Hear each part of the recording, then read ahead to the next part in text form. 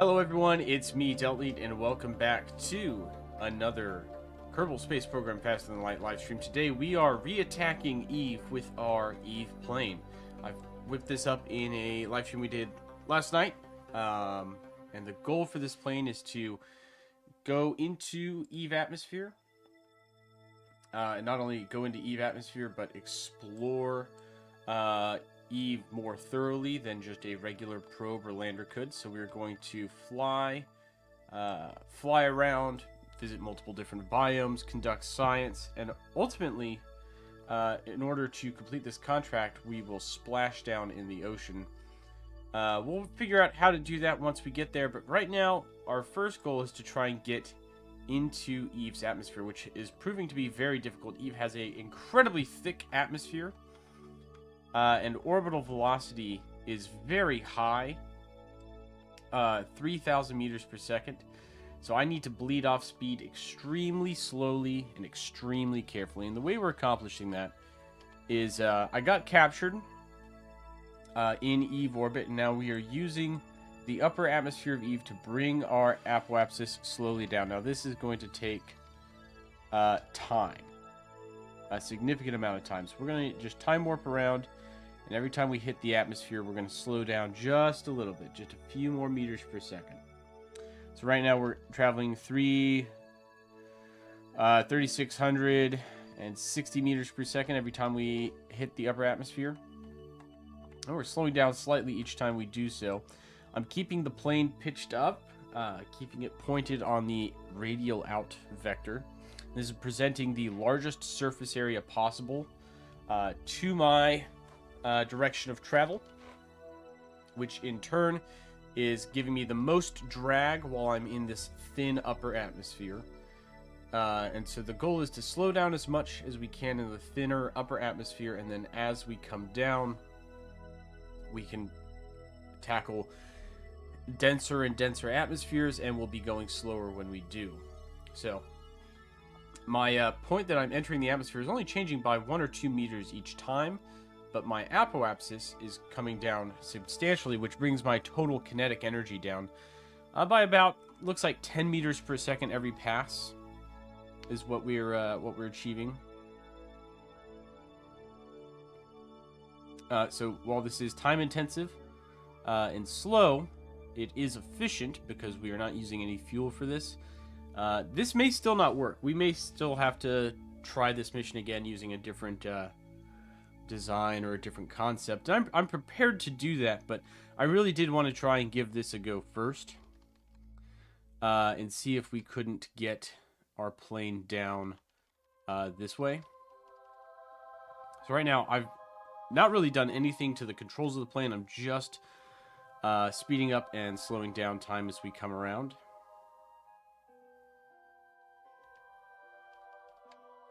And we're using 4x times physics times acceleration as we come through the actual lower atmosphere here.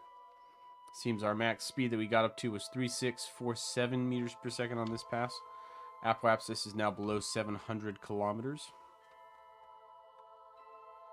We are continuing to slow down. Periapsis has dropped maybe 1,000 meters since I started this aerobraking. It's really not too bad.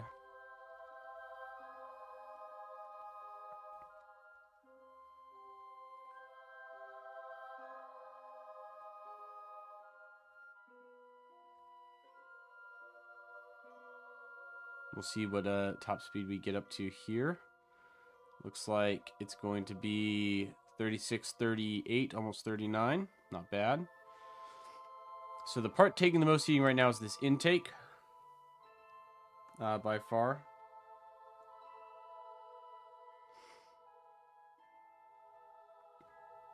And we are out of the atmosphere again, going a little bit slower. So yeah, this drone, I tested it on Kerbin to verify that all of its aerodynamics would work. And if it flies on Kerbin, it should absolutely fly on Eve. It should fly better on Eve because the atmosphere is thicker. It gets more control. It's got power in the form of these solar panels. to keep the electrics running. I did put a battery in the middle there. It's got 2 Mark 1 liquid fuel fuselages here to power a Weasley turbofan engine, which we'll use once we are in the atmosphere. We're down to 650 at our apoapsis. Every time our apoapsis gets a little lower, we should also be going a little deeper into the atmosphere, because we are going slower. Looks like our periapsis has dropped by a whopping 15-20 meters in the past couple of passes here. It goes down by about 5 every time we go through. So the amount of atmosphere we're cutting through really is pretty much constant. But because we are coming in at a shallower angle, we'll actually stay in the atmosphere slightly longer each pass, even though the lowest point is about the same. Now, the real big challenge and the thing I'm a little worried about is comms. We do have multiple satellites in orbit of Eve, and those will help keep us in communications, but there are some blackout periods. Like right now, we've got a satellite passing overhead and we'll be fine. But I am worried that we might come through during a blackout, and then we will be out of control of the vehicle. There's not a whole lot I can do about that, if that is the case. One thing we can do, though, is run some science while we are coming through the atmosphere here.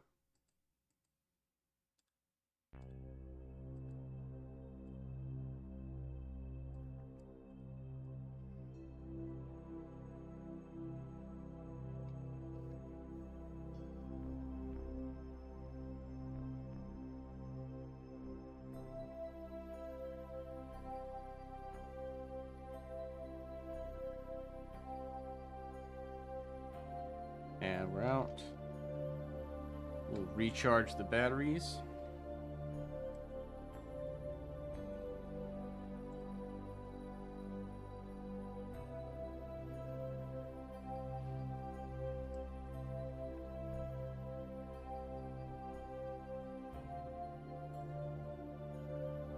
This does get us about 100, a little over 100 science.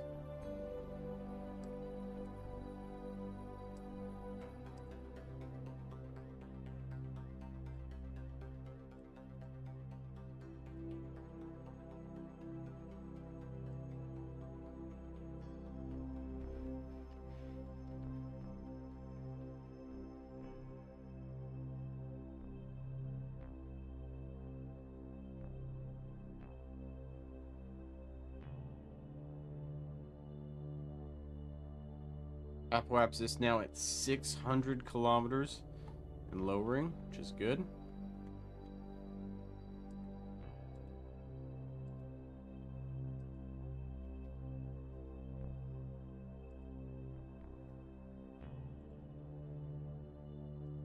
And nominally, we'll come over a different biome each time we pass, so I can run multiple rounds of science here, because this one is biome specific and altitude specific. Eve's Peaks. We'll go ahead and transmit that. Nope, so here's a comms blackout, right? Which we'll have to fight. Because we are just... Oh, we're just coming in range of that carrier now. We'll go ahead and transmit that.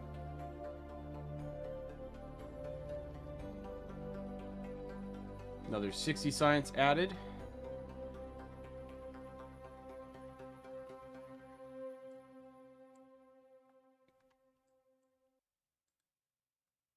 Eve's Highlands. Start the transmission. We do have the carrier coming around the back this time.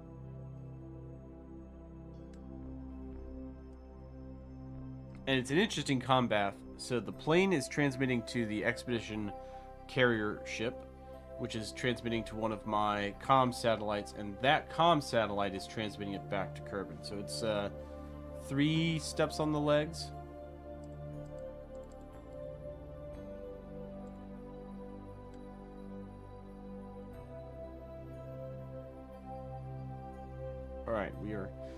Out of the atmosphere again.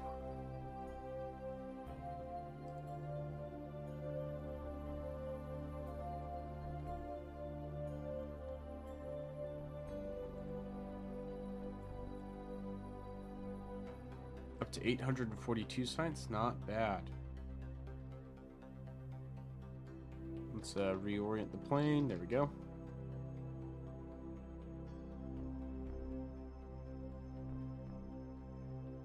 Coming back around. Contact with the atmosphere. Eve's Peaks again. We'll run this a few times as we pass.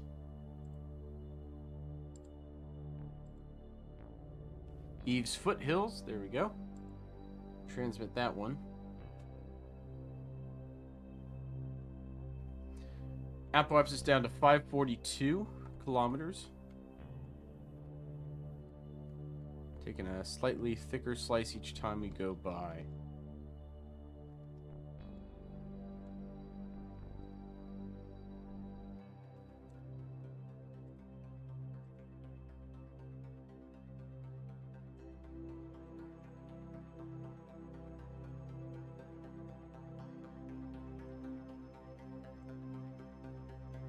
And this looks like this is all Eve's Peaks, so not much more to gain from this portion.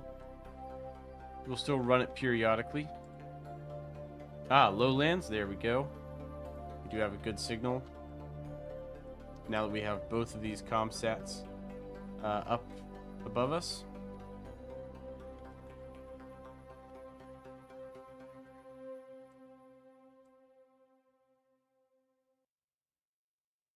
And we have just enough battery to transmit that message.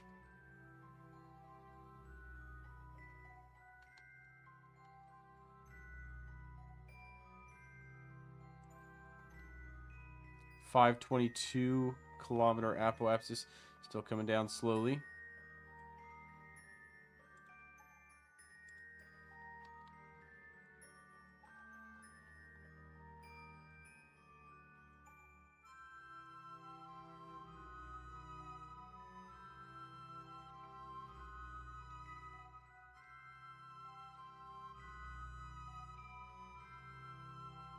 Temperature on that nose cone is getting high again.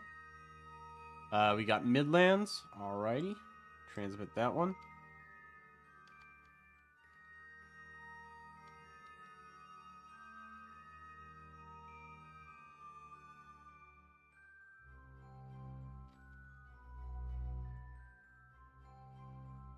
.503 apoapsis now. Looking pretty good. Maybe we get this ocean next, depending on if the planet has rotated enough.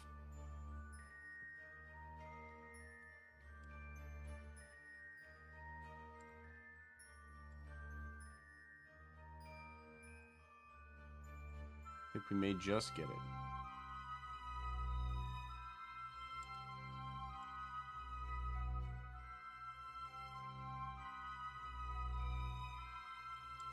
Nope, just too high. Okay.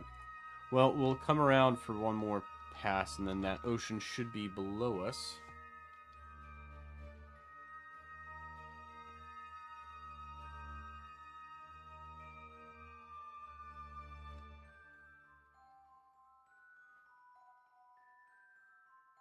.484 apoapsis. Nice and slow. Science yields are pretty good so far. Just doing the atmospheric analysis while we do these passes up here.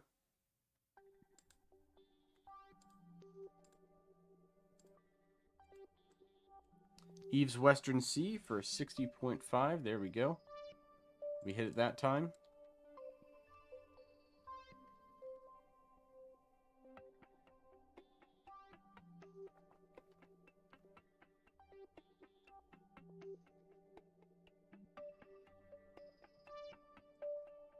Next is going to be this big ocean right here. As we come by, maybe we can grab this one. I think it's a little too far still.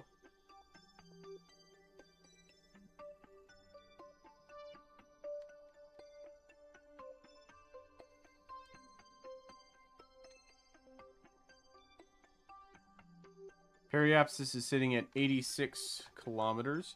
It's gone down another 300, it looks like. And starting to go down a little faster with each pass. But still very, very slow change there.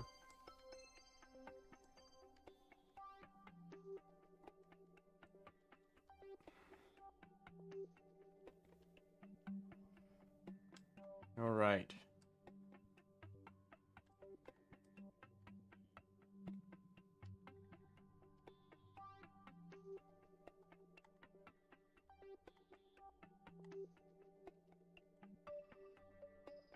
We're down to 3,500 meters per second.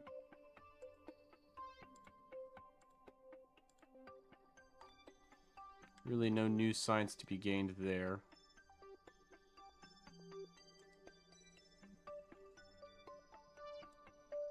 Green Juno, welcome. We have the Eve plane. Your long-awaited vehicle has arrived.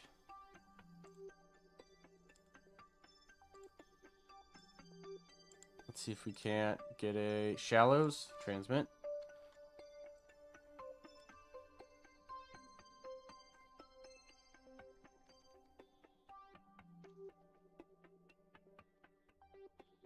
So we've netted a good, little over 500, almost 600 science now.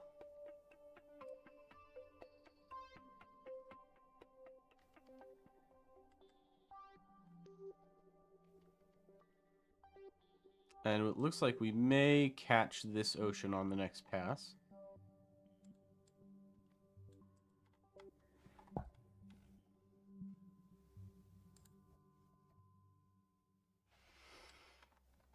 An incredibly strong 13.2 meters per second of gravity up here.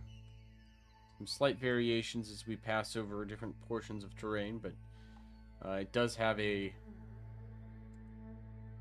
intense gravitational field. Eastern Sea for 30 science. That one put us on a bit of a errant path. Let's reorient.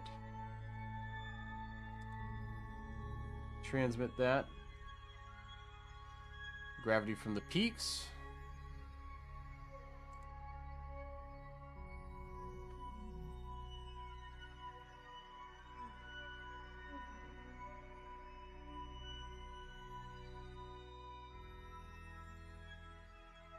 Transmit that as well.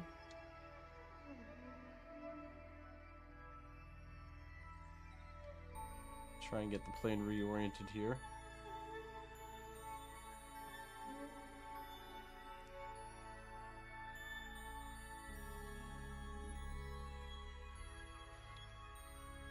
There we go.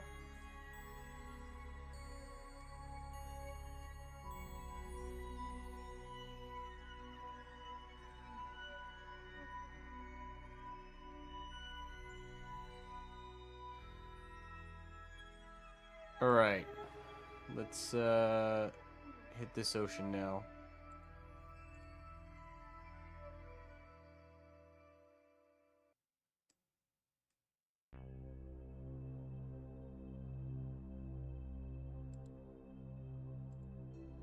There we go. Caught that one. We are tumbling a little bit. Looks like we ran out of electric charge. So we'll be okay. Periapsis 85875, 871.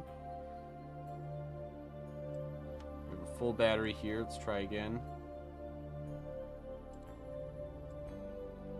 SAS on, radial out.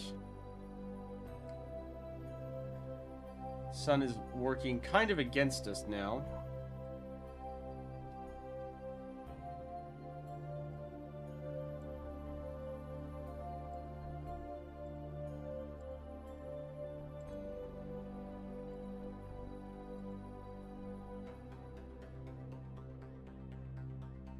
We got Eve's Western Sea for gravity data. Excellent. These passes are starting to get a little bit trickier as we're getting lower and lower and lower. This is working, it's just slow. But slow's okay. I'd rather be slow and steady here.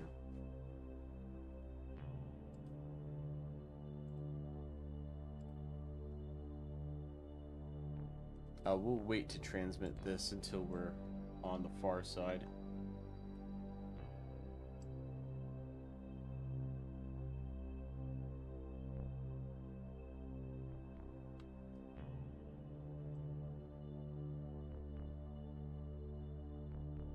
Alright, transmit. Now we're flying over the big ocean. Not going to be really any new biomes until we... excuse me. Until we get to the other side of this ocean. That does bring our total science up. We're closer to 800 science now that this plane has collected just by skimming the atmosphere. We haven't even gotten down lower into the atmosphere yet.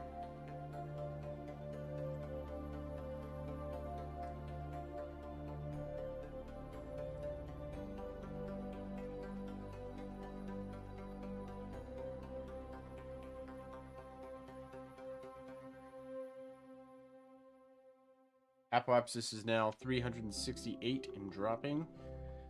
Periapsis is 85870 meters. So it's getting lower. And our... Let's bring our press map barometer up. We can actually track atmospheric density as we go.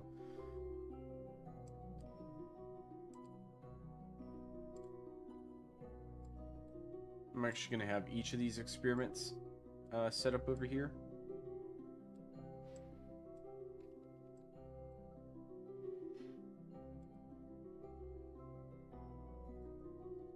Alright, back in the freezing vacuum of space. Eve's lowlands.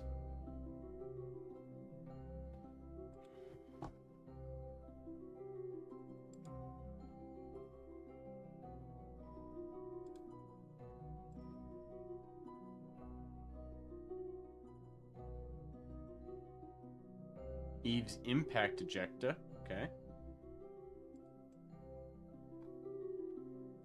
Oh, it's this guy right here? Interesting.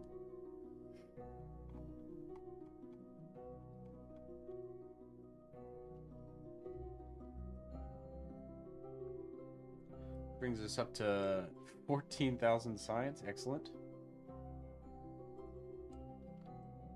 Come on back around.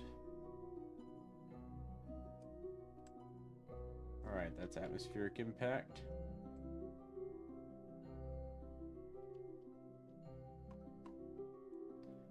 $351 kilometers and dropping.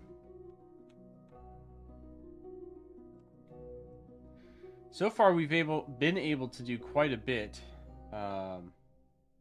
Pressure is still very low, 0.0002 kilopascals. And now dropping.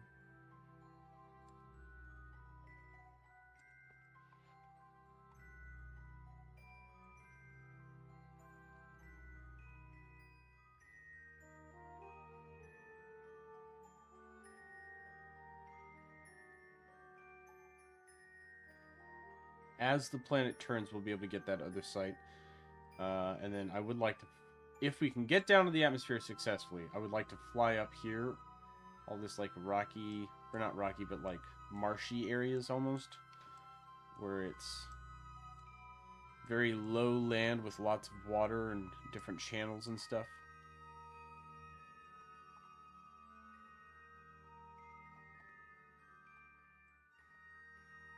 Temperature's starting to rise.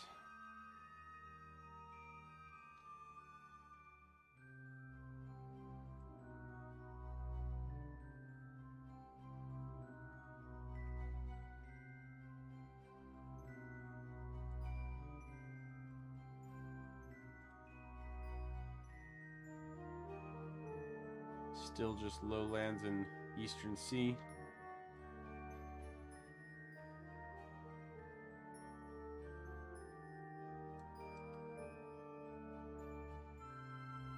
Because it's really that southern sea that's going to be the good one to hit.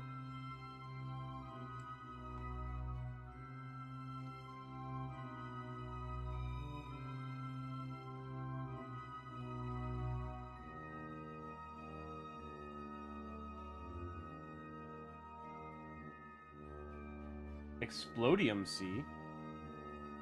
Okay.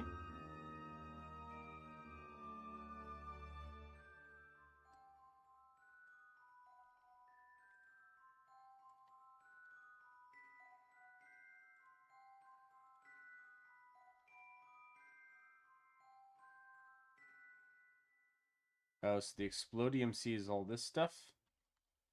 Okay.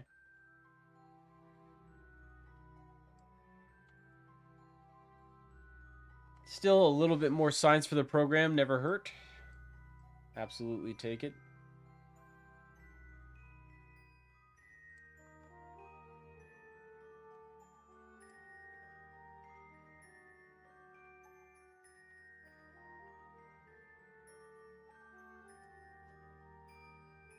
Another pass through the atmosphere here. We are still in the very upper reaches of the atmosphere.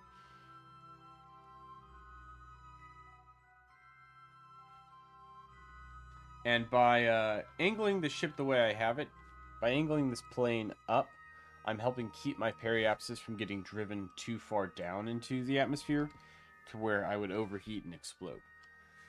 Not that we can't still overheat and explode, just that it's going to be slower, not as likely.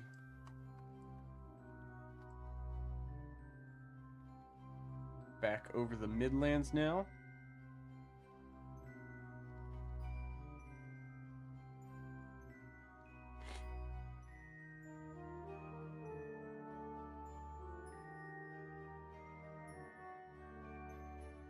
Here we come for another pass. Hey, there's Clocky. Alright. Nice and easy. 4 times time acceleration. I guess we can just pull up. There, I can just look at my apoapsis here now. Apoapsis 287 and dropping. Getting lower. It is getting lower.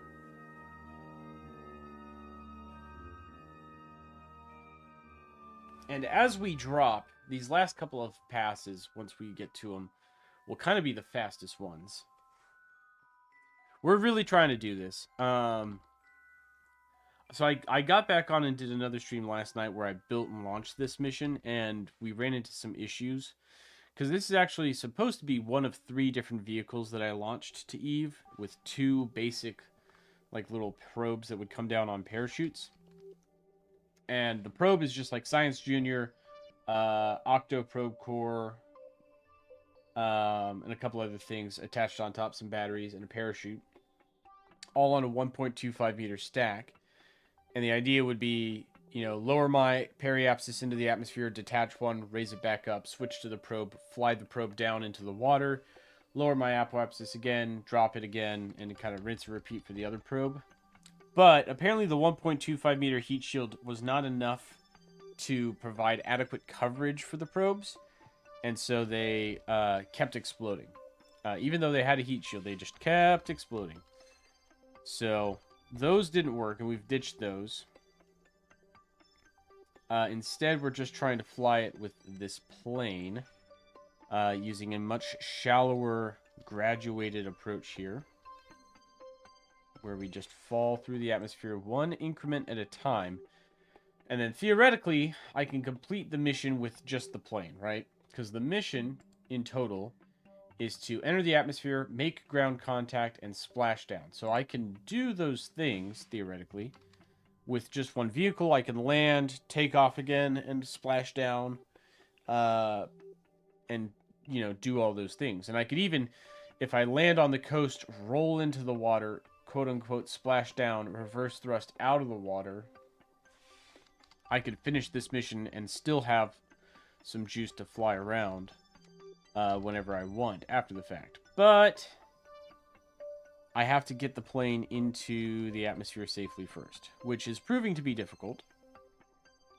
Eve is a hard planet to enter, it seems.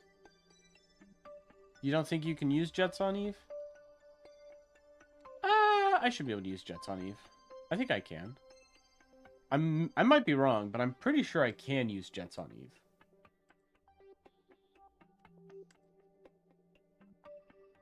Because I'm getting air. Air intake is showing up. Not a lot, because I'm only in the very upper reaches of the atmosphere.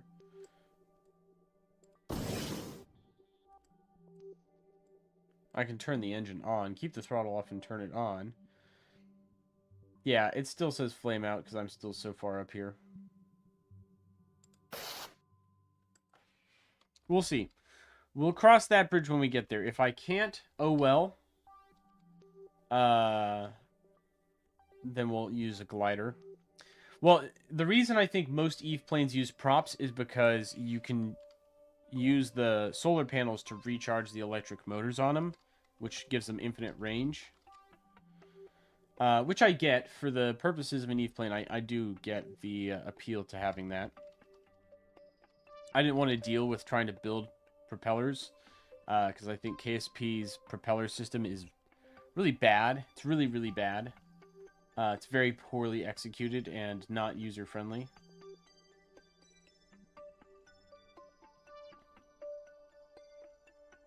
Alright, we're at 3350. Used a vector. Yeah, we'll see. If it doesn't work, that's still fine. This should work as a glider.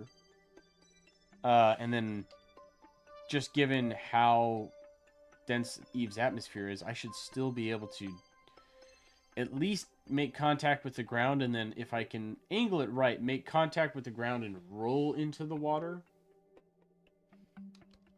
Thus completing the contract. We are out of comms here. What's periapsis now? 85, so it is getting lower. Ever so slightly lower.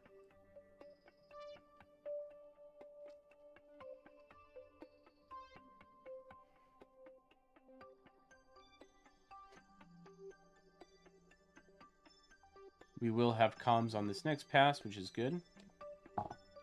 Okay.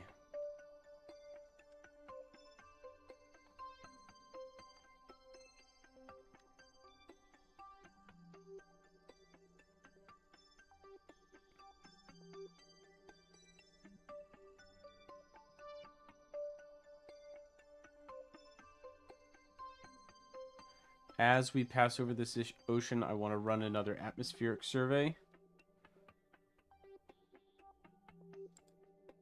There we go.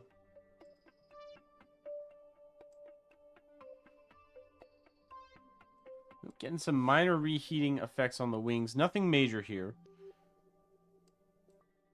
Certainly within the ability of the plane to control.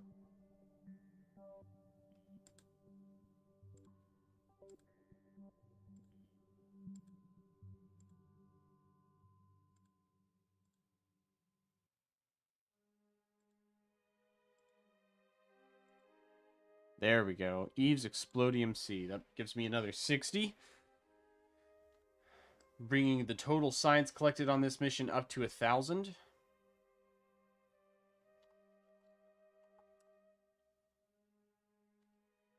We were out of electricity. That's fine.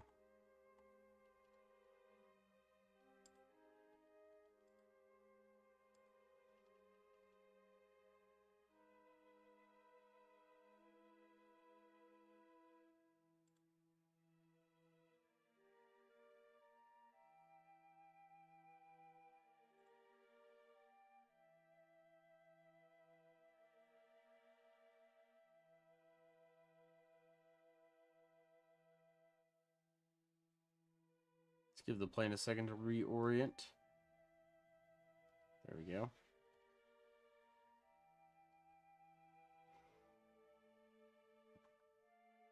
Okay. 180. We're getting close now. I think we may maybe have a half dozen more passes before we're captured.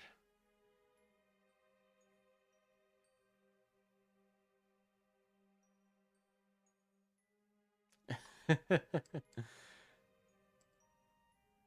can observe a mystery goo. Nah, we'll keep it for later.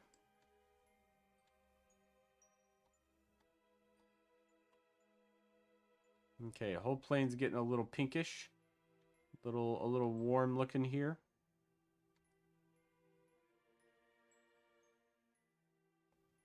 Apoapsis is coming down about 30 kilometers now. Haven't even finished this pass yet.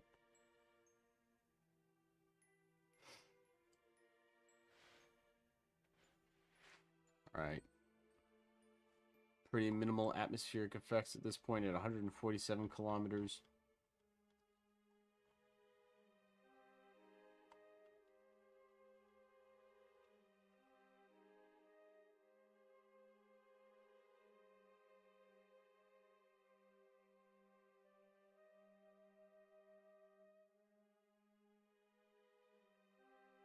Can't even time warp for as long based on how high up we are, or how low we are now.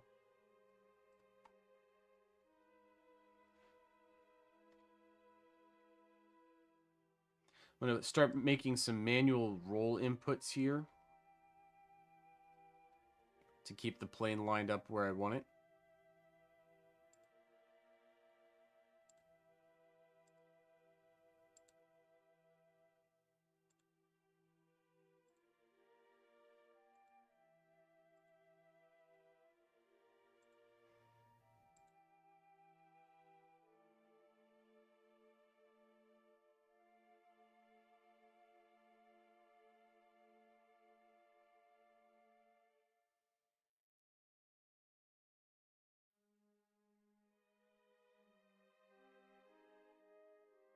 Kind of spam running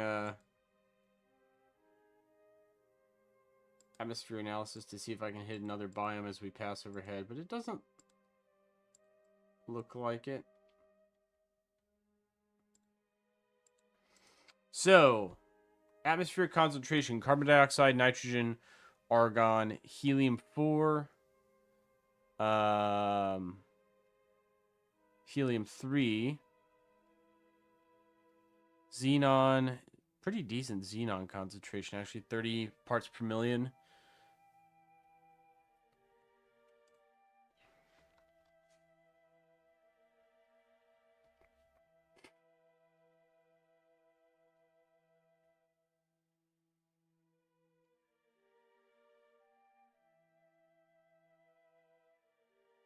$100-kilometer orbit, Apoapsis now. This next orbit may be the capture, all right? This may be it. Let's save here. Quick save 32.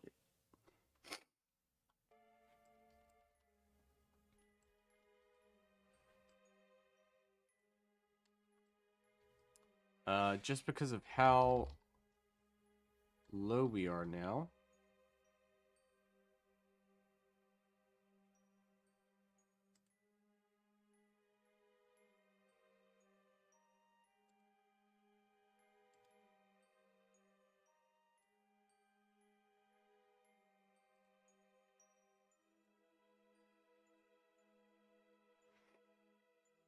We'll see what happens to Apoapsis. It's going to start decreasing a little slower, but our Periapsis is all the way at 81. It's deep down there.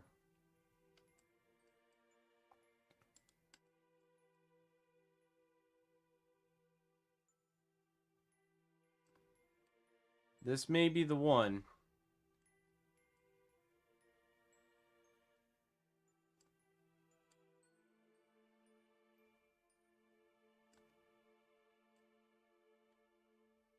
Okay, yeah, those heating effects are starting to get a little bit more pronounced. Try and balance it from one wing to the other. Keep it from getting too hot. That nose is getting warm.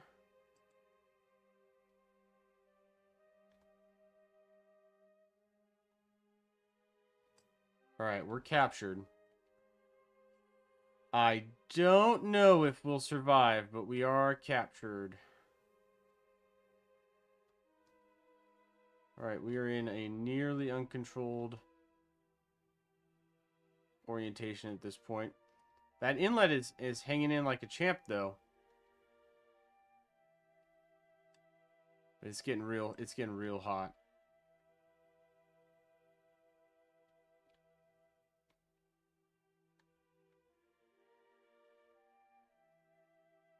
We'll see.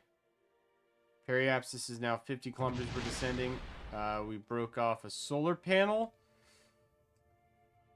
Okay, we're fully in atmospheric flight now. Yeah, it looks like that inlet's going to break up here. There goes the inlet. Okay. Let's see about the rest of it. Looks like we might lose a wing here pretty soon. Left wing's getting hot.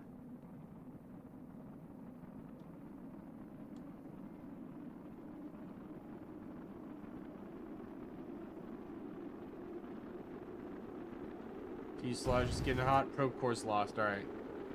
She is uncontrollable. And she's going to break up on entry. We'll see what parts survive. Methinks not many.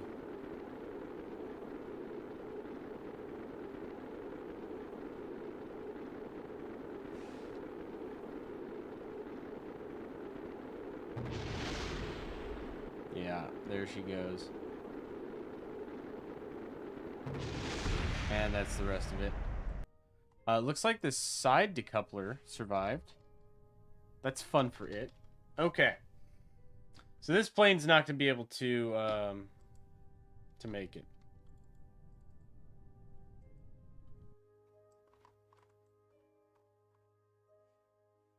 We'll go back to the Space Center.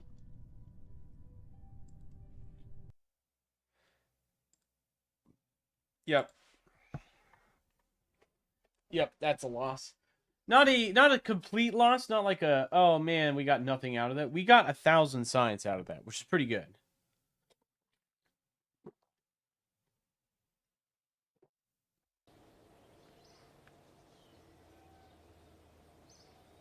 All right, Clocky Clock, why don't you walk me through building a propeller plane, since that seems to be what I need here. We're going to redesign our glider here.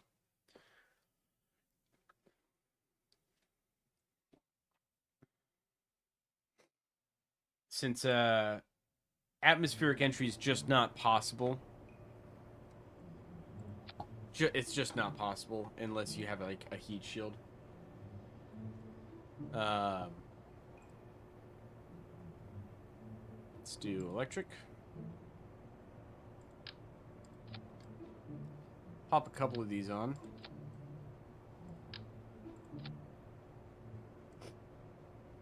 That'll be most of the weight, probably.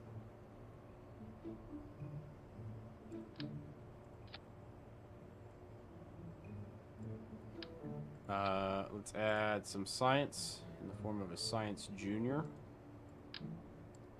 That'll help distribute the center of mass a little better.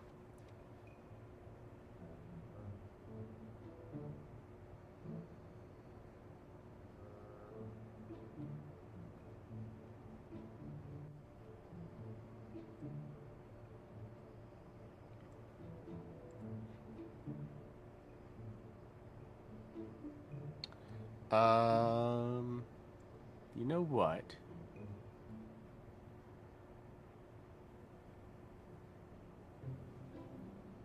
Yeah, let's just do that. Maybe an extra structural fuselage. Make it a little longer. The propeller one? Is that an arrow?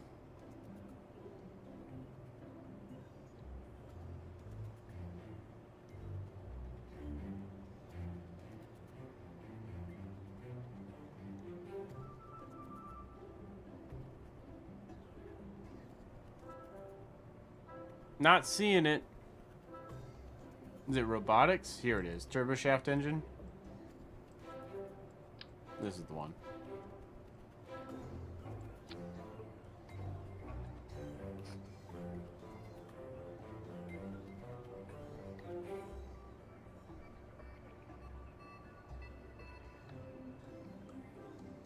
Now this consumes liquid fuel.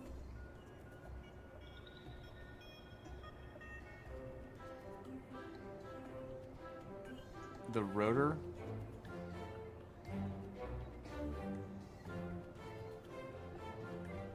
Ah. This guy? Seems a little small.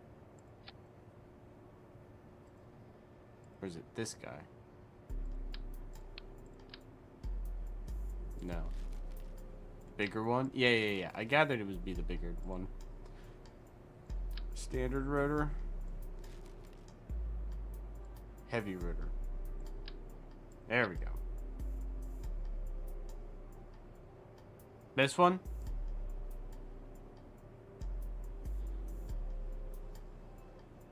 Well, there's the light duty and the standard that have the rounded.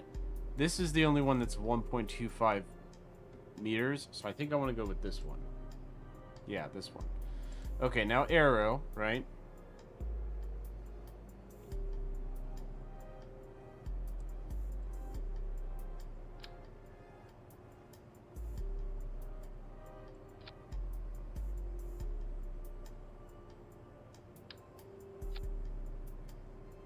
Yep.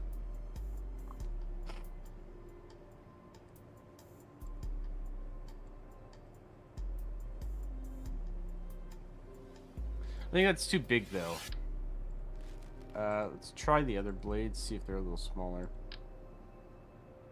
Yeah, Type B might be more our speed.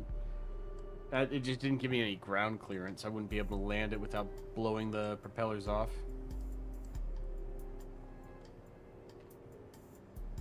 Okay, let's go arrow again for the wings. So we want smaller wings, I think. Not that. We could just do...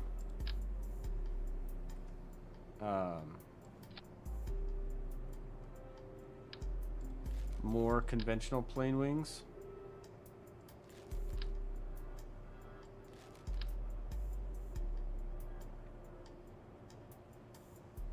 Do drop tests? Well, I want to just fly it and verify it flies first. If it can take off at Kerbin, it'll take off on Eve. Swept wings, maybe? It's not terrible. Center of mass is just way up there. Let's rearrange this real quick.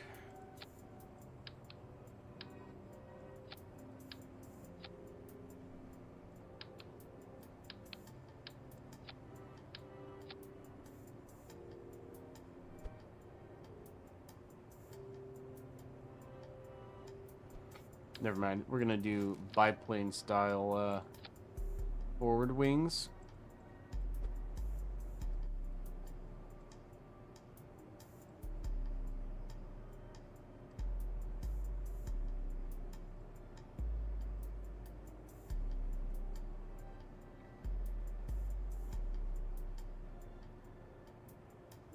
And then I like the tail fin. Where is it? Where'd it go? There it is.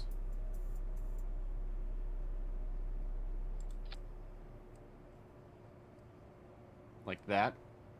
That keeps our center of mass, center of lift about where they need to be. And that's not going to change because it's electric.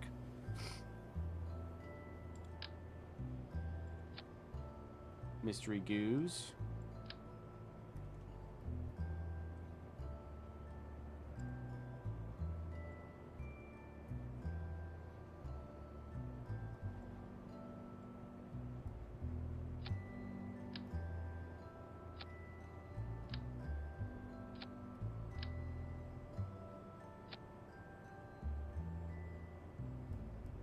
Yeah. We'll add the solar panels, don't worry.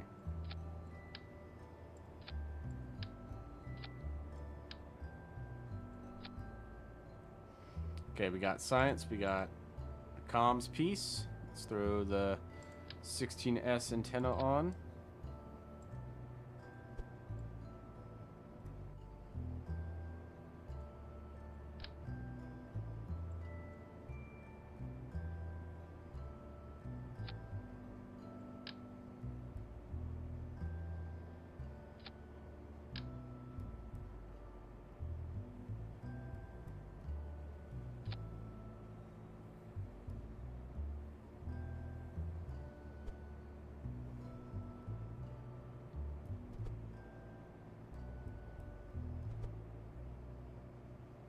Okay. That looks good. Now for the landing gear, we're going to use small.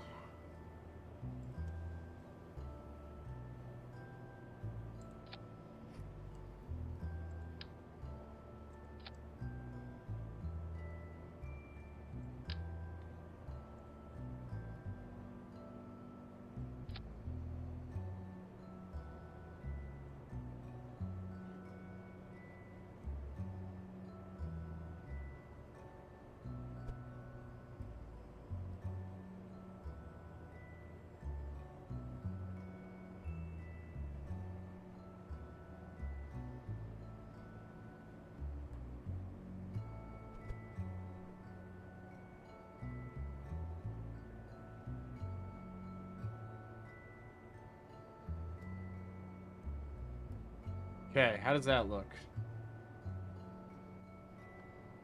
Am I gonna land this in the water? Probably. Probably eventually. That'll be its final resting place, is the water.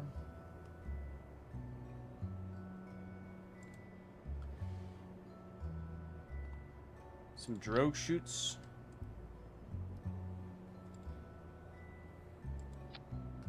Those will probably come in handy.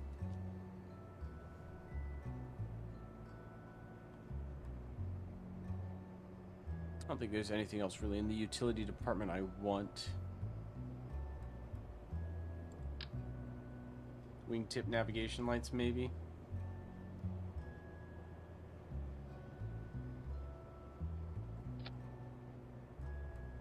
I'm a sucker for wing lights. Yeah, I think it looks fine. We'll just, we'll see how it flies, if it controls well.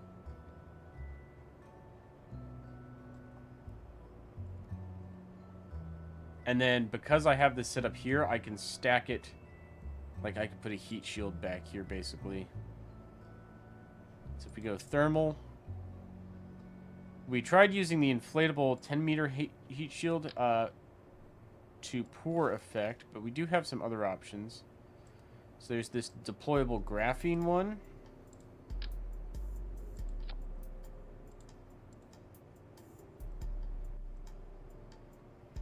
Which doesn't quite cover us. Covers the tail pieces.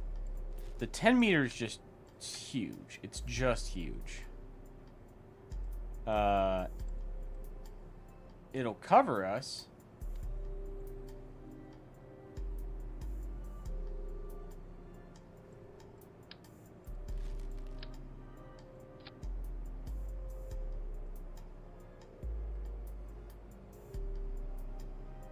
What if we got these wings to sit inwards a little bit? No, not really.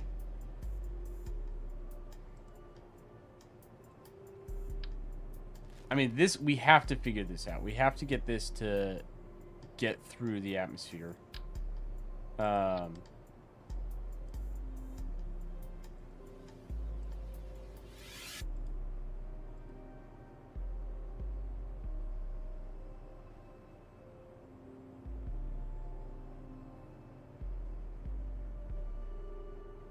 Maybe we can do something like that. Let me put some command and control on this in the form of an SAS ring. Okay.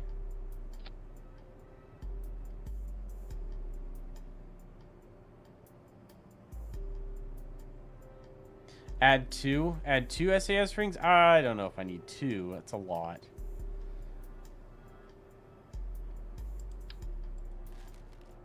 Let's just see how she flies. We can make adjustments from there.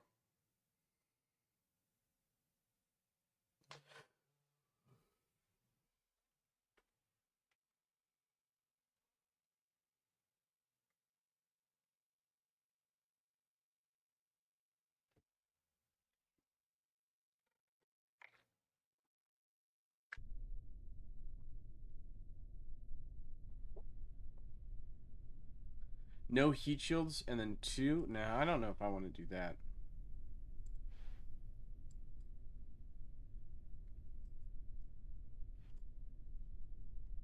Okay, how does this work?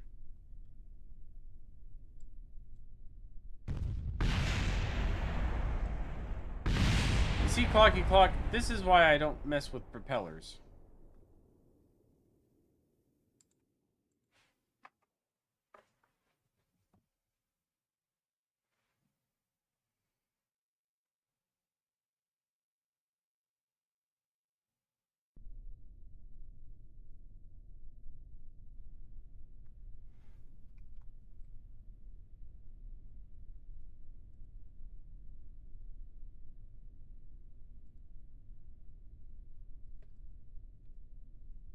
Hold on.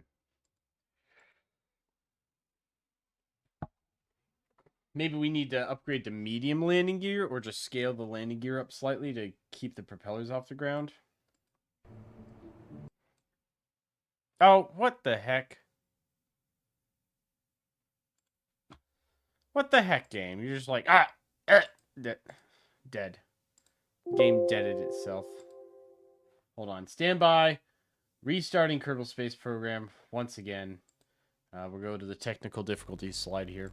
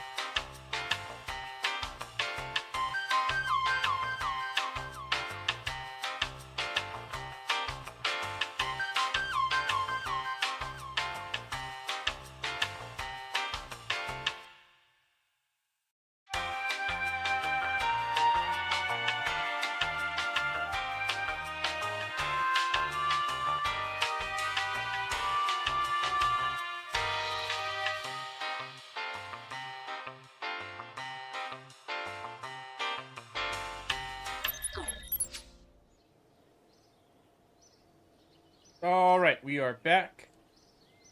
Game has rebooted, and it should be fine now. I like right clicked at the wrong time and it panicked. Okay, so let's adjust the landing gear like we said. If we just make this not quite that big, but just a little bit bigger.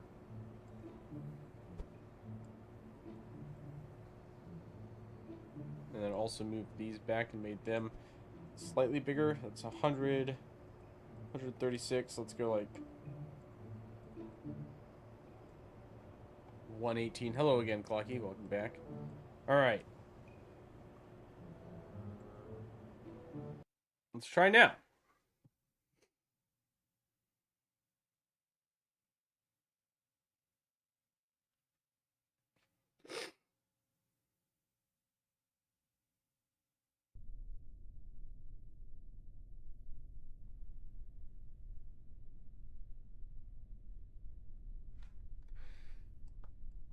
Okay, so torque, right? Torque's what we're changing here.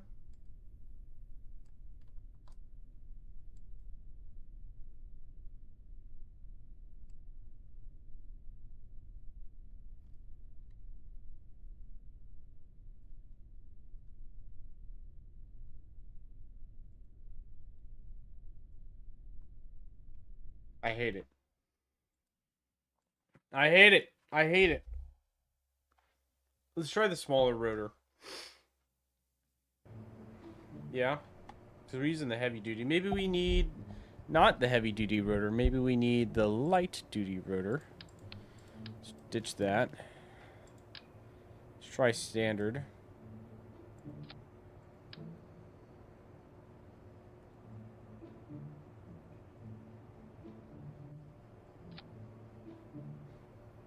Yeah.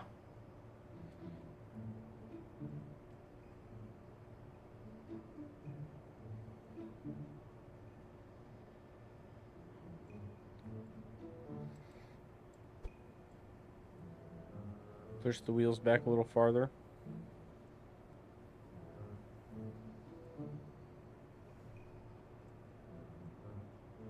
It's kind of as far as they go. Let's try it.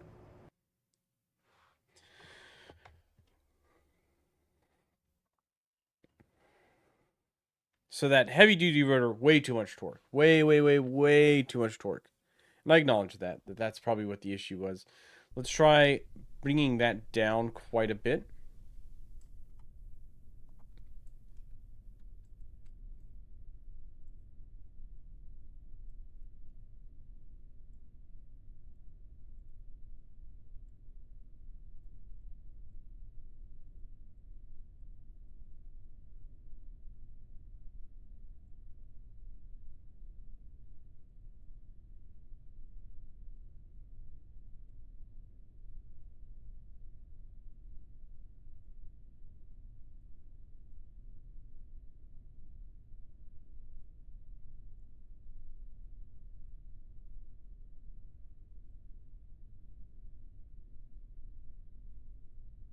Okay, but how do I control the propellers?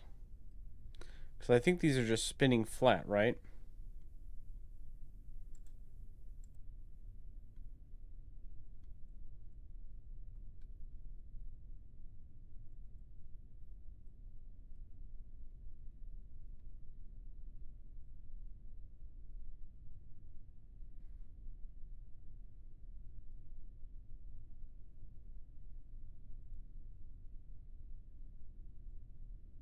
Oh, okay.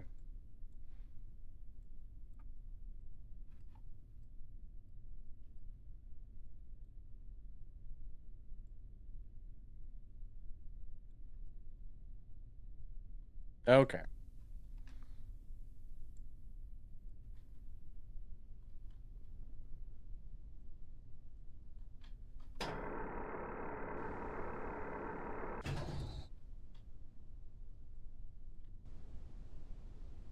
Yeah, it's torquey, all right.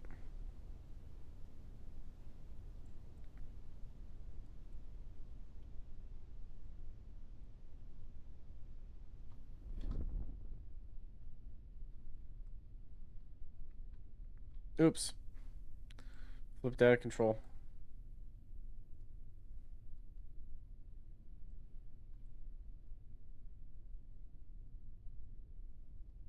Hmm.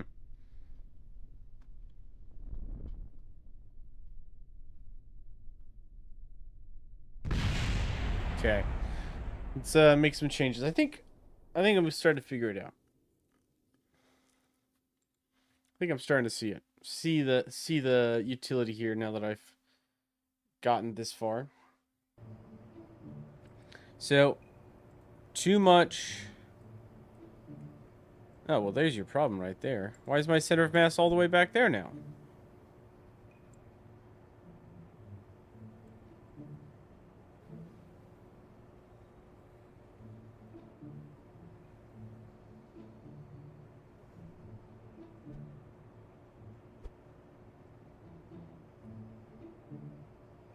Okay, well, that's one quick fix.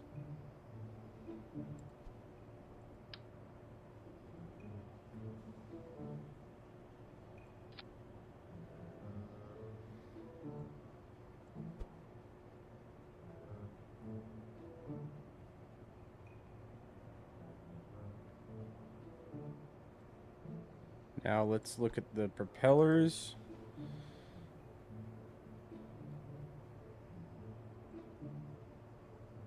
Counterclockwise, maybe?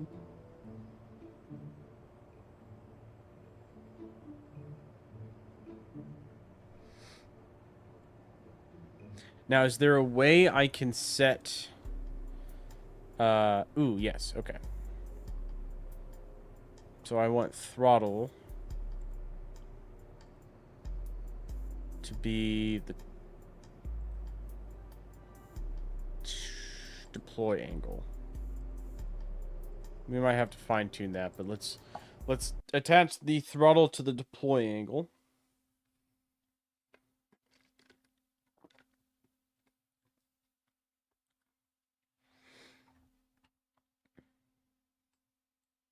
Now, Clocky Clock, why would you say no heat shields? Clearly, I need a heat shield. I mean, if anything, that's pretty evident that a heat shield is going to be important.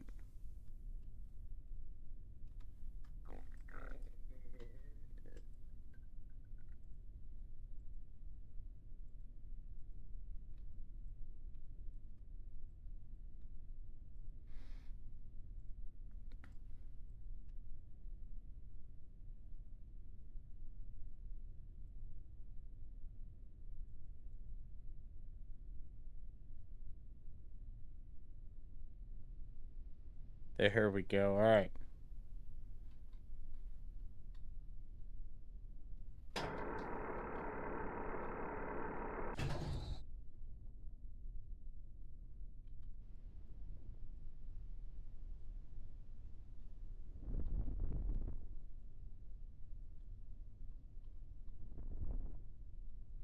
This is atrocious.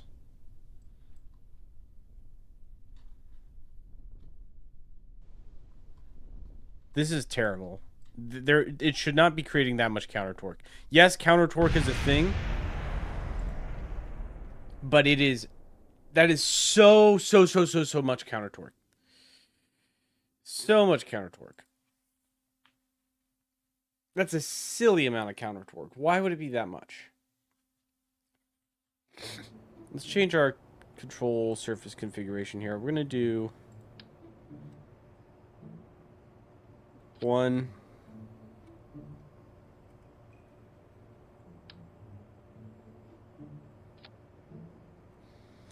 One and two, and we'll rotate these down. Like that. I do need elevons on the wings. That'll probably help.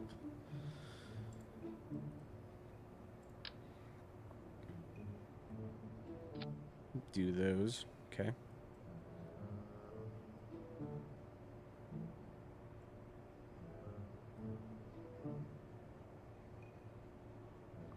Let's make this smaller.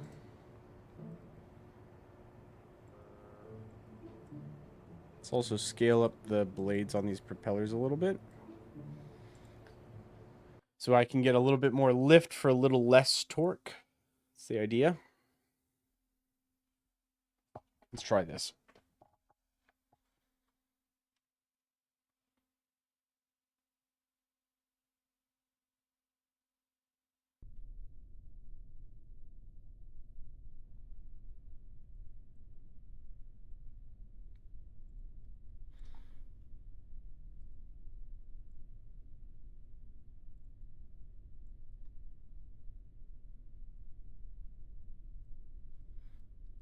Okay.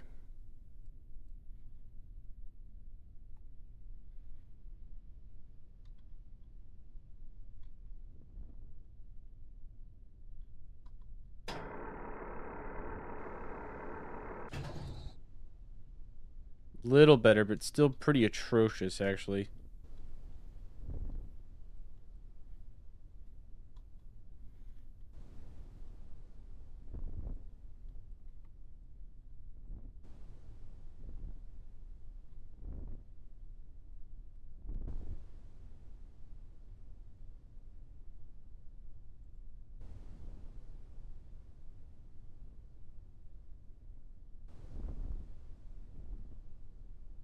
It's it's so much.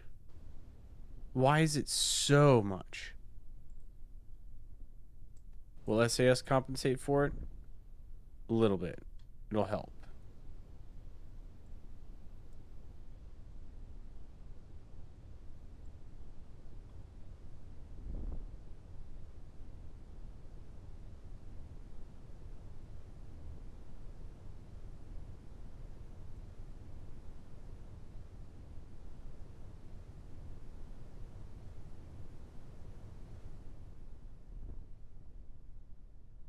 Okay.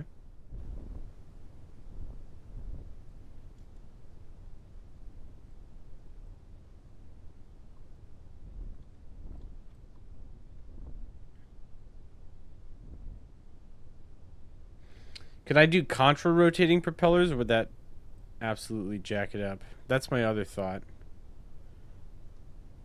Is do propellers front and back.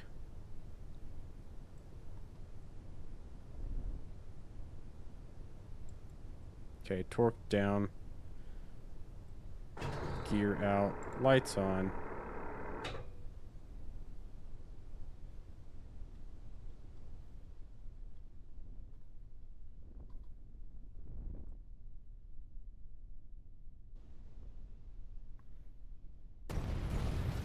Nice. Nice. It's flying. It's making progress. But it doesn't... It wants to kill itself.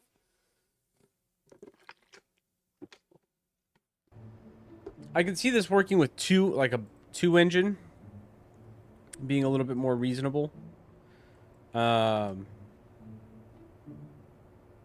this is pretty unreasonable, actually. Let's see about making a smaller motor, actually.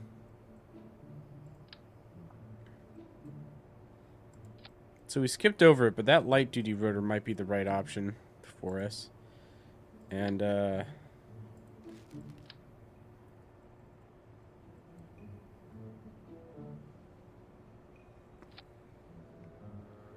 the propellers on there.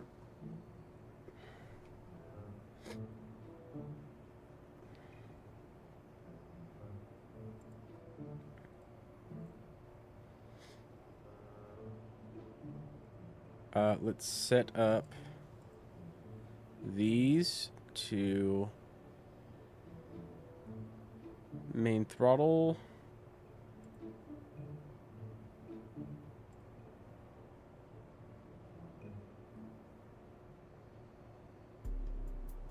Sure.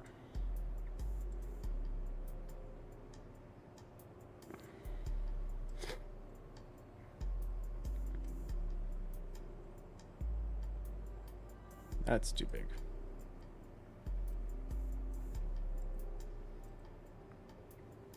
So I'm using the littlest motor.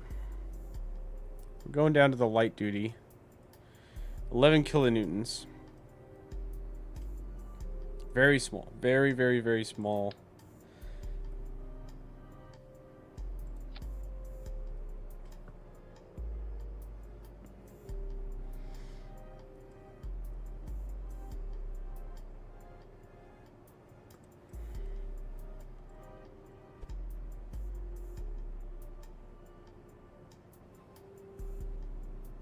Let's try this. I want to be able to land it and be confident that I'm not going to blow the propeller blades off every time I land it.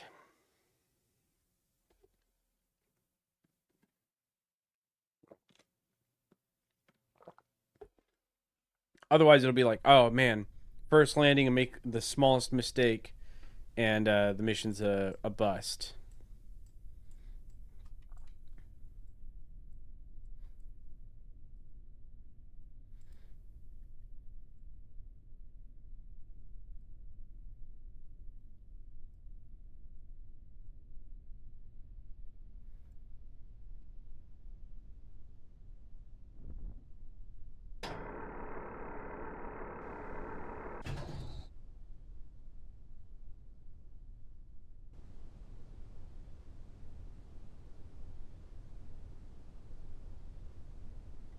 Yeah, it tends to be all boing boing on landings most of the time.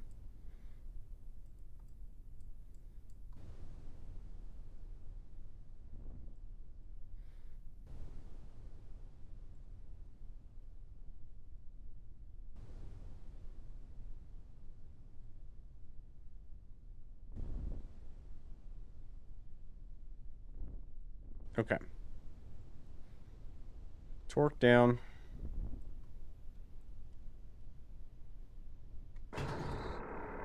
Gear down.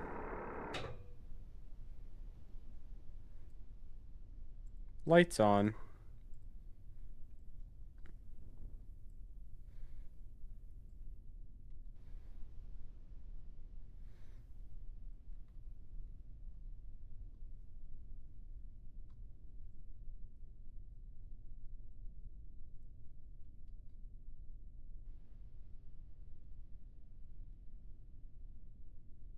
There we go. That's actually not too bad. Be a little careful on the brakes. I guess I can reverse the thrust on this, right?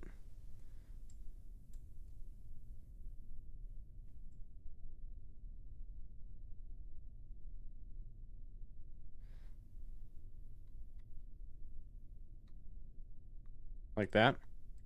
Okay. I think it's good.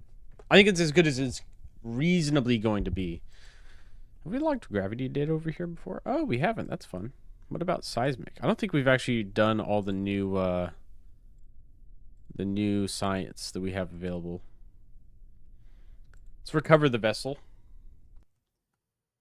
We'll put a atmospheric fluid spectrometer type thing on it because we have not done lower atmosphere EVE experiments. And I think the second SAS module is going to be necessary. I'm shocked at how much torque the game thinks it needs. Is the crew back on Kerbin? Yes, it is. You missed out that part of the stream as well. They're all level 4 now, which is awesome. My veteran crack team of pilots, engineers, and scientists. All right, is that better? I think that's better. I think that's what we're going to need. Let's put the science modules down here by the mystery goo.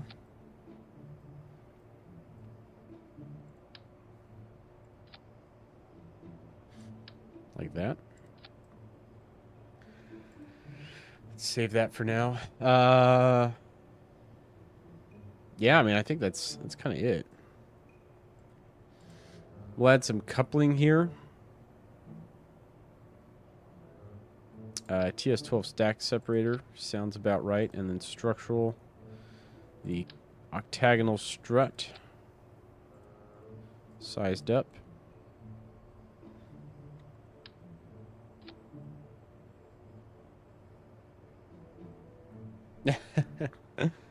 I don't know where he went. He bounces in and out every once in a while. Okay.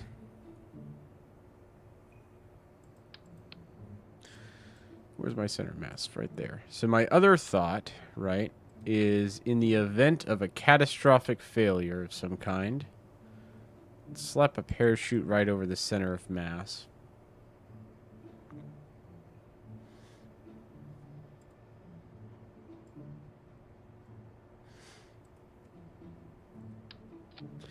Okay. We'll call this the Eve Valkyrie. Save it.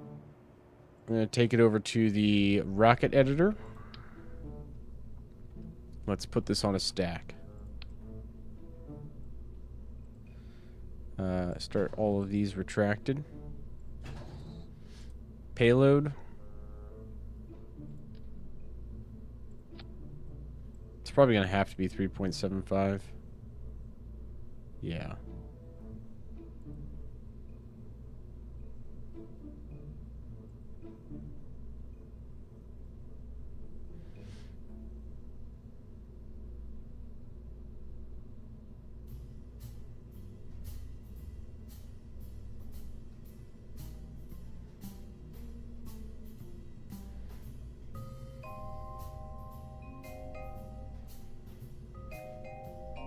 Okay, that's the payload.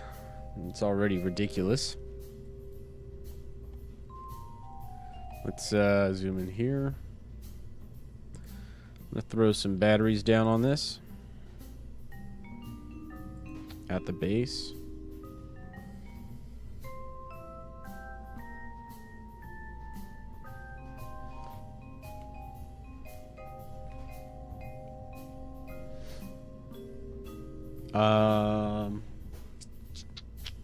Let's see.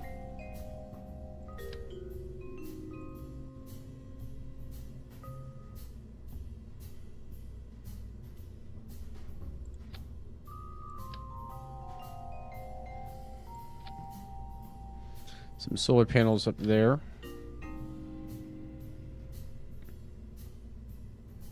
Back those edges a little bit. Okay. Now, some science would be good too, I think.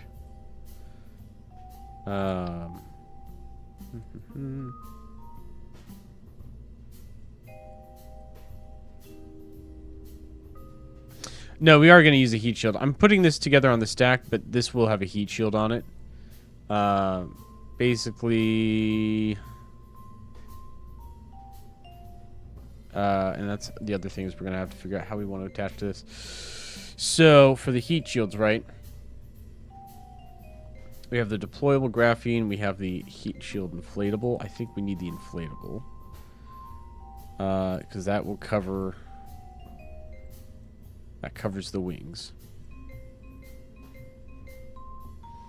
And then hopefully these two SAS modules will be enough for me to yoink myself off of it.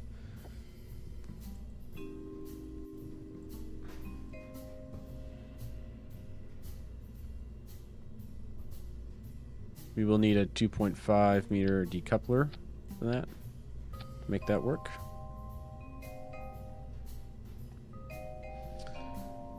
Okay.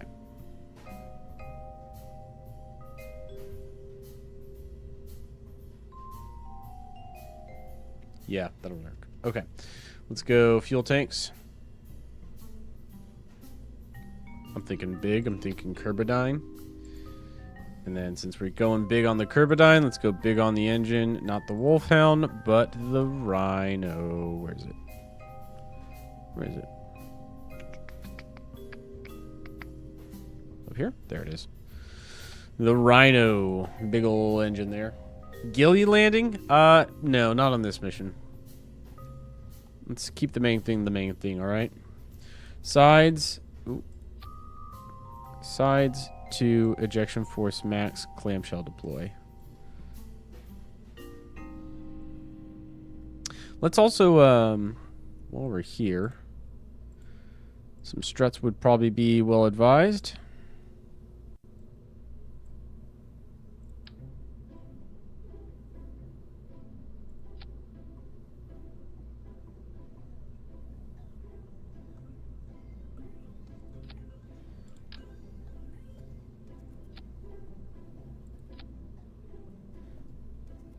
That'll probably do. We will use auto strut, don't worry. All right, this guy has a whopping 4152 delta V, 2.0 thrust weight ratio. We can get a little bit more in that.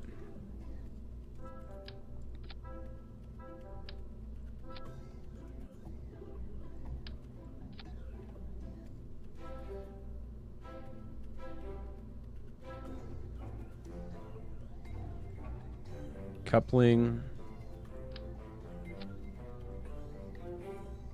And then go back to fuel tanks. Couple of these.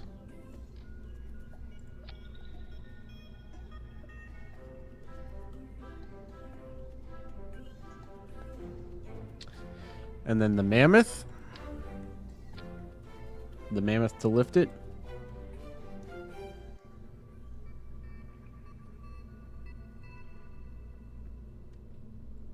We can probably get away with less here.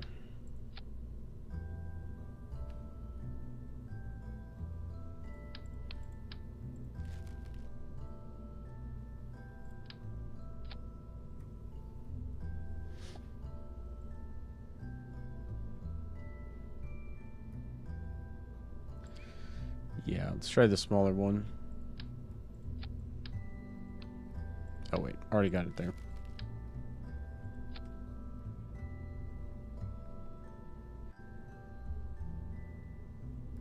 Because we can atmospheric entry on this one, basically. At least the plane can use atmospheric entry. Or atmospheric capture.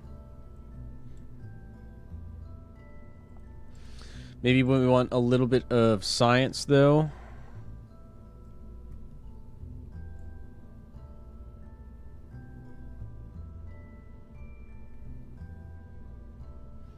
We probably want better comms.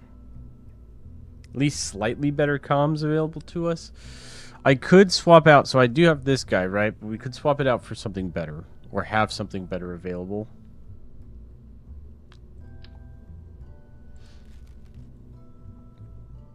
.4 GM. There are comm satellites at Eve, right?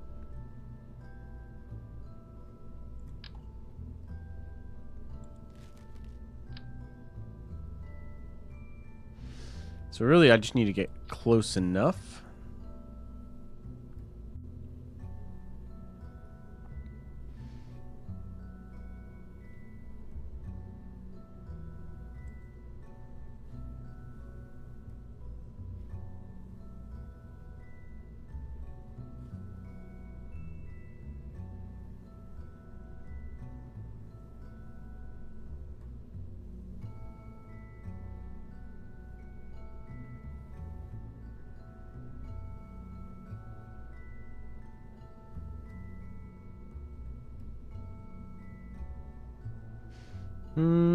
Nah. Nah. I won't use any of these. I think this will be sufficient. It would not be sufficient if we didn't have other equipment already out there. But with a 22.4 GM range, we should be able to hand off between Kerbin's and Eve's satellites, basically.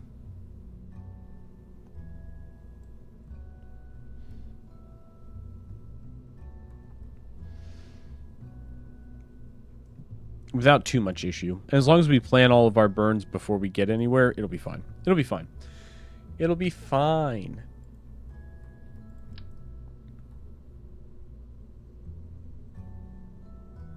I'm going to put 2 little extra solar panels on just in case.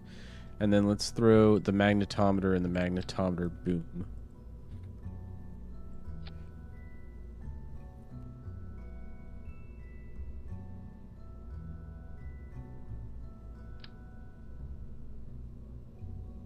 Set that there. Everything else science-wise is going to be on this already. Okay. 156 for the mission. Sure. Let's save it. Now, we're actually not going to be able to launch just yet. Because we are out of our transfer window again. Yay! That last mission was our last transfer window. So we're going to have to wait. We're going to have to let time pass us by a little bit more. Let's see. We do have the our other contract here. Is it our relays? No, it's going to be our probes. There it is. Yeah, so it's in front of us. Let's switch over to the Daffmore solar probe.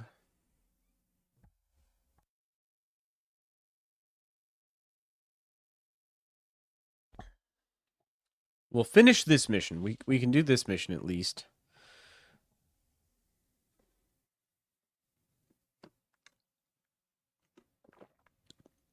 We have 185 meters per second of Delta V intercepts in 2 days. Or the maneuvers in 2 days. 200 days, not 2 days. Jeez.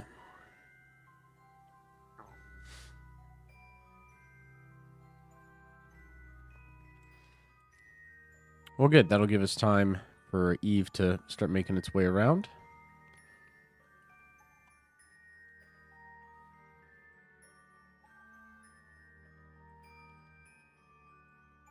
We do have a good comm signal, which is good. Let's go ahead and point at our maneuver node. There we go.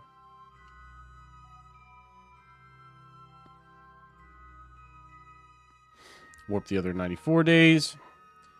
Eve swings around.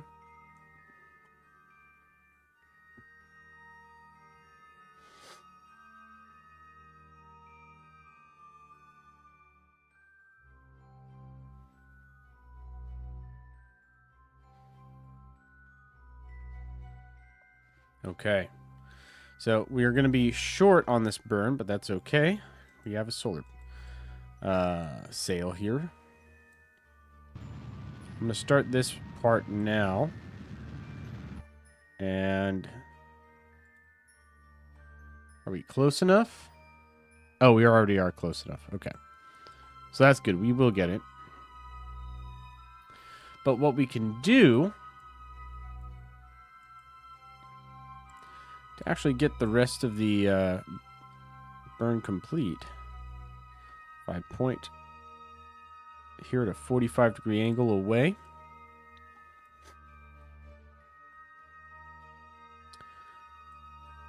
and deploy the solar sail. Stretch, stretch, stretch, stretch, stretch. There we go. We can, in fact, continue to adjust our orbit.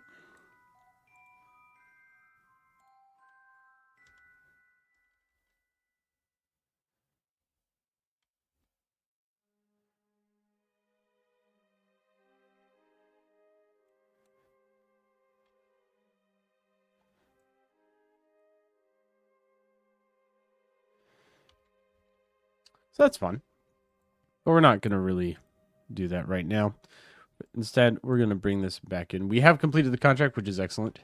We've completed this contract as well, also excellent, which brings us up to almost 3 million. $2,860,000 dollarinos to work with. It's excellent. Let's see if there's any other contracts lying around mission control we can pick up that'll be easier. If I can rescue some more astronauts, that would be great. I do have a plan to... I want to put a Kerbal on every planet, basically. Recover Lusby from orbit of Kerbin. Sure. Gravimetric surveys of Minmus. Do we have a satellite with a gravioli on there? We might do this one.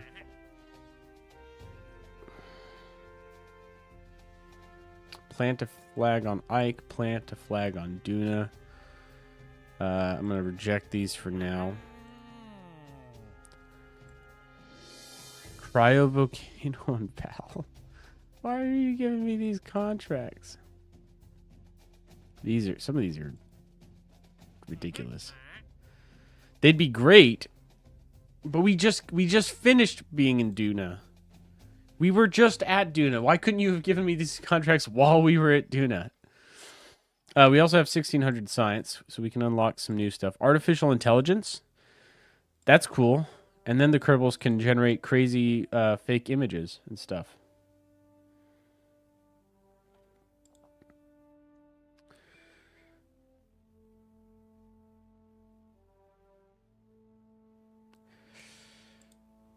If I don't know.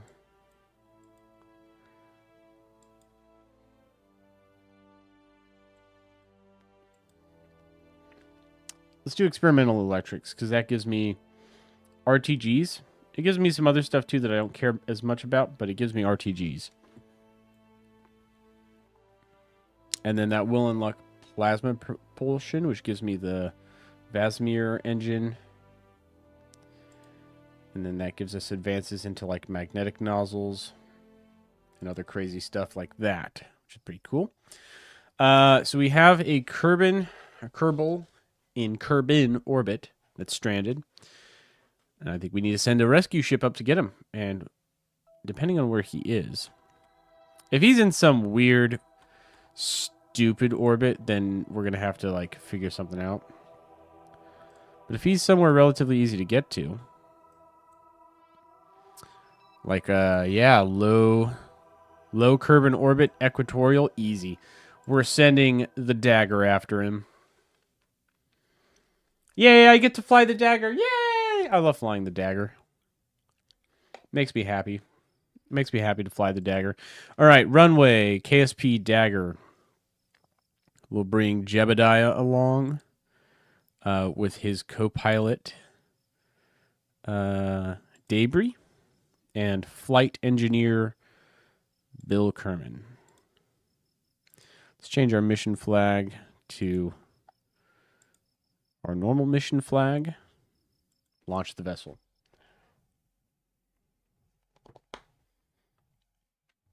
Any opportunity to fly this plane, I will take it. I will take it without second thought. This thing is just... Not only is it cool, it's actually, like, fun to fly. It's challenging, but also relatively easy. Like, it handles well. The flight profile you need to fly it on is a little tricky and takes some practice. I really should fix the suspension in these.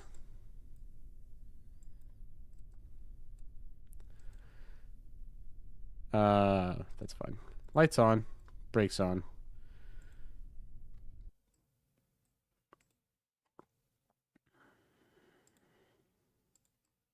All right, we'll wait for Lesby to come around. There we go.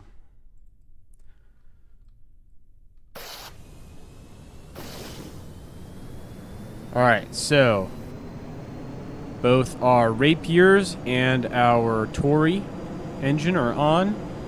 Air breathing mode on all of them.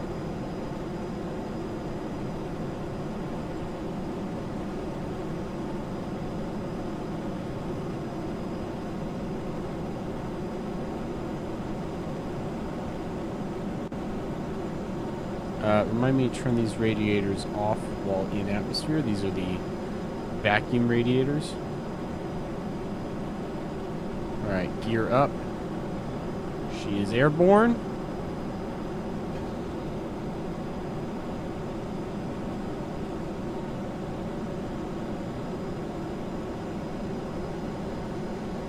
And she's accelerating. And as we accelerate, the Tory starts to pick up more and more of the load here.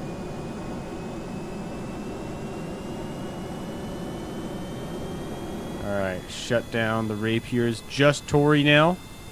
Look at that. Oh, that's cool. It's not even... There's no combustion happening here. You're just watching superheated moisture that is now like turning into a plasma as it passes over an incredibly hot engine. And we are accelerating wicked fast here. But even at this extremely high climb, still accelerating wicked fast.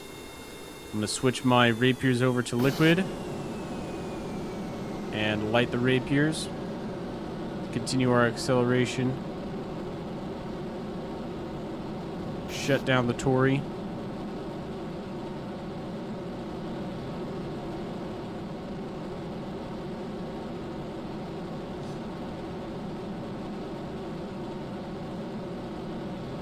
We're going to lock prograde to orbit.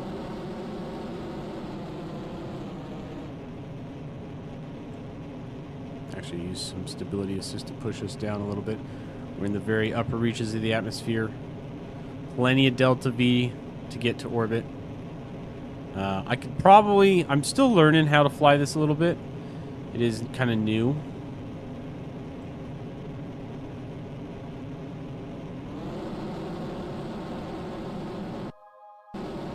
I guess we could just burn prograde to target. We got 900 meters per second, and 400 meters per second relative velocity between us and the target, so that works.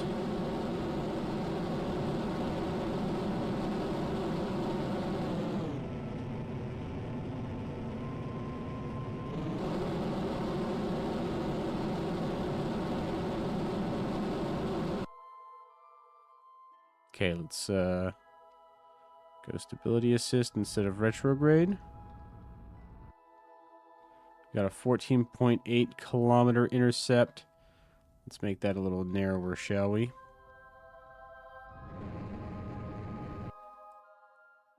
.8 kilometer intercept. 1.7, 6, 5, 4, 3, 2, 1. Sub 1 kilometer is good enough for me. Let's go back to retrograde as we approach intercept to Lusby's wreckage.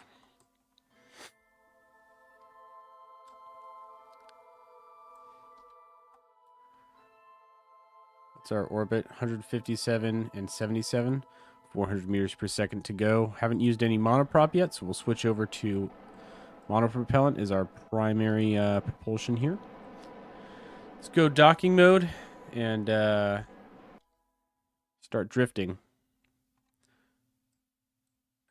Now, when we get close, we will use the rapiers to slow us down, but then all the fine-tuning is going to be done by the reaction control system, the monopropellant thrusters.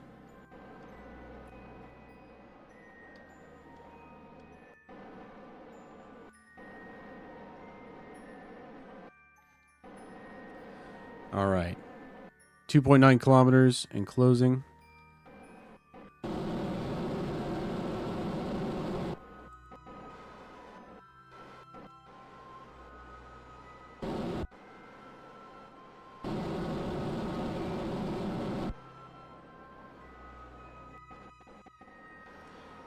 All right, that alone should get us pretty close. What's our intercept now? 600.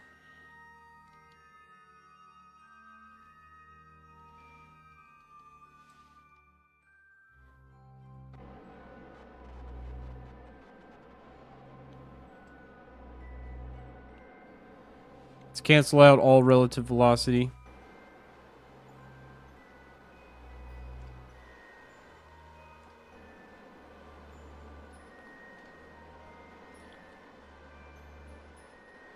And let's drift towards here. So I'm using monopropellant to move our retrograde vector onto anti-target.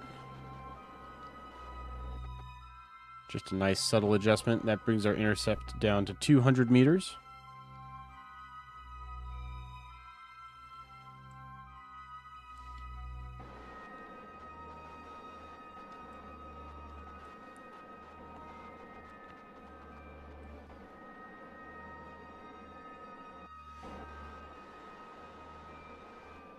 Go stability assist.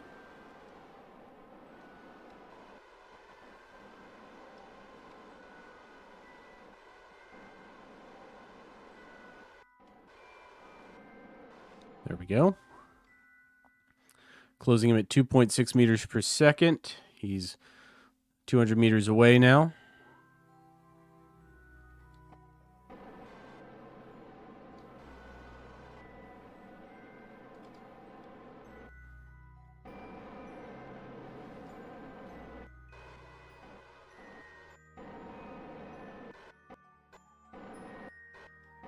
All right, that's basically motionless. Lesby's over here. He is another scientist.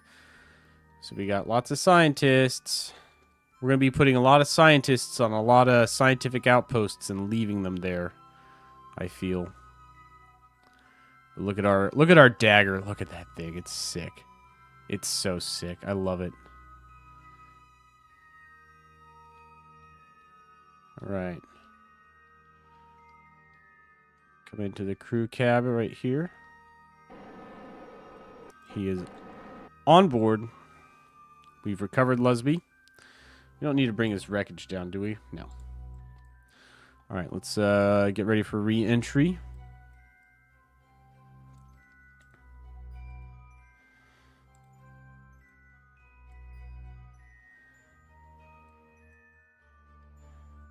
Do a couple orbits here. Kerbal Space Center is right there.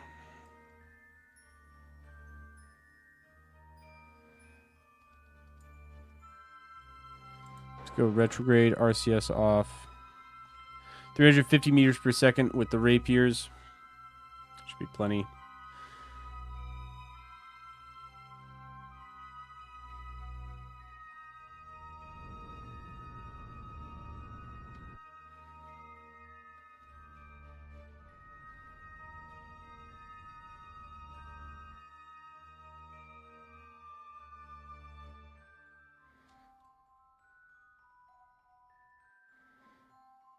Oh, that was actually the... I was looking at the wrong thing.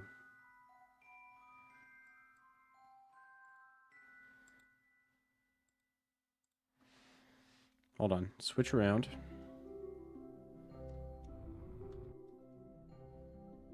$70. Okay.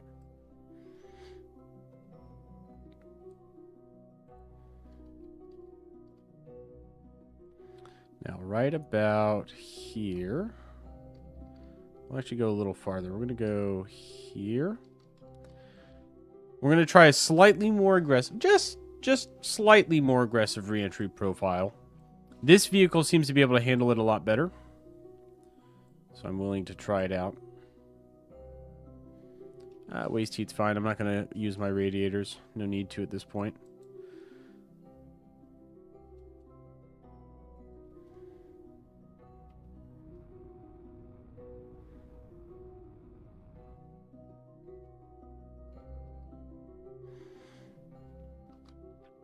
Okay, we're going to go down to 54 instead of 58 as our target periapsis. Really should be fine. Not too worried about it.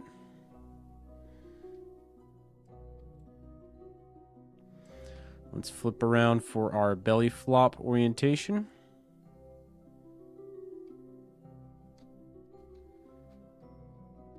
That looks good. And we'll time warp till atmospheric entry. And here we go.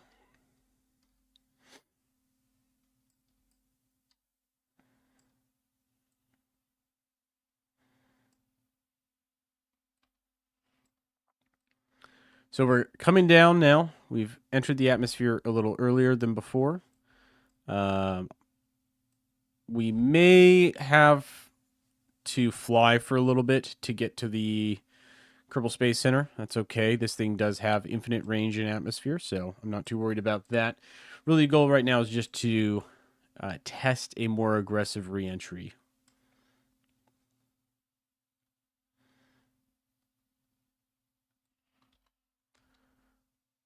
So far, everything's looking good. Periapsis is dropping. Speed is coming down as we encounter more air resistance, which is what we expect. I do have a lot of monopropellant left, so we can decelerate, or not decelerate, but we can use the RCS system to keep our nose pointed up more if we need to. I don't think we will need to, though. One thing we can do to adjust our re-entry profile is instead of going flat, we can push for a somewhat angled approach here, and that should actually keep this from dropping down too far by one, reducing drag, but two, creating a little bit of lift to keep me up in the atmosphere a little longer. So this is still our point where we impact the ground is still coming in, but not as much. And we can see the mountains now. So we will be coming down pretty much right where we want to be. This thing handles the reentry a lot better than our previous shuttle, so it's coming through reentry heating now just fine. Okay. We can't keep the nose pointed up quite like we want anymore, but that's okay. We are pretty much through the worst of it. Go ahead and go down to 3 times time acceleration so I can get a little bit better control. We're sub 1,000 meters per second, still supersonic, no longer hypersonic. And if I just am careful here, should be able to pitch up. We'll go ahead and turn on our ramjet.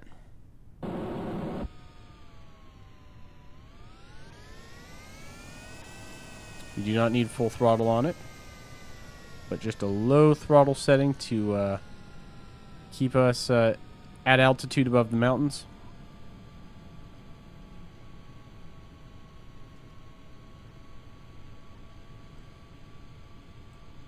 That looks pretty good.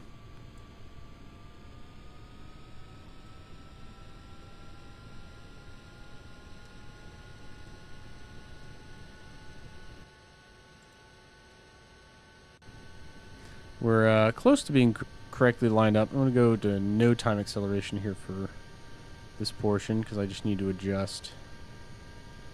I'm going to go slightly north here.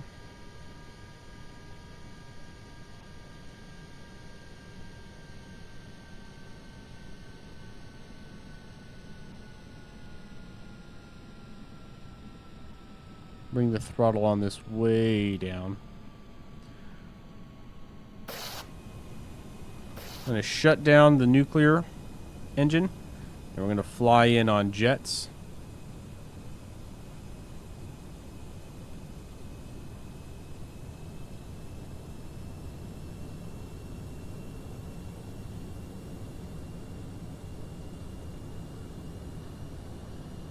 Try and line ourselves up with that runway early and well in advance here. It's twilight now at the Kerbal Space Center. Quiet hours of the waning day. Jebediah, Debris, and Bill are coming in nice and hot. Lusby in the back, sitting next to Bill.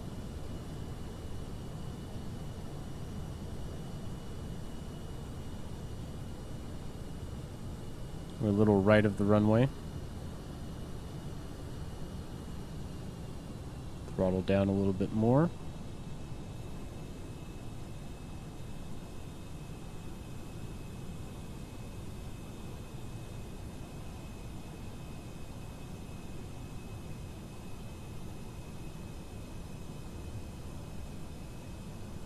Looking good so far. Let's go time warp as we close in on the runway now.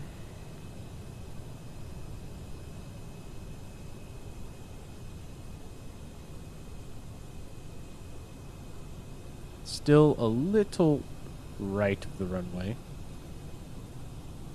We have plenty of liquid fuel too. We still have 800 units of liquid fuel, which is enough to get quite a ways, even not using the ramjet.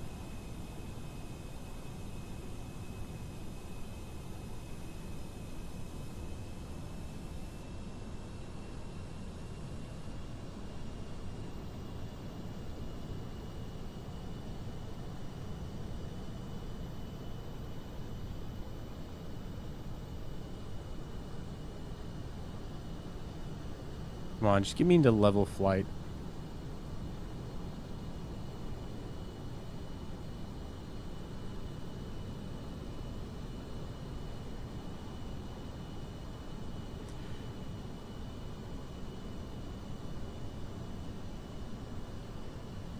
There we go.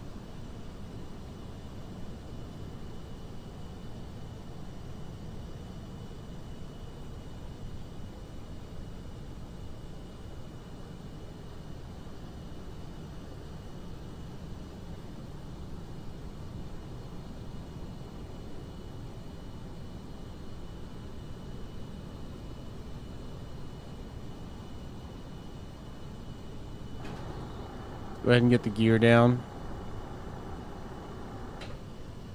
This thing does become a little wonky to fly on the landing. I haven't had too much issue with it yet, but it is just a little... An actual joystick would be a godsend to control it here. keyboard controls for this is painful. I can do it. It's just painful. The real sticking point is every time I try to roll, the stability control just like stops trying to hold pitch, and like the nose dips. So I have to compensate. Every time I roll, I have to compensate with pitch and get it back to where I want. And then I inevitably overshoot because I'm trying to focus on pitch. And then I'm either high or low. And you can see it here as I struggle to, like, get that in. I guess I could yaw a little bit, but the yaw is just not very strong. We are low on the glide slope here. I'd like to be a little higher.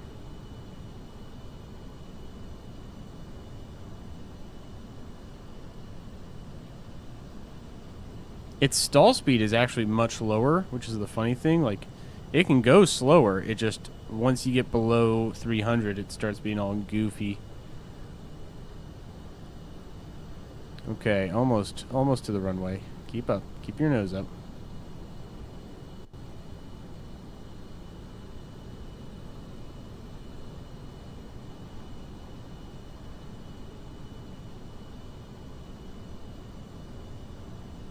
Come on. Just a little left. And then it goes way left. And then it goes way right. And then I'm way low. And I got to pitch way up. And that throws me more off. Ugh. Now we're side slipping.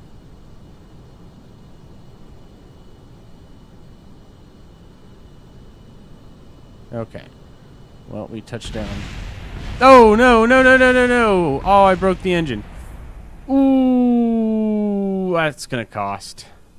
Jebediah, you dirty dog. Okay, well.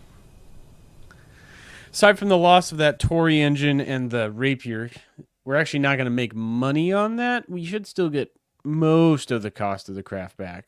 It's like 130 normally. I'm not going to redo the mission. We still saved the Kerbals, so. Wait, was I in orbit frame of reference for that whole descent? Was I not looking at actual airspeed? Is that what the problem was? Oh, it probably was. Okay, well. That's dumb. Moonsat 2, adjusted orbit. Sure. We could do that.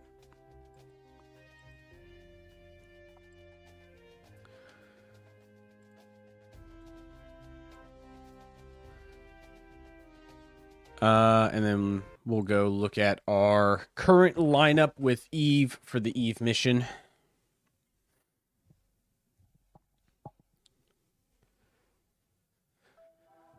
Okay. Well, let's look at Eve first. Where is Eve?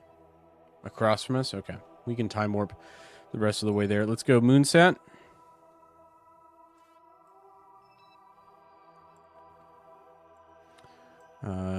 Just a plane change. Sure.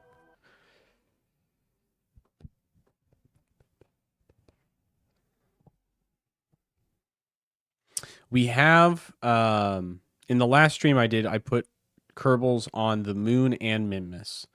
So we have manned outposts on both of those planets.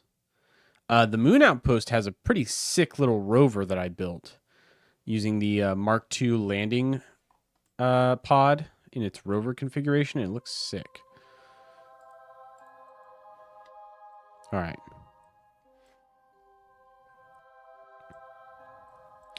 We just need to point west. Ooh, I forgot this is really really sensitive to controls. So got 1,000 meters per second of Delta V on board. Okay, that is complete. Wait for it to finish off. There it is. Let's go check in with our brave pioneers down there.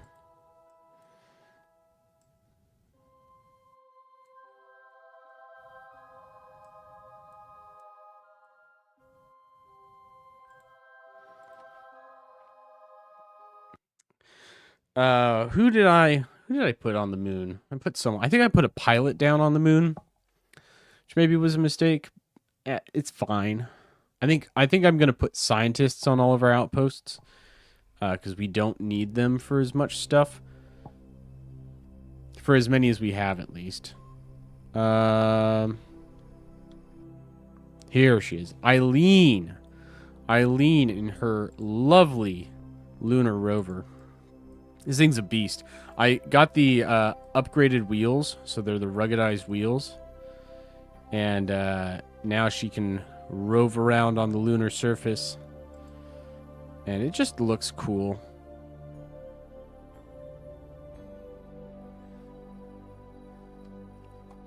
See what I mean? It just looks cool. You can look inside. It's actually pretty spacious on the interior. So there's like a little working compartment back there. There's storage for all kinds of stuff. It looks like she's got a bunch of moon rocks back there. And a bag of some sort. Snacks, parts, not food, food, junk, science, the rock storage, more science, board games. Fire extinguisher way back there. It's actually a pretty good setup. It is a little tricky to get in and out of this. I tried to put this airlock on the back. I had this brilliant idea of like, oh, we could have the rover dock with the outpost, and then that would be cool. And it didn't end up working, which was a bummer. So instead, she's kind of trapped in here. To get out, you have to climb out through the top hatch, but there's this survey arm or scanning arm that's in the way. So not a great design. I think in the future we're just going to ditch this this hatch here. It ended up just not working. But we might build some more of these.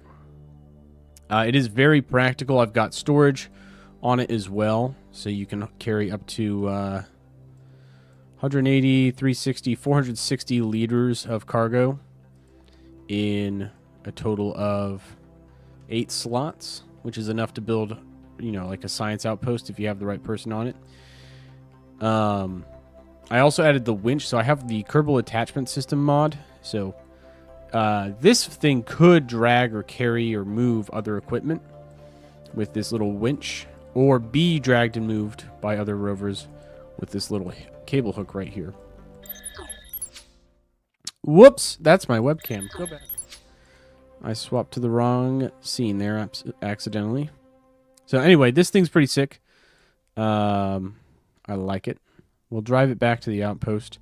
Eileen can go take a shower in her actual home on the moon here. It's also got good lighting. I like the lights that I put on it. I think they look cool. Light on the solar panels. I didn't want to do the deployable ones for fear of them breaking. So we just have 6 of these smaller ones on either side of the scanning arm. And that'll be fine. It'll get the job done. Oh. Okay, whoops. Hold on. Oh, shoot. Load save. Oh no. Oh no. Whoopsies. Eileen, no! You crashed. Maybe she doesn't have her moon driver's license. Maybe that's the issue.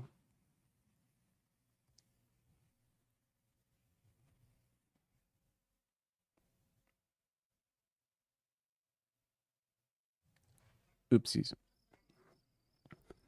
I think we autosaved before that. Let's see where we autosaved. Ooh, rescue Lisa from Curb in orbit. Wait, did we... We should have Lusby, right? Yeah, we have Lusby added to the roster. We could hire... guys, here's Al Dookie. So we have a Dookie and Al Dookie. That's not confusing. Let's just check real quick, make sure Eileen's still okay.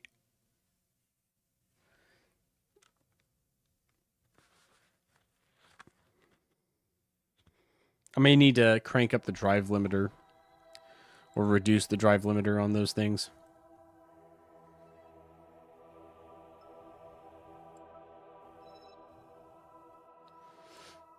Where is Lunar Rover?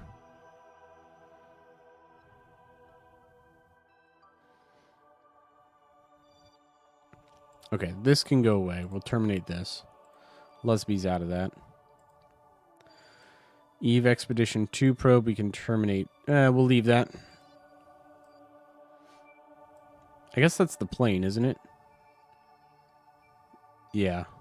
What's left of it? I think we got Murgus. The Duna manned lander. We'll keep that for now. This is from that Duna rover contract we declined, I think, or is that like the next one that we could accept? Unfinished Minmus Pioneer. That's the one we completed earlier. I don't want that anymore.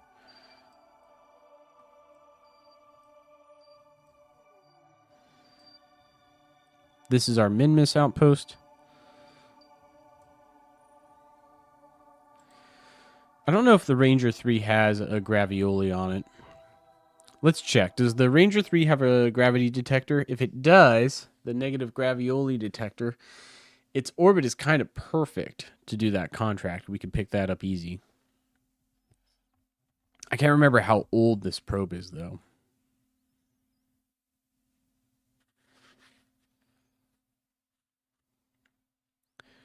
Mysteries, mysteries. We'll see. We'll see once it loads. Oh, no. This is just an upper stage. This is just an out-of-fuel upper stage that's tumbling. Disregard. We can rescue Lisa from orbit. Where's Lisa's wreckage? Oh, shoot. Passed it.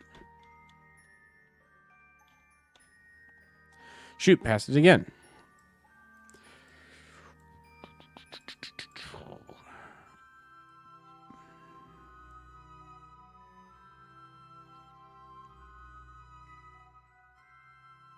Get rid of the relays. Lunar Ranger 6 probe. I think that's from... That's also just garbage, basically.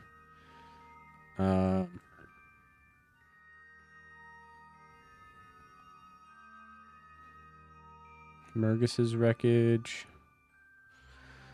Where's Lisa's wreckage?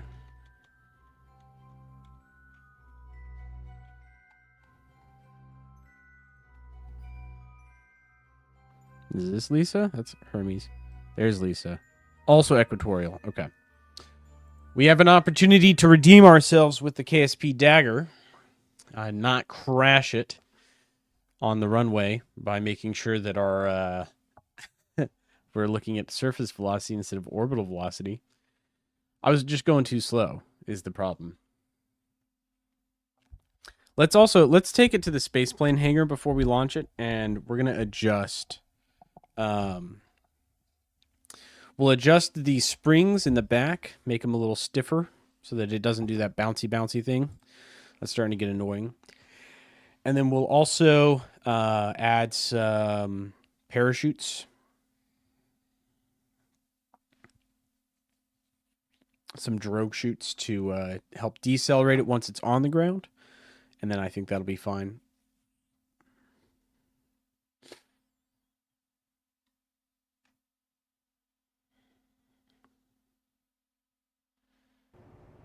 Okay. Open KSP Dagger. Load. This beautiful, beautiful piece of machinery. Spring damper up, strength up.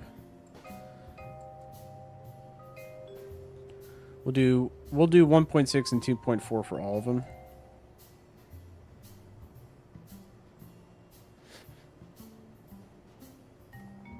And then utility. So it's 140. Okay. Got it.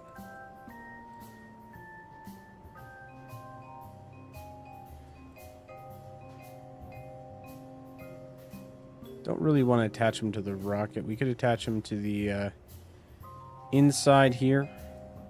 above each of the wing nacelles. And then as far as command and control, I think it's fine.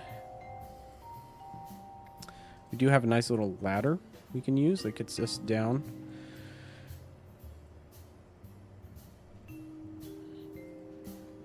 And then we do have a storage bay. Some scientific equipment.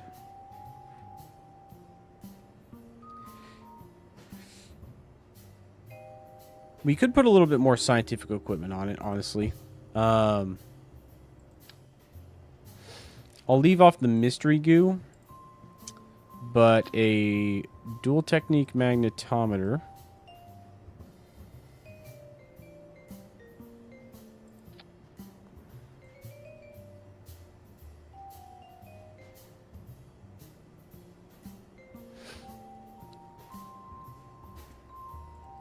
Let's actually set it down in the cargo bay here, and then just rotate it around and get it in such an orientation that it'll deploy vertically, and scoot it in a little bit.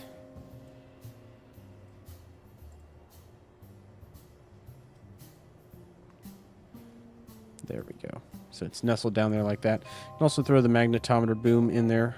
Basically the same idea.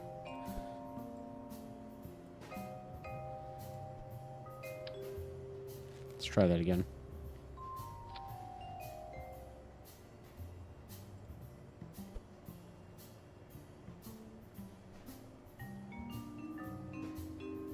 That's not quite vertical, is it? No, it's not.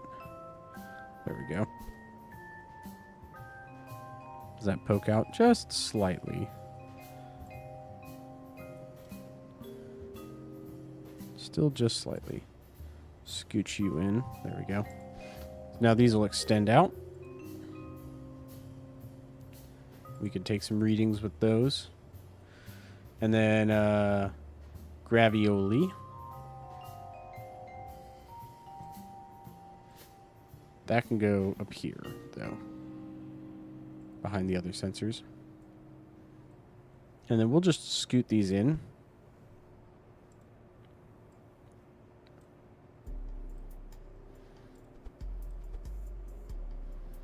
Like that. So they're a little less conspicuous. A little bit more nestled in there. Anything else? I think that's about it. Yeah. Close that up.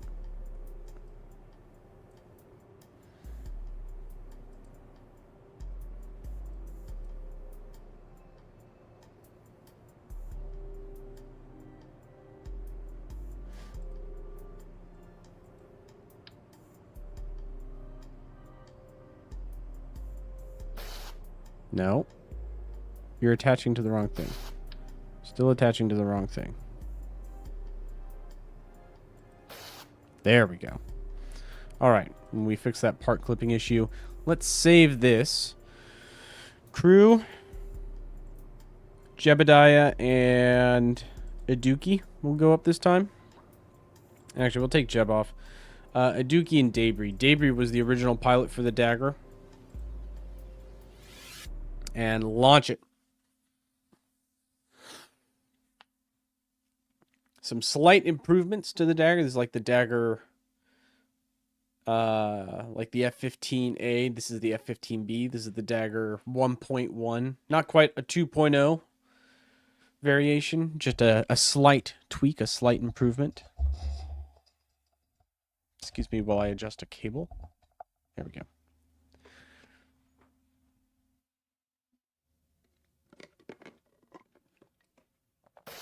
All right, we're on the runway. Let's wait for Lisa to fly overhead. There we go. Suspension is nice and nestled there. What's cool about this, too, is since this has a nuclear engine on the back, it generates electricity. So I don't have to worry about... I don't have to worry about solar panels or anything, and I can let it sit on the launch pad for as long as I want. Set Lisa's wreckage as the target.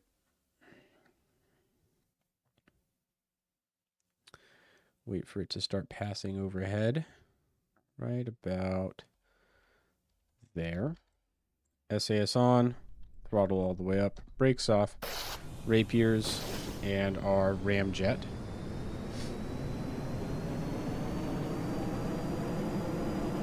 Debris and a Dookie flying the Dagger for its, I think this is its 4th flight.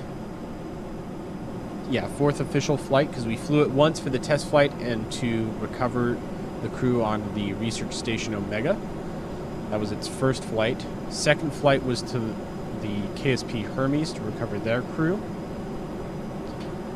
3rd flight brought Lusby down from orbit, and this will be the 4th flight to bring down Lisa. Probably another scientist.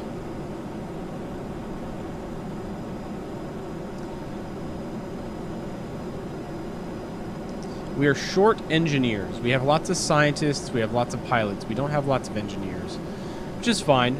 I would like to have multiple Kerbals on each of our outposts. An engineer to be able to modify or fix things if they get broken, and then the scientist for experiments. We don't really need pilots. Pilots are just the guys who get them there. Okay, good climb so far. Let's go ahead and take off the rapiers. Now we are flying, not burning any fuel anymore, just climbing on the ramjet alone.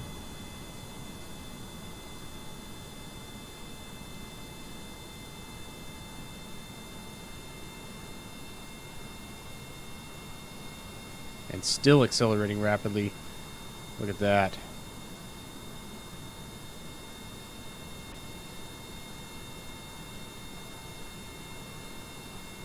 Try to pitch up a little bit more, Lisa's passing ahead of us there. At 1,000 meters per second. Switch our fuel mode. Light the liquid engines. I know, right? Isn't it freaking sick? I love this thing. This is awesome. I love this engine. I love how fast it goes. It gets me going, man. All right, we are looking good. I'm going to switch to orbital prograde. Going wicked fast now.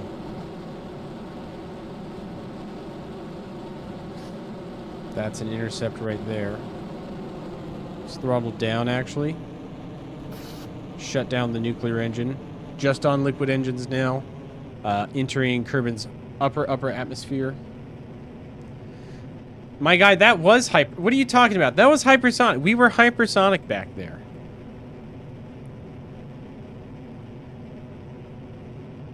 Hypersonic is... correct me if I'm wrong on this, but I think it's Mach 3 and up is hypersonic, or is it Mach 5 and up? If it's Mach 5 and up, then we're not hypersonic. Okay, let's go target, retrograde. Never mind. We're just going to go stability assist. I was trying to do a direct descent, but it doesn't look like we've got it in us, so we're just going to burn here.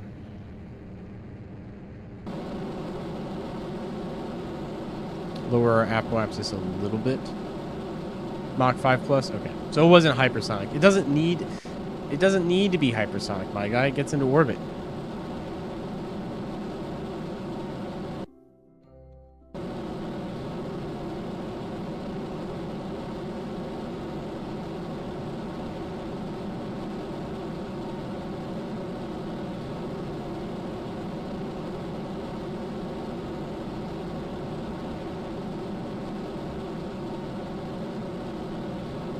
Kinda. No, it's definitely like SR-71 inspired. Alright,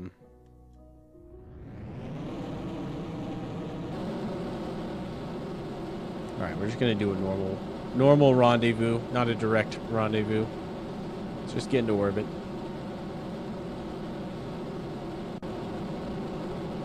We can turn the radiators on now. so they'll get nice and hot.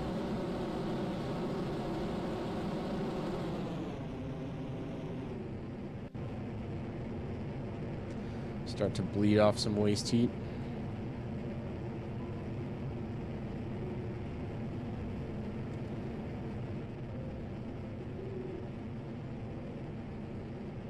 The Blackbird did not suck, dude.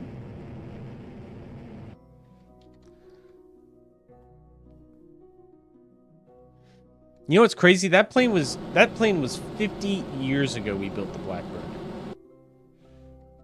Lockheed Martin built the Blackbird 50 years ago. It was literally ahead of its time. All right. Since we are high here, I'm going to stay prograde. We're going to go RCS on. Docking mode engage. I'm going to actually back my orbit down a little bit. Yeah, it's old. I mean, the F-14 is also old, but that still doesn't mean it's not one of the best fighters we ever build.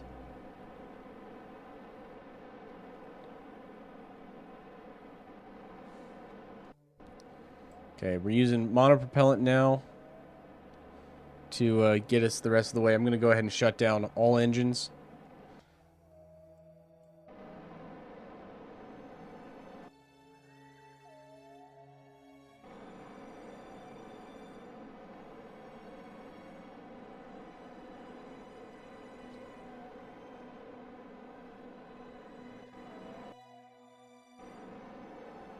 Bring our periapsis in a little bit.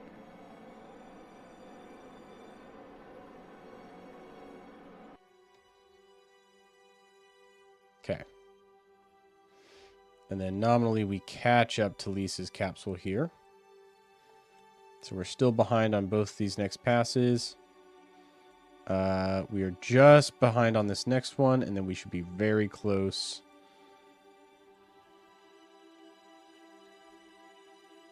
After this pass, let's come around here.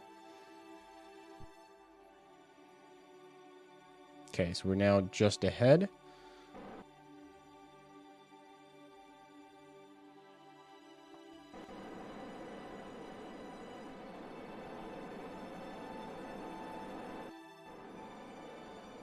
I'm going to try and make it an intersect 2 here.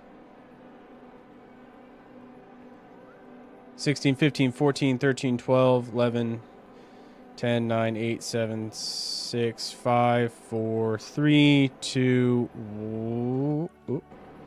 2.3 at intersect 2 there.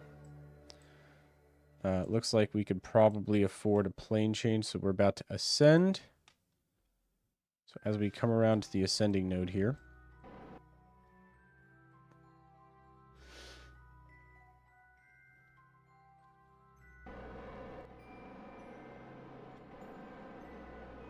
.3.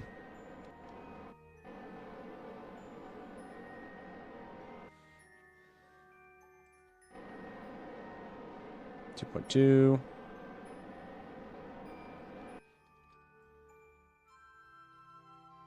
All right, good enough. Switch to target, and we'll do the rest from target. We have 447 meters per second of delta V with our liquid closed cycle engines, which will be plenty. I'm going to switch RCS off, go out of docking mode. We'll go retrograde to target.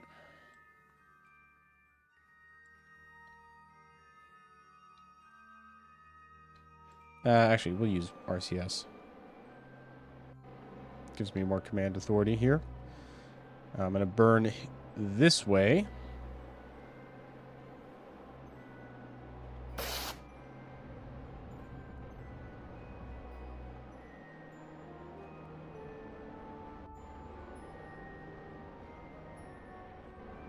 Three, two, one.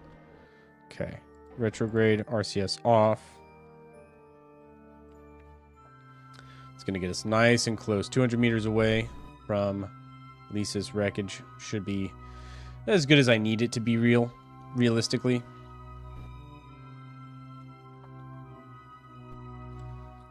Here it comes. And we'll use the rapiers to cancel out this velocity.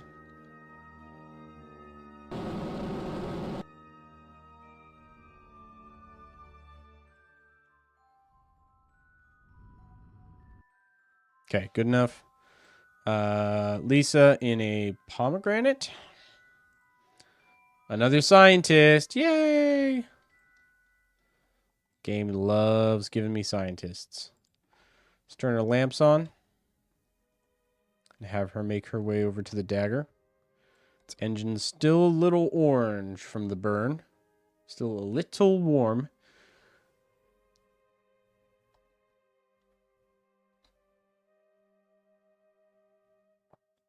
Okay. There's the crew hatch.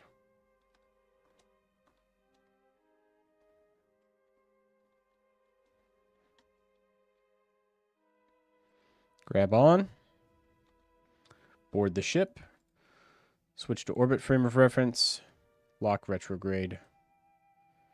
Apoapsis of 84. Periapsis 75.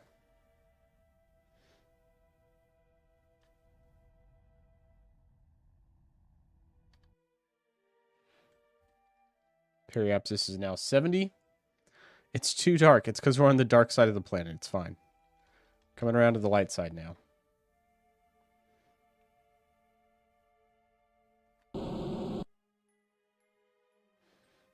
Nice and tight orbit. 387 meters per second of delta V left. Looking good. Kerbal Space Center is right there. We'll rotate around a few orbits so I've got a good view of it.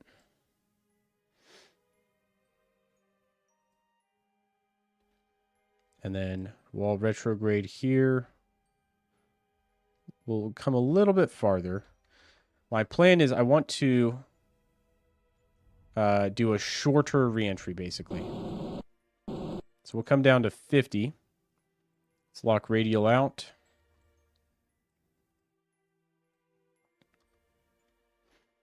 Get into our belly flop orientation. It's too bright. The sun! There you go. I'm hiding the sun from you. Is that better? It's eclipsed. You don't have to see it. Is there any scientific data? Log gravity data? Ooh. Transmit.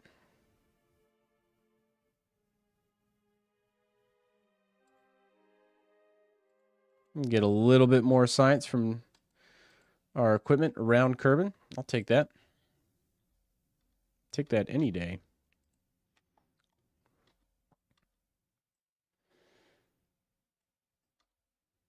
Okay, belly flop maneuver is ready.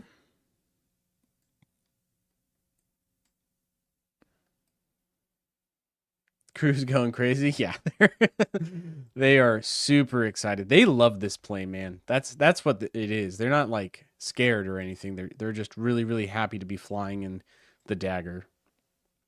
It's like the Corvette of my space program. All the cool astronauts fly the Dagger.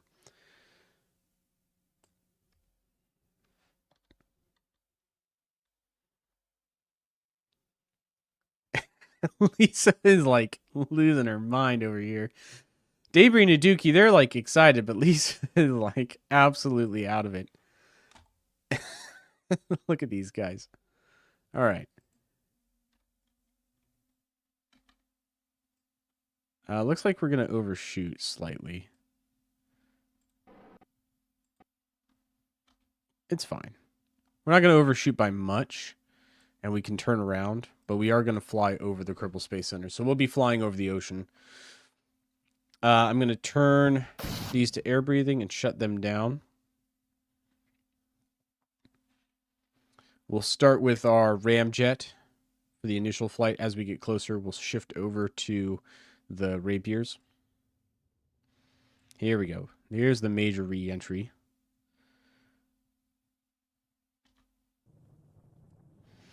So we are passing overhead of the Kerbal Space Center, but that's okay. We could re-enter way over here and fly all the way back if we wanted to. Okay, let's go out of time warp. We're at 1,400 meters per second and accelerating. Don't want to accelerate.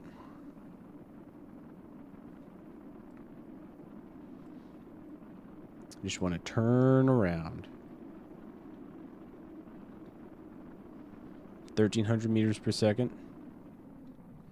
Ooh, nice big deceleration there. Still going pretty fast.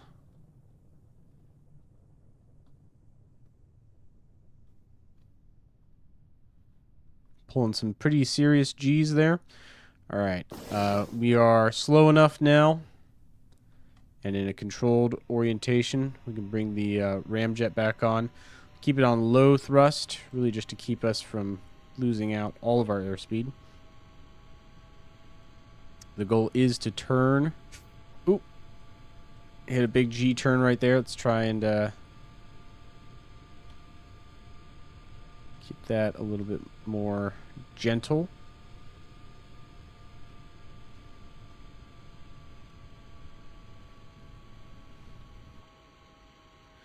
Activate navigation, fly back to the Kerbal Space Center. We'll set that as our target. Ooh, big G. We're north facing now.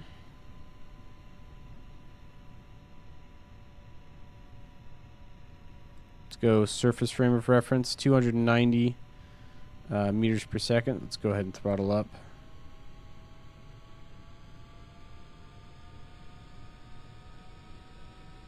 Dude, we got a ways to go here. All right, there we go. Now we're in a sustained controlled turn. Is it possible to kill the crew without crashing? I don't think so. I don't think G's will actually kill him unless you do something crazy. But I try to behave as though they will black out from G's.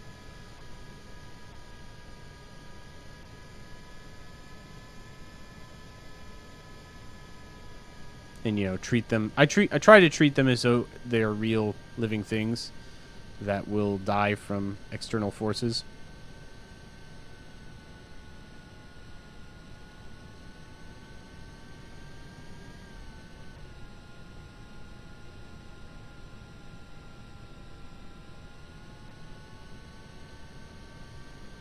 Okay, cruising back through lower atmosphere now.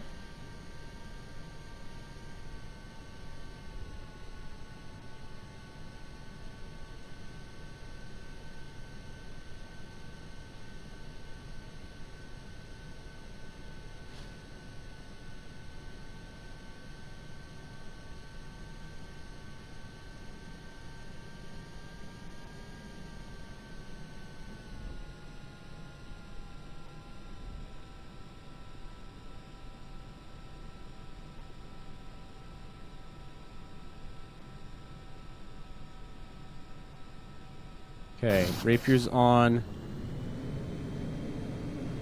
Tory off. Go ahead and shut down our radiators.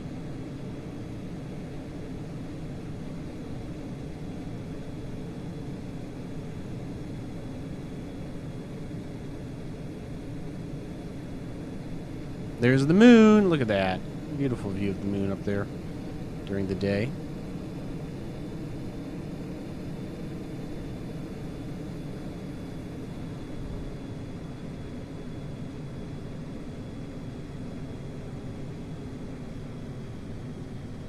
Alright, about 30% thrust on our air-breathing jet engines here. Looks like we've got a semi-decent lineup. Go ahead and deploy the gear, bring down our thrust a little bit more.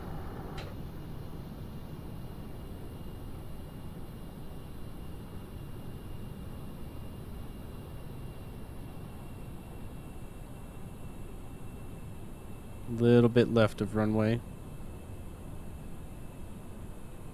Okay, engines are idling.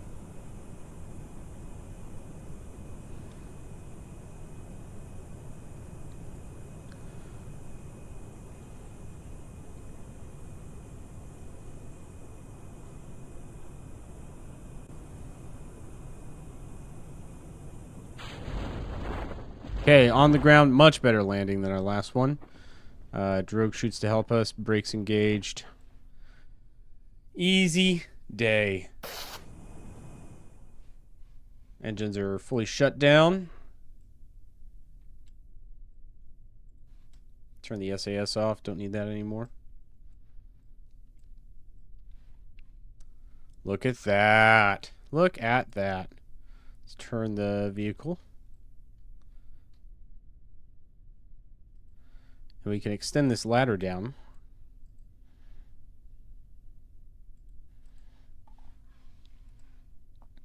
On our Mark II. And we can have everyone get out in EVA, you know? They should be able to climb right down the ladder. Yep, look at that. Boom. A Dookie. And his beautiful plane. It's a big plane, too. it's big. It's not small. Excellent work, Aduki and Debris. Bringing home another Kerbal astronaut for the plane, for the Kerbal Space Program in our wonderful plane. Now go ahead and get back in your cockpit here.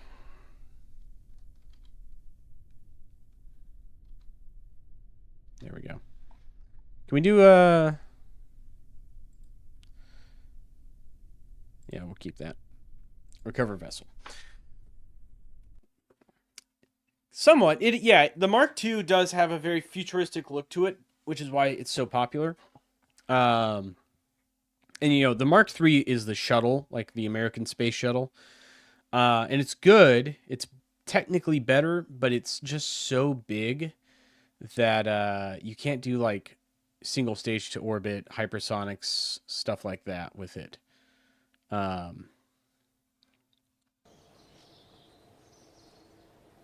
So I like this one. We did get 5.9 science from that, and 100% refund of the vehicle. So that mission didn't cost us anything. Rescue Dizer from Kerbin orbit. Oh my goodness, they just keep. It just keeps coming. Rescue Barsby from Minmus orbit. Sure, we'll do that one, and we'll do the gravitational scans one as well. Build a new orbital station around Minmus. With an ISRU resource conversion unit on the station? Well, shoot, that's tempting too. Shoot, these are all tempting contracts. Should we build another Minmus station? Maybe we need to do that. We'll start with these two contracts. We've got, was it Drizzler? Can I rescue someone from the moon? We did a couple rescues from the moon. But with the rescue contracts, I can only do them if they offer them to me, right? So that's Elisa's wreckage. We can terminate that for sure. Dizers. Dizer? What do we think? Dizer or Dizer? D-I-Z-E-R, Dizer. I like Dizer. I think that's his name. Same low Kerbin orbit, equatorial, easy shot. Mergus's wreckage we can terminate. We already rescued him. It's one less thing to track at the tracking station. Who's Barbus? Who was up here? Barsby. So Barsby is in a low equatorial orbit as well. So we'll need a fly mission out there. We're not going to be able to use our dagger. The dagger does not have the performance to get out to Minmus. Unless we had an orbital refueling station. Which, now that I say that out loud, sounds kind of sick. Because then we could get it out to Minmus. Ooh. Ooh, now I want to do that. We're at 3 million. We're about to get 2 new Kerbals to our astronaut roster. I'm trying to build out the roster as much as I can. So right now we have Eileen on the moon, Aurori on Minmus, Matt Dorf is on the KSP Hermes. He's still manning the ship. These are the guys we have on the ground. And then we've got these guys we can hire, but each hire increases the cost of hires. Or basically, the more Kerbals you have, the more it costs to just direct hire, which is why these contracts are so compelling. Because I can get not only a free Kerbal, but I can get paid to get a Kerbal. They don't offer a ton, but you know, the farther away they are, the more they pay. So, let's get Dizer. Another flight of the KSP Dagger. We'll have Debris and Jebediah fly this one. And everyone else is scientists. Alright, that's fine. Launch it.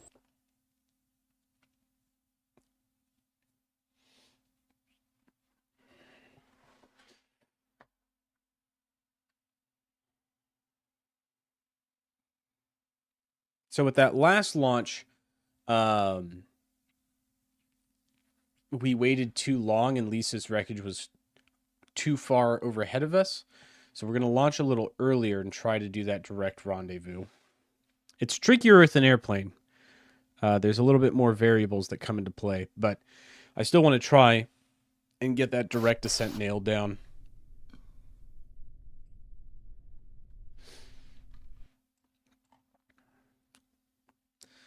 So there's Dizer, set him as the target.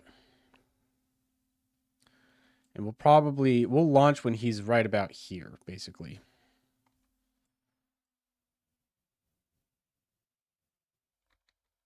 Yeah, way back there.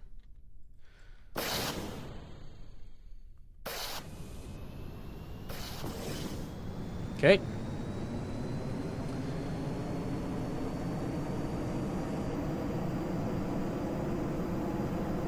We are accelerating nicely.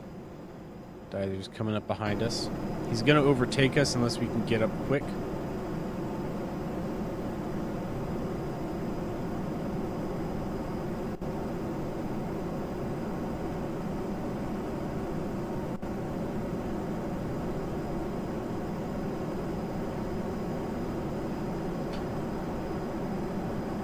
All right, gear up.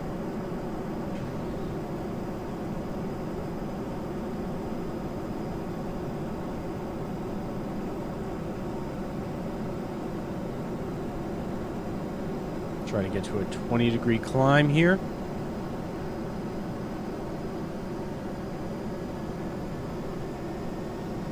And man, this thing just wants to go fast. It just wants to push it real quick here. All right. Rapier shut down.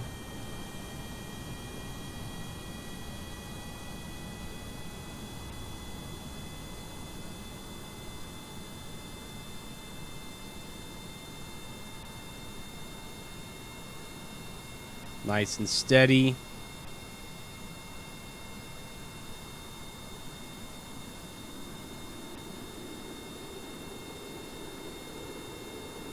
Ready to transition. Rapier's on. Now this is still generating thrust, it's just dropping off. It's not going to be able to accelerate us on its own.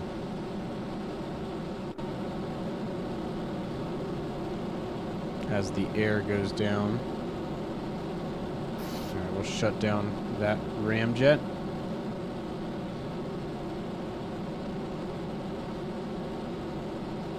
Okay, let's go orbit. Prograde. We're a little too far ahead, looks like. So we can overshoot his orbit, which will be relatively easy to do.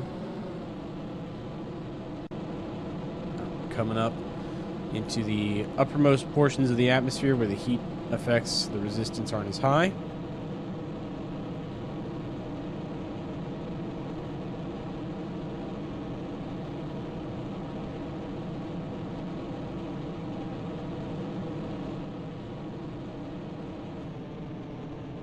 He's at a 90 and 77 orbit.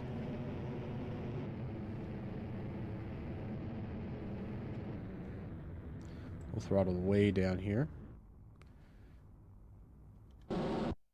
Okay, go ahead and shut off the engines. We'll coast for a little bit until we get up to our apoapsis, and then we'll light the engines again.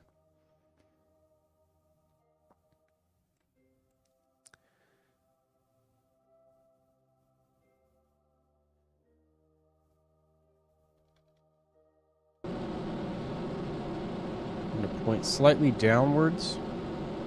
Keep our apoapsis from growing too much here.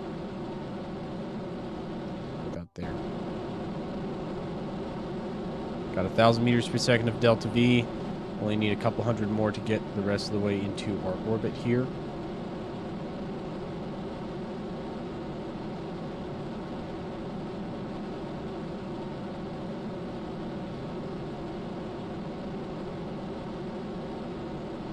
Okay, we'll just go prograde now.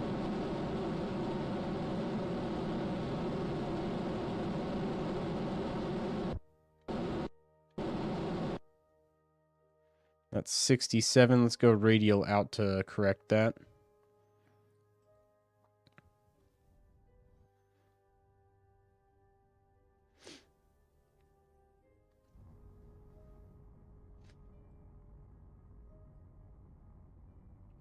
Ooh, that's close. That's close for our periapsis match, which is good. I think our apoapsis is slightly low of him. So what we'll do is we'll come around to periapsis and raise apoapsis. We have 571 meters per second of delta V. And what you should see as we raise this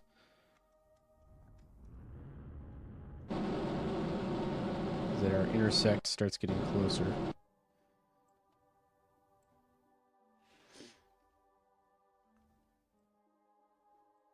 That may have been too much.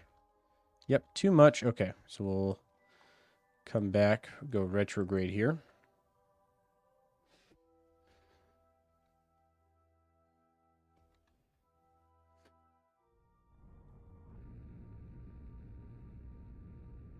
Now you can see our intersect is getting closer. 60 kilometers and decreasing.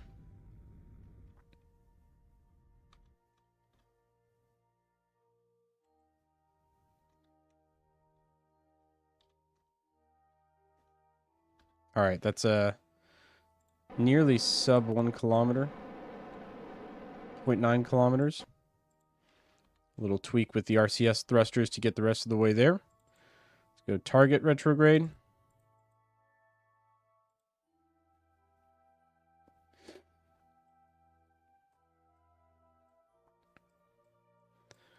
There's Dyser's wreckage coming up.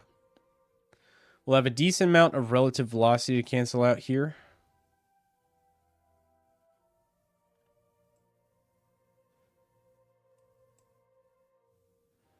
And then we pass under. And this little pass under is what closes us in for this nearly perfect intercept.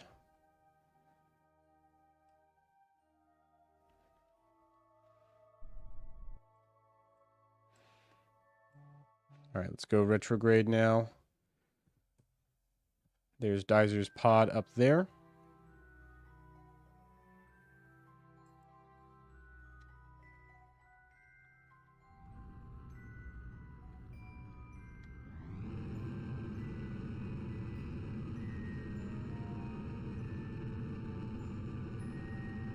Okay. 8 meters per second. Velocity vector is pretty much right on him. Separation will be 0.2 kilometers in a couple minutes.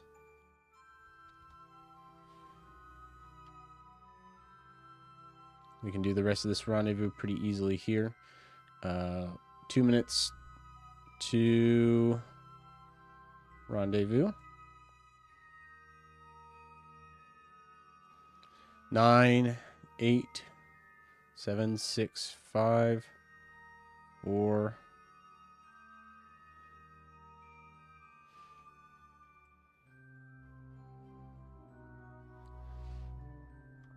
I'm not going to bother trying to get any closer. We're just going to use RCS to finish off the last of this relative velocity, and then Dyser's going to jump.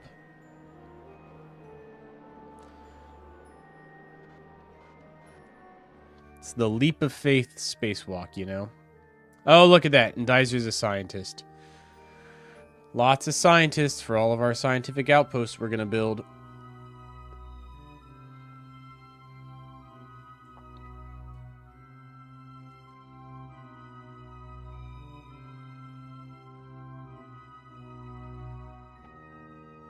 All right, here comes Dyser flying over.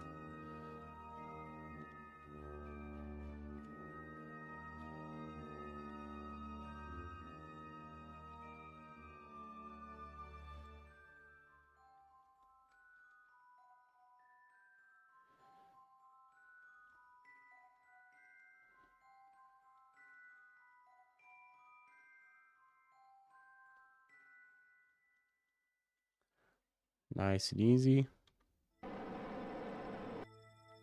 Board the ship. Go back to orbit. Retrograde RCS off. Docking mode off. Kerbal Space Center is right there. Do we want to just go directly for reentry here? I think so. I think we've demonstrated that this thing can handle reentry far easier than the Mark 1. Oh, never mind. Kerbal Space Center is way over here. Disregard. Okay, we'll wait for sunrise. I don't like night landings. If possible. If I can control it, we'll do a day landing.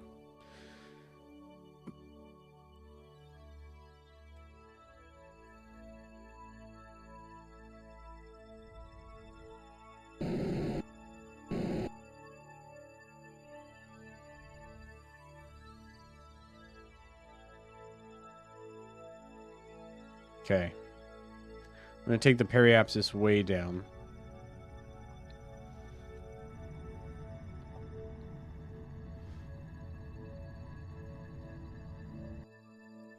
It's as low as I'm willing to take it. Radial out. Ready the belly flop.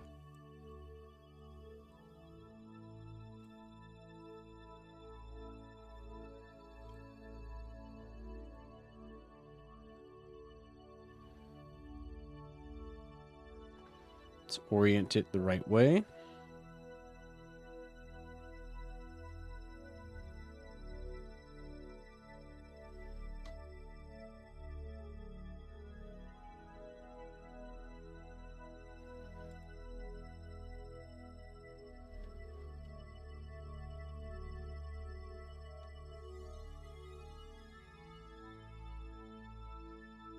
And we're spinning. And we're in contact with the atmosphere. Let's finish the turn. There we go. All right, reentry time. So this one should be a little bit more aggressive.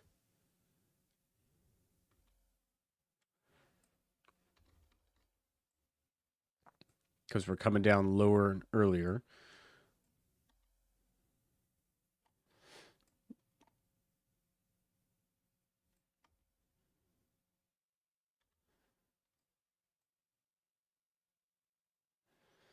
Nice and easy, nice and easy.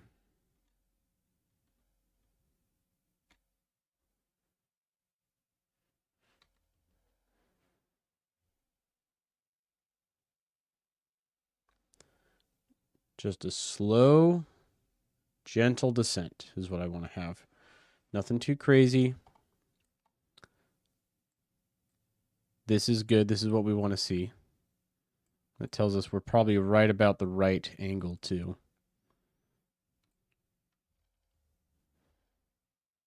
It's going to keep walking in. If I can get this walked all the way into the mountains by the time we hit the major effect, then it's get through major reentry effects and go straight into the landing. And I think we're going to pull that off here because we're starting to see the reentry effects now. There they are. And our vector's right on the Kerbal Space Center. So this is going to be almost perfect.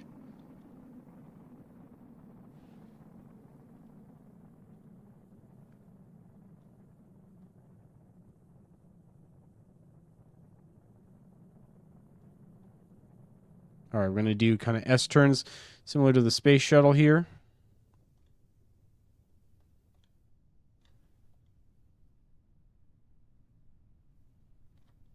To slow us down.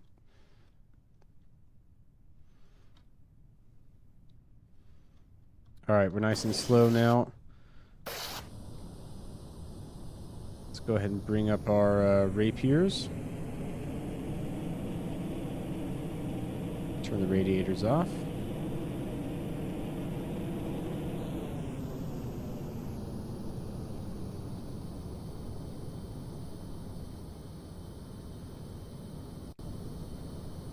Nice and easy. That was actually really good as far as reentry goes.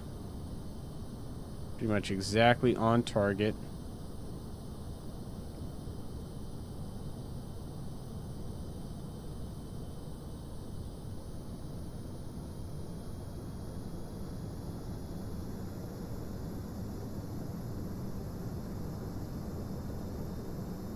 Little slow here. Try and speed up just a bit.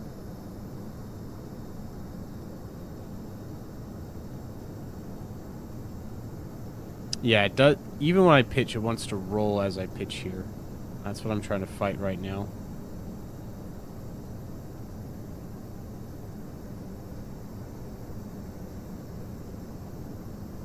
Okay. Nice steady glide back to the Kerbal Space Center. Looking good. Overall, this thing has been an absolute workhorse of my program. Getting Kerbals out of orbit, this is the way to do it. Okay. Let's finish the descent here. Still 3,600 meters up. A little right of the runway.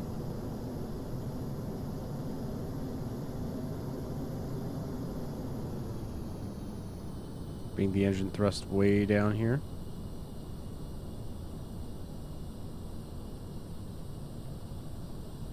Lineup looks good.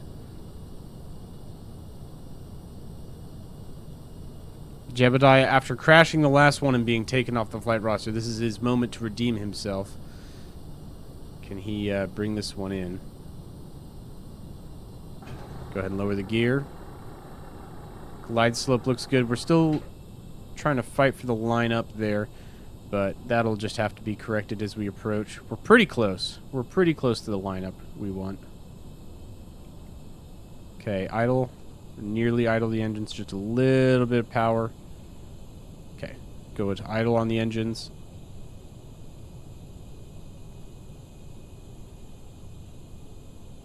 I may have mastered this landing. This may be a really good landing. We're a little high. I'm going to pitch down a little bit. Still a little right of the runway. Okay. Back on the glide slope, pitch up. Pitch up.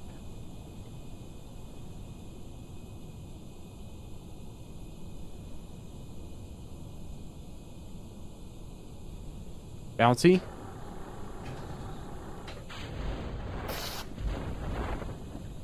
We did roll off, but that's okay. Shut the engines down. Okay, not great, Jebediah. Not great. Still not nearly as good as Debris. When she's in the pilot's chair, she seems to have much better control of this vehicle. However, you didn't blow up the nuclear reactor on it, which is always a plus. Let's get back on the runway here. As long as you end on the runway. As long as you end on the runway, you get 100%. Doesn't matter if we wandered through the grass a little bit in between. All right. And that is Dizer, the new scientist in our program. There's scientists all over the place, man. There's scientists all over the place. I don't know who keeps putting these scientists out here.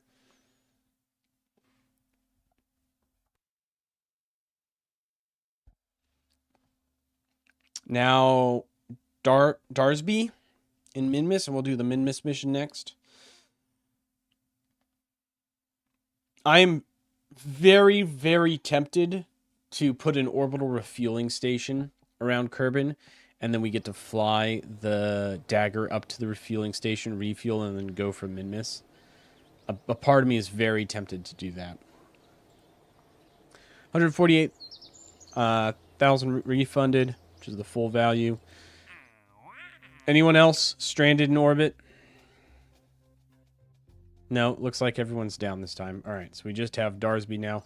We're going to go to the vehicle assembly building now instead of the space plane hangar because we need to fly a different kind of mission here. Now, previous Minmus rockets were a little over-engineered, a little over-ambitious. This is going to be a little simpler, I think.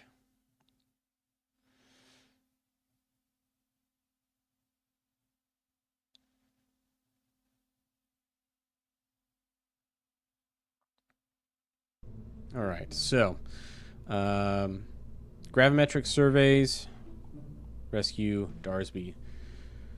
I don't know what kind of Kerbal Darsby is going to be. It's kind of an unknown, but we're going to use the pomegranate because I like it. I like the pomegranate for these kind of missions. We're going to stick this fuel tank on it and use the cheetah And by God, if that doesn't give me all the Delta V I need, then I don't know what will. 4248 should be more than enough. More than enough. We will have electrical systems and comm systems on board, since this is a long endurance flight. So those will be our electrical systems, and we'll set up just a ring of batteries up here to keep us charged. Trying to keep the cost down on this. I don't want it to be too crazy expensive. And we will add a basic Communitron antenna. Let's go for the Communitron 16, just the plain Jane version. We can stick it on the top there. For re-entry, we're going to go with the standard parachute, Mark 16.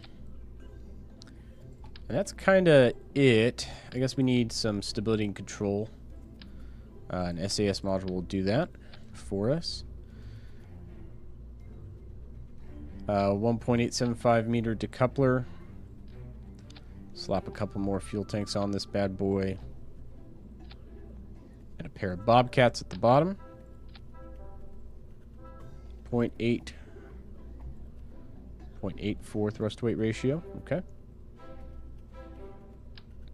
That can be compensated with a pair of solid rocket boosters.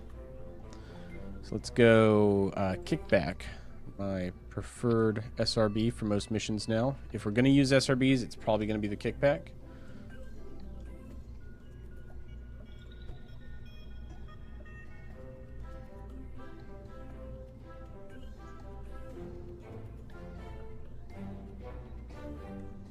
Okay. Now that's going to provide probably too much thrust, so we'll downscale the thrust a little bit. Also, let's move these off for a second. I realize we'll probably want a fairing.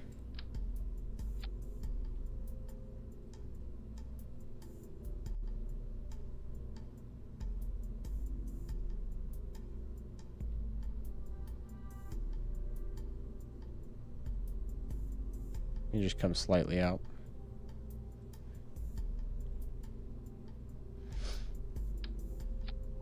Some people say fairings over your command pods are dangerous and irresponsible because it doesn't give you an abort feature or prevents you from being able to bail out because you're enclosed in a fairing. That would matter to me if I even included abort or escape systems to begin with. So we're going to put the fairing over it, and you can't stop me. Now, these kickbacks are going to put way too much thrust on. So we're going to need to put a throttle limiter on those. We'll also include a pair of Separatrons offset a little bit to spin them away. And we'll throw some struts on. I know we can auto strut, but I just prefer the look of regular struts sometimes.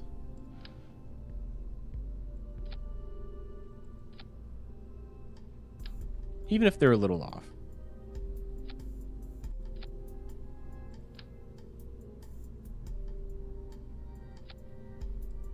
Okay.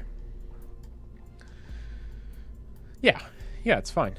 Like, you can always recover it. It's fine. Communitron, yada, yada, yada. Crew-wise, we'll just take a pilot. We're using the P, not the pomegranate. Who's our least experienced pilot? I guess all of our pilots now have been around the Kerbal system, so they're level 2. The only people who are level 1 are the scientists we've just recovered. That's fine. We'll have him on board. And then thrust limiter, because this thing's going to have way too much get up and go.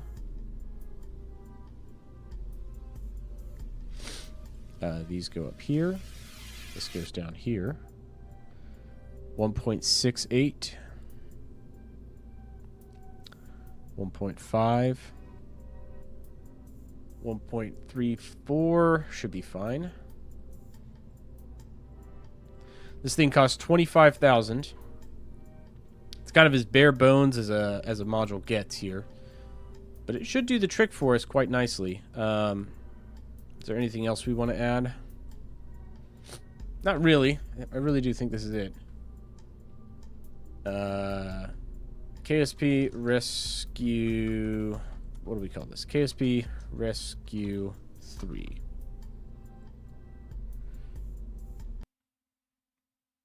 And then if we've got more people we need to rescue, we can put the pomegranate on it. Otherwise, leave the rocket unchanged, and it'll work nicely. No, don't ruin it. No, it needs the SRBs. It's fine.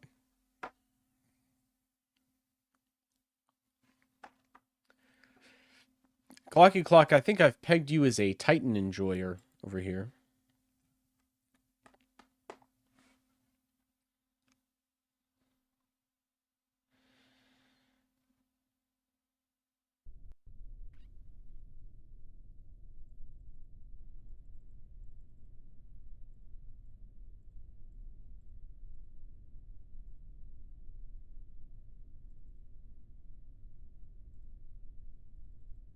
All right. Those kickbacks are kind of huge, actually. Okay, Dookie, you ready? Are you ready? Too bad. We're going anyway. Now, a Dookie here, unlike the other Kerbals we've been working with, he is a stone-cold veteran, right? He is cool as a cucumber. He does not let his emotions show. Absolutely flat-faced over here.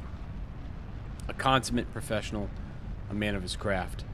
He is not going to be smiling with glee as he's strapped across the top of this massive stack of explosives that is quote-unquote rated for manned spaceflight, unquote.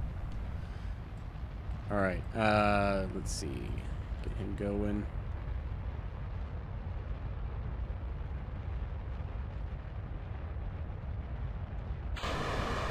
Ooh, early separation of the boosters. Shoot.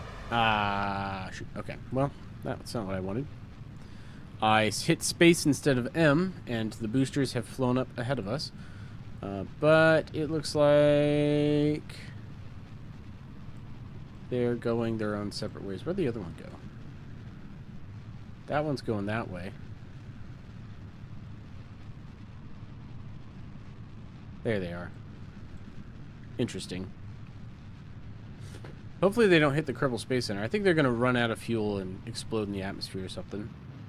We should still have enough Delta V. I'm not super worried. Oh, wait. We forgot something. Aduki, come back. We're taking gravity surveys, remember? We need to take gravity surveys, which means we need the gravity sensor on this thing. Let's slap one of those on there real quick. That's fine. That's not expensive. Actually, it is fairly expensive. This one sensor costs a good bit of money. We'll put it opposite the Communitron so we can try and recover it. Since it is actually a little pricey. And we'll kind of bury it in there. Okay. Save, launch.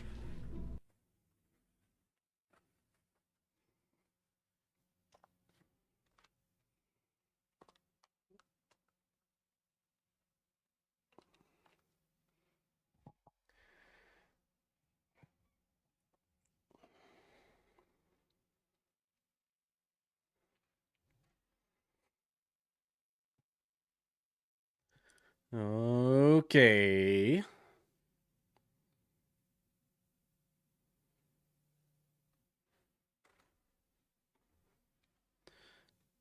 Okay. Any second now. Whatever you want to, game. We're on your clock. There we go.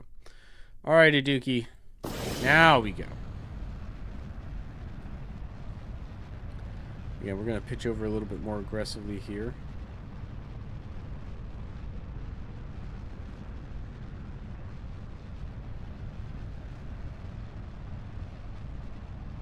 And then we're going to roll so that the boosters are to the side and not above and below us.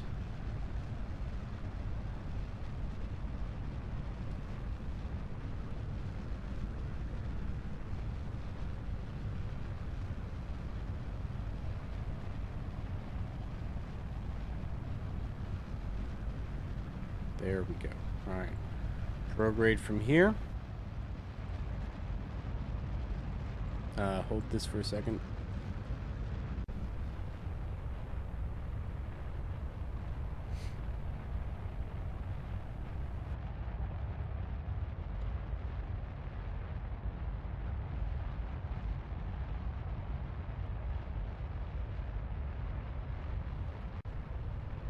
So far, so good. All right, prograde.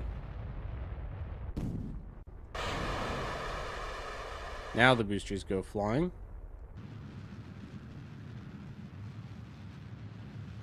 And we throttle up to max throttle. And we should have no more issues getting to orbit from here. 1,000 meters per second, 1,500 meters per second left in the stage. We might actually be able to get into orbit on this. Those boosters did a lot of lifting early on.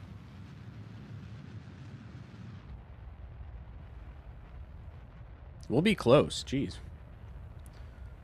We'll separate this. Nope. Split the fairing off earlier.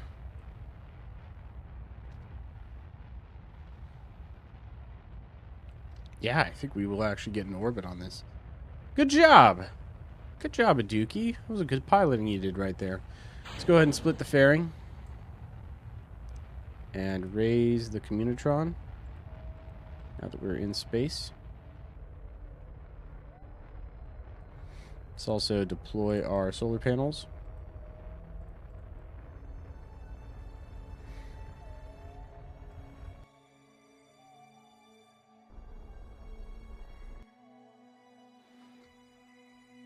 Alright, we'll make one circularization burn, and that's almost a perfect low Kerbal orbit. It's about as low as you can get. Look at that. 172 meters per second left on the booster. You know what? Actually, retrograde. We're going to deorbit the booster. We're trying to cut back on space junk here, all right?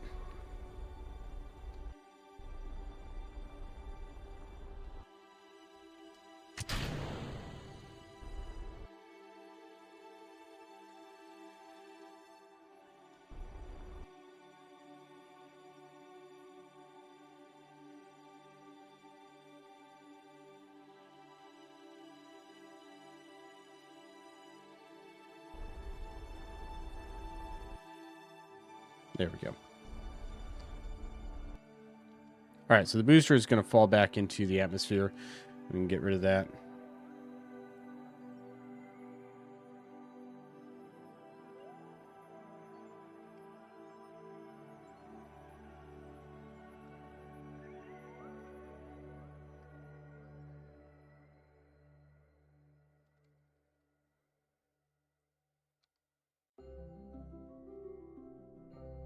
We should start to see it get captured here.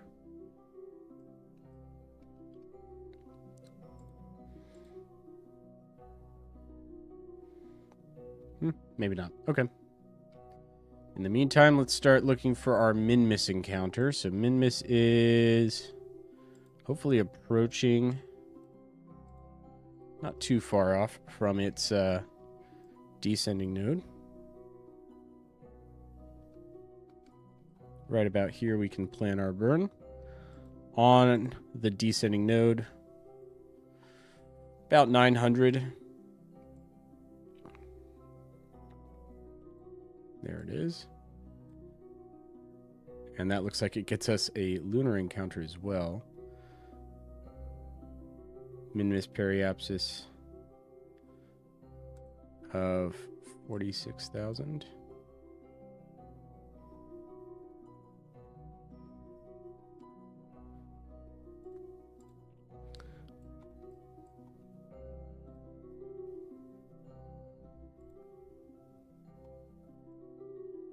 Oh, too sensitive. Okay, hold on. Well, where is his wreckage, right? Barsby's over there, so we need to be on this side of the planet.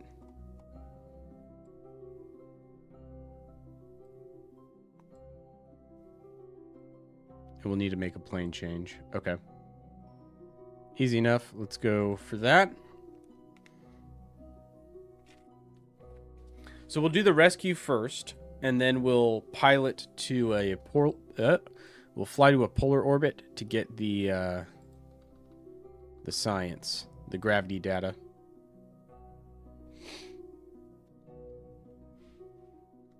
Okay, minute 24-second long burn. So we're going to wait until the about the 40, 45, 42 seconds. Light the engine. This Cheetah is absolutely a workhorse of my program. I love the Cheetah engine for the smaller size upper stage engines. It's great. It's a great engine. Dookie's hanging out in here, enjoying his flight.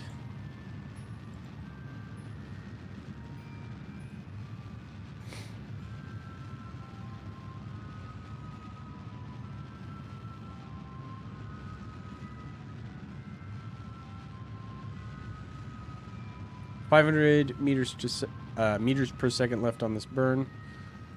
Go ahead and speed up time a little bit. 3, 2, 1.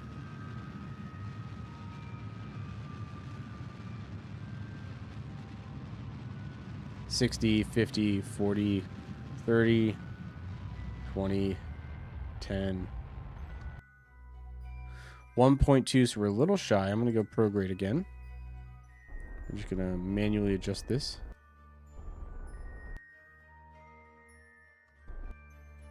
Oop, too far, too far. It's fine. We'll have to do a correction anyway.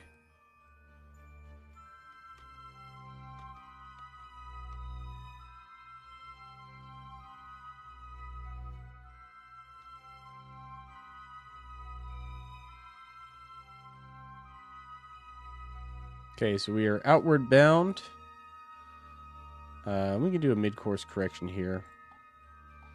So add a course maneuver and focus on min-miss.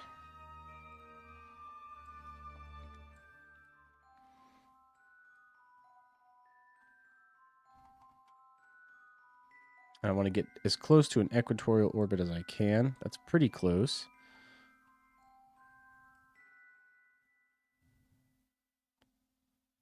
That's pretty good. All right, we'll warp to that. 1.4 meter per second adjustment. Very, very small adjustment to our orbit. This will be quick. And then there's Barsby's wreckage right there. Okay, time warp is complete. Let's move to the maneuver node. I don't really need to wait until we're at the maneuver time. It's not going to change much.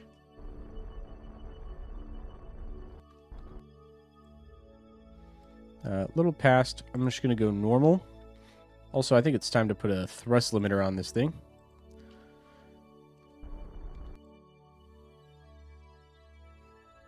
And then let's swing retrograde as well. There we go. That's certainly good enough. Actually, no, it's not. Never mind. I'm looking at the wrong orbit. We're far too far out. We need to be much closer in here. Can I get more thrust limit, please? Thank you. There we go. Okay. So at this incredibly low periapsis,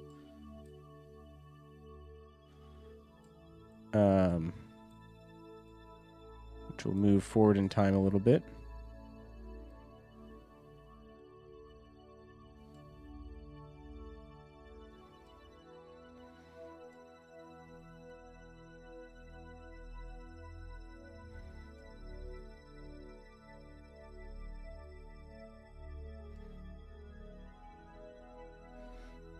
Jeez, this is a tight orbit he's in. He's going to be difficult to rendezvous just because he's so low. I don't have a lot of room to maneuver here. All right, let's go for that. Here comes KSP Rescue 3. Guy was like landed on min-miss, just got into min-miss orbit and ran out of fuel, and now he's stuck down here.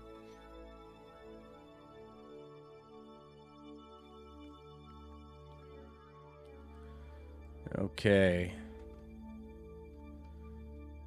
4-minute burn. Yeah, not a 4-minute burn. 13-second burn. Let's get on the maneuver node here. Time warp to that.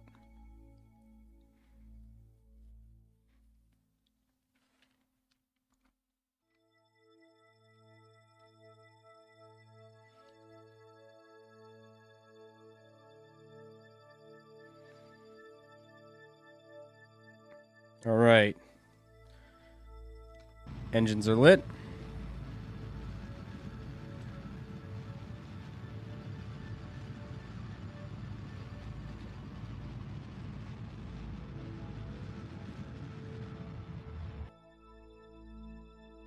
That's as good as I want to get it right now. So we are slightly higher orbit than he is. He's way back here. I'm going to lower my periapsis to him just slightly. Just slightly. Let's put a nice heavy thrust limiter on the engine. And point retrograde. And then at my apoapsis, we're going to just tweak this a little bit. Around right about here. I want to just get this lower. Just lower. Okay. Let's go prograde. And here's what we're going to do. We're going to come to our intercept point right about here. I'm going to start burning. And what we should see is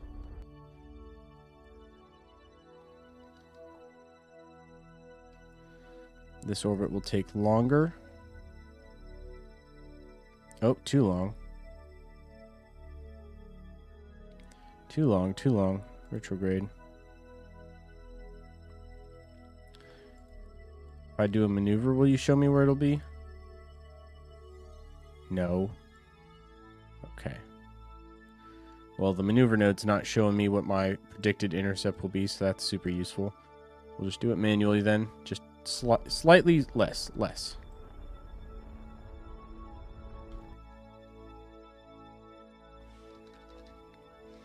You should be able to catch up with me a little bit better there.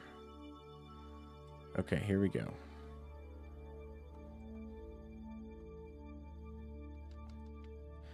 All right, so he's going to be slightly ahead of me here.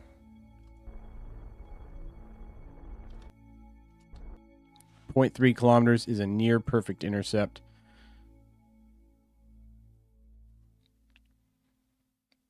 That's definitely workable, so let's come around and catch him on this one. Retrograde to target. Relative velocity is going to be close to motionless, 4.8 meters per second. So we'll be going very slow, drifting past each other here.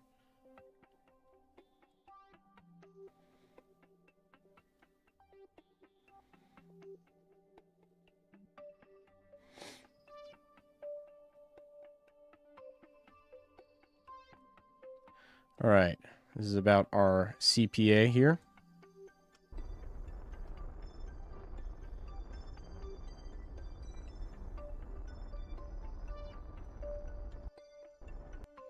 Switch over to Barsby, who is another scientist. That's right. We have a plethora of Kerbal scientists now in our program. And I actually just deorbited Barsby. He's going to crash into the planet's surface. That's how, that is how slow and how low of an orbit we're in right now.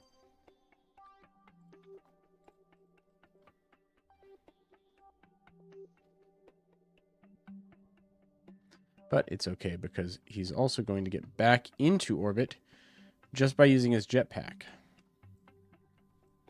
Just like that. See? He's in orbit now.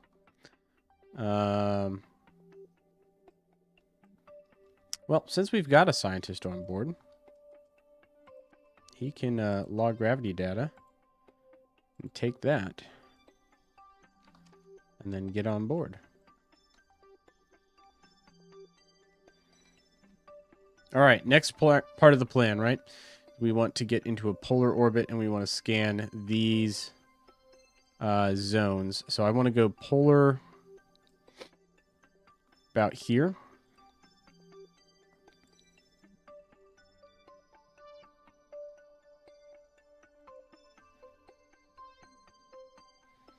And these are all aboves, right? Above, above, above, above. Okay, good.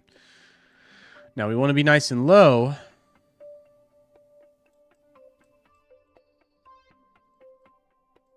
But we don't need to be so so crazy low that it's like dangerous or anything.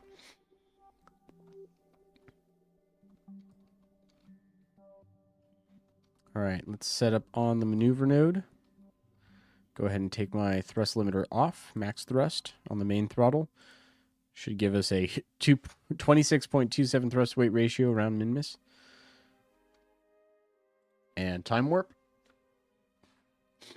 This is not something you would normally do in a spacecraft in real life, but in Kerbal Space Program around min-miss, the rules are more like suggestions, and you can kind of do whatever you want.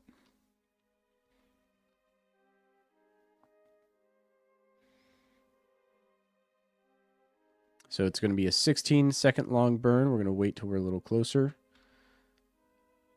And start it now.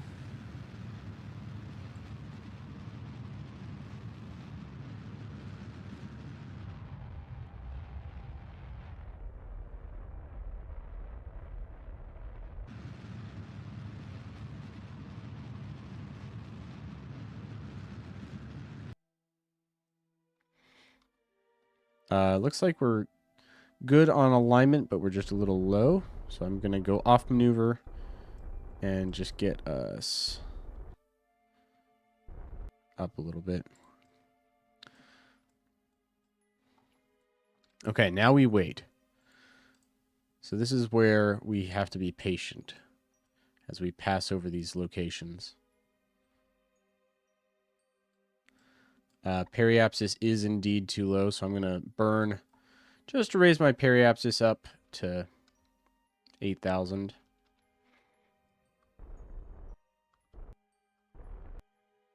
There we go. Now I'm not in danger of hitting anything.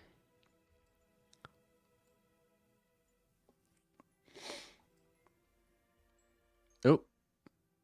Ah, shoot. Okay, we passed through 2 sectors, but we passed too fast. We'll catch it on the next go round. Hopefully.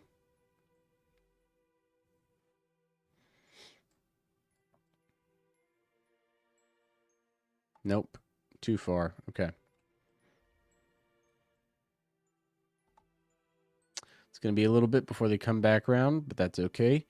Because we're in a polar orbit, we will hit every spot eventually.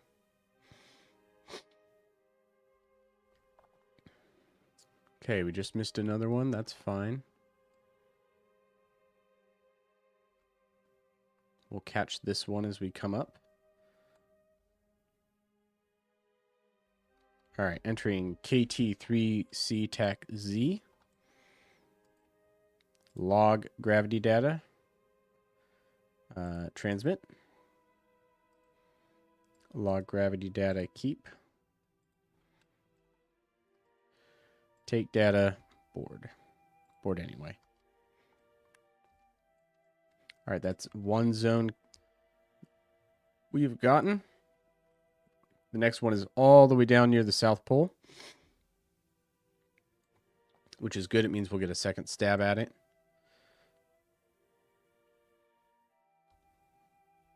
Entering Samri's hindsight. Log gravity data. Transmit. This is a repeat. And then we got one way up here towards the north.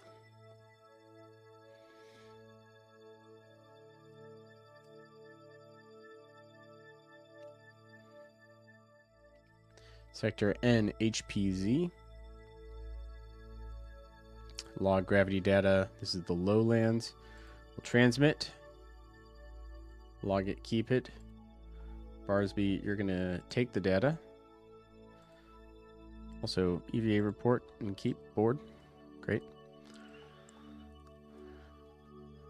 Last one is sector MSCZ. Just missed the edge of it here. We'll catch it again on this pass. Hopefully. Hopefully we'll catch it. Maybe too far. Oop, we got it. We got it. All right. Log gravity data. Transmit. Log it again. And keep. All right, so that is that mission accomplished. Barsby's going to get out, take the data from that, do an EVA report while we're here from the Minmus Flats, which we get that science as well. I guess we haven't completely milked Minmus completely dry of all the science possible, which is good. You know, it means there's potential for more to get up here, you know?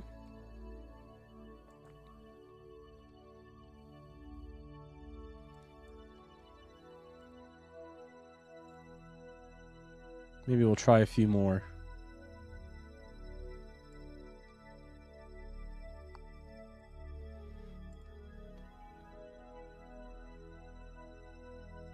This is all lowlands. All lowlands. Is up here the highlands? I want to see if we can get just a little bit more data out of this. Doesn't hurt. This is the Midlands. Let's pin this. Midlands again. We'll get the poles. Midlands again.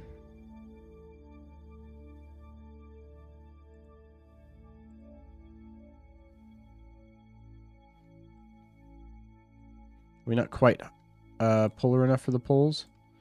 Maybe not. Min-miss poles. There we go. Transmit, log, keep. Let's do EVA in flight over the poles too. No, we've already done that one. That's okay. We'll take the data, board the ship once more. Now it's time to start planning our return trip. And the beautiful thing about Minmus is I can just kind of brute force it. So we're going to do a burn here. I'm going to go this way and this way. Maybe not quite that much.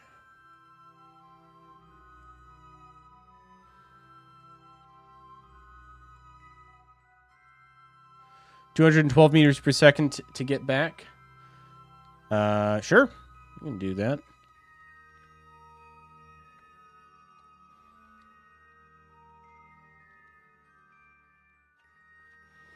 Time warp over to it. And then we'll just send it. Yeah, Minmus is kind of expensive to get to with the 900 meter per second initial burn, but once you're there, the capture, any plane change maneuvers, and the return trip are all super cheap. Just go for the burn.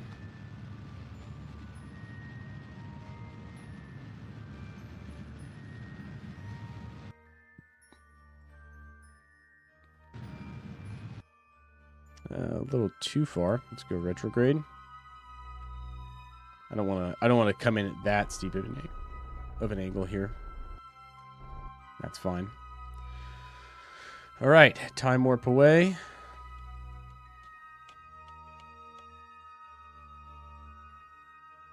And as we fall back down to Kerbin, burn just a little bit more.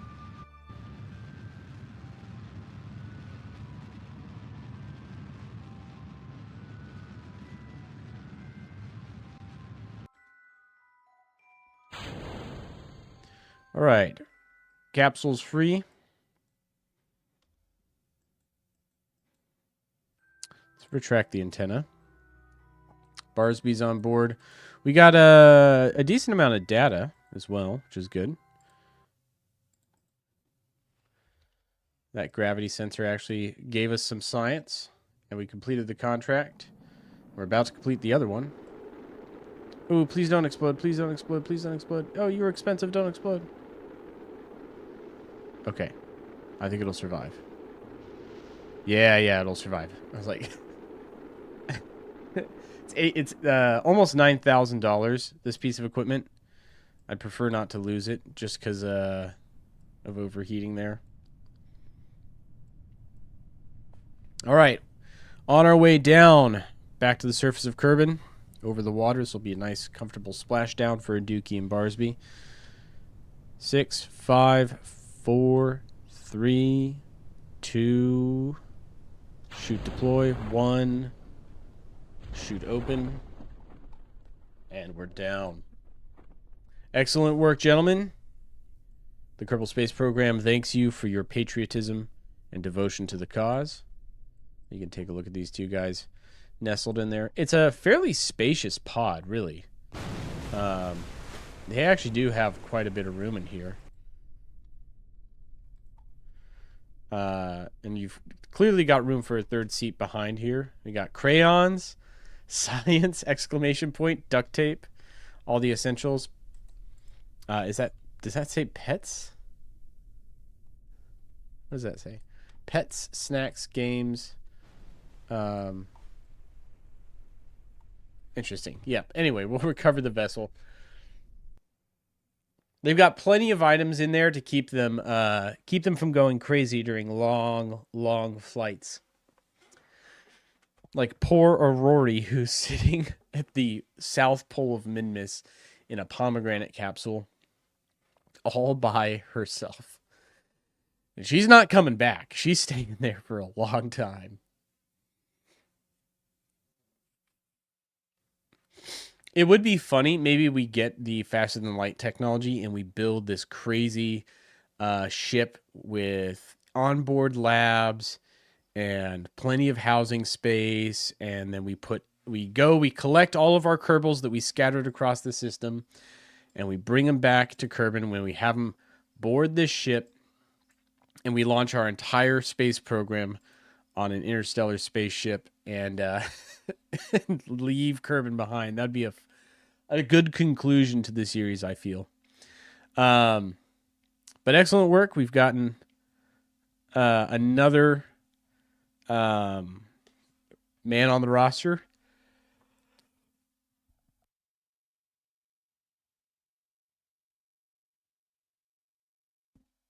Let's see. I clicked on the spaceplane hangar just in a moment of weakness. It's actually not what we're trying to do right now. As fun as the spaceplane hangar is, we do have the Mark III cockpit with a crew capacity of 4. Man, I am kind of tempted to build something with the Mark III. But not today, not today. No, today we're trying to do this Eve mission. Eventually, we'll send a manned ship to Eve, but I think actually, before we try sending a manned vessel to Eve, I want to send a manned vessel to Jool. I think that's where our next, that's going to be the next destination of that big rocket will be. Science data from the surface of the moon, yes. Science data from space around Duna, yes. We can do both of those very easily. No. I wish I had this option earlier. EVA reports on the surface of Ike. That does not pay out enough for how hard that would be. And then we'll reconfigure our telescope. So we'll do science data from the moon. And then let's see how far we are until we are in alignment with Eve for a transfer.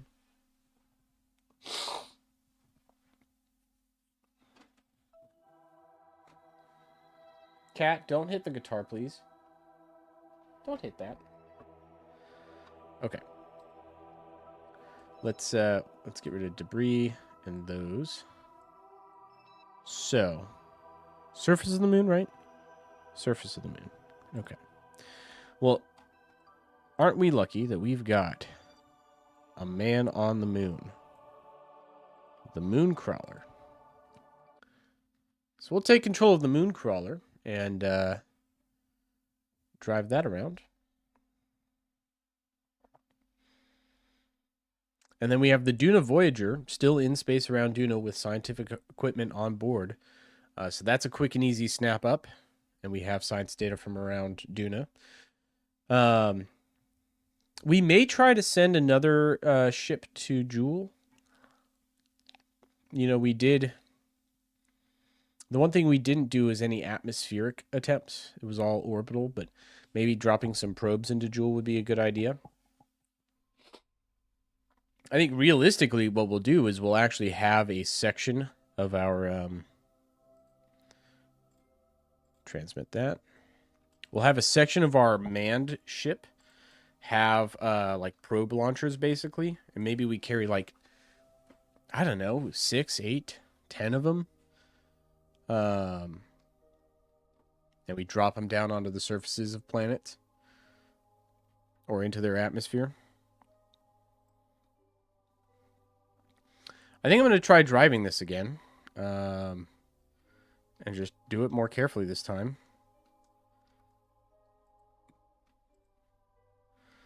All right, here we go.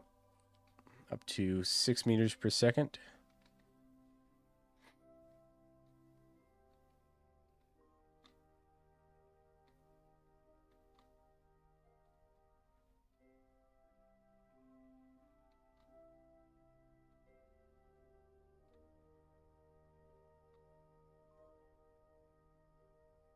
Looks like we're rolling downhill, so we keep accelerating.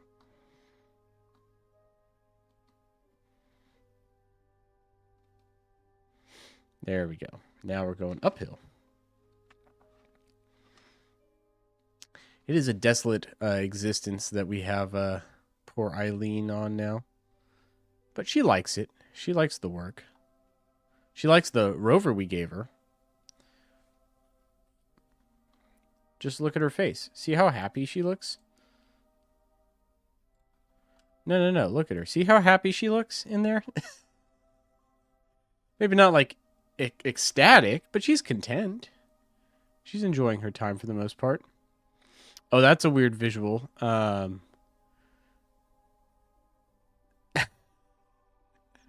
windows at the front have the texture of the airlock hatch, the crew hatch, because it's transparent up here, so they've changed the Z layering, and now it's back there. That's funny. So the hatch is being rendered on the windscreen. Anyway, we'll continue our drive here. Only a couple hundred meters away from the outpost. Should be able to see it here relatively soon. We zoom in and look. There it is. Okay. Brakes.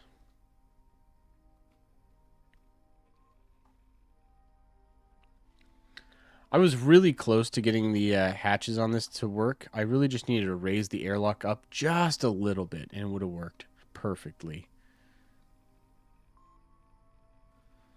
I'm going to quick save before we try to get out, because I have no idea what will happen when I attempt an EVA out the top of this hatch.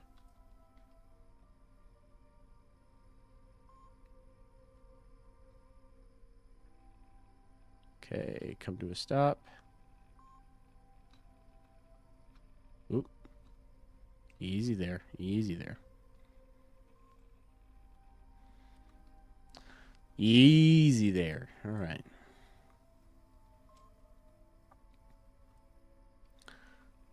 I do like the look of this. I also put the Strutco logo on it because I thought it was cool. It's a fun little rover.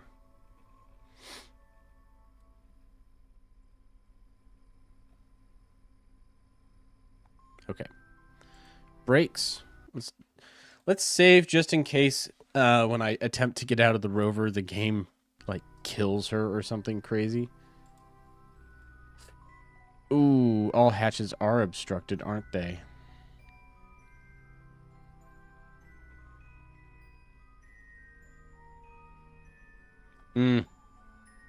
Well, Eileen, it's a good thing that that rover has snacks because you are staying in there.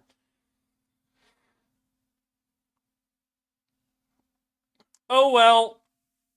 You know, eventually we'll send a different Kerbal down and maybe we can get Eileen out of that out of that thing.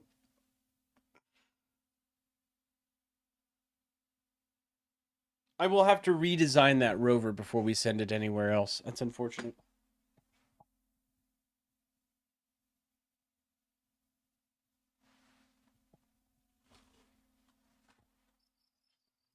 Okay. That's one contract done. Science data from the surface of the moon accomplished successfully. Let's go to the Duna Voyager. We can do a little science data from it too. Or the Duna lander. I think it's got a probe core on it. And it's got power. I think we could just do science from that, maybe. Zoom out. Also, where's Eve? Still way over there. Okay.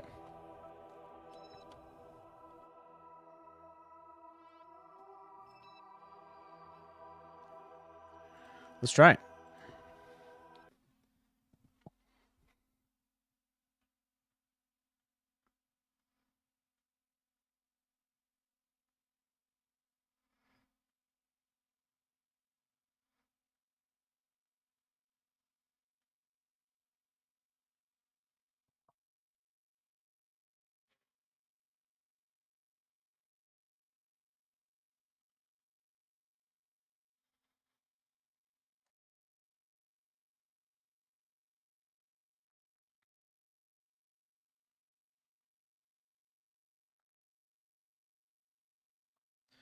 Okie dokie.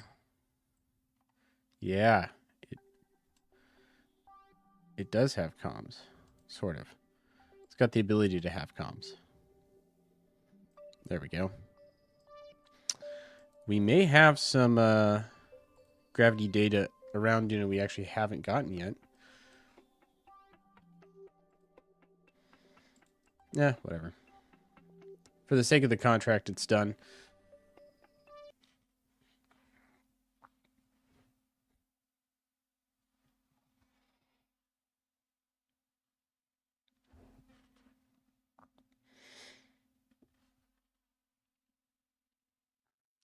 Now, we'll see what other contracts we have available. We have 3 million, which is enough to afford the upgrades I want to make to our ship, the KSP Hermes. So, right now, it has the Lantern, improved solid core thermal nuclear rocket. And after we launch that, and with all the scientific data we got from Duna, we actually have the ability to put a much, much, much, much more efficient and larger nuclear rocket on board.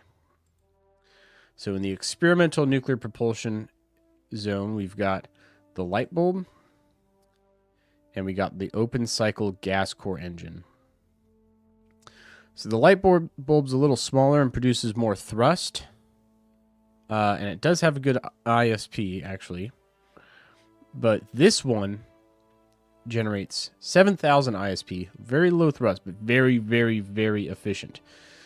And it uses liquid hydrogen 17.9 per second. This one uses liquid hydrogen at 71.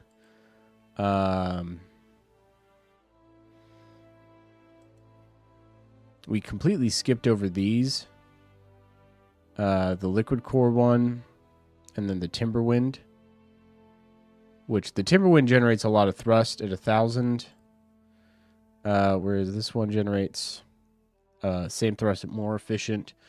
We were on the improved nuclear propulsion, so we had the Lantern, 48 kilonewtons of thrust, 840 ISP in vacuum. I'm going to put the open cycle gas core nuclear engine.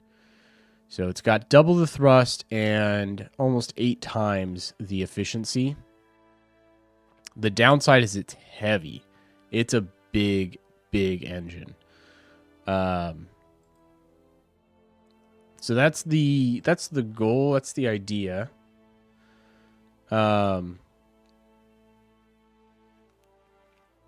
There's also the nuclear saltwater engine, which is where it starts getting really weird.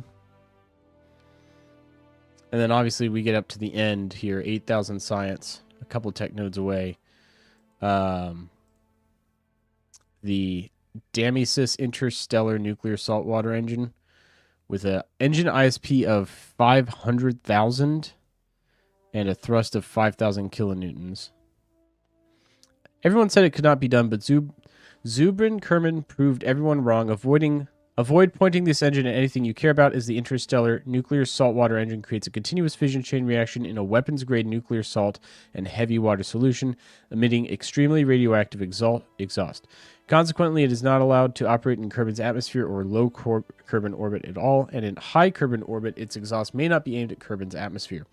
The engine runs on nuclear salt water, which can be mixed in advance from uranium-233 and heavy water, but can also be directly fed on board from supplies of uranium-233 and heavy water. So, that's wild. We're pretty much just not going to need that, though, because by the time we get to this, we might as well just be using, like, the fusion drives. But no, we're gonna put this guy on our rocket. I've already purchased it and played around with it a little bit, but it is heavy, dude. It's 20 tons, the engine alone. So it's gonna be a challenge to get it up to the station. And I think before we install that nuclear engine, I want to add a couple more fuel tanks to it. So we're gonna start there. Let's see, is there anything else we want to grab while we're here? Advanced photovoltaic panels. Maybe cutting edge solar. I don't think so. We've kind of got all the things we need. Command pod for use with structural trusses. Extra strong omnidirectional antenna built in. It's kind of nice. No, we'll save our science for more ambitious things. Let's go tracking station. Let's go to our KSP Overwatch satellite and start marking asteroids because we still have a contract out for that. And then we're just going to let time fly by and try and get our Eve capture. So let's go. It's way out here. KSP Overwatch.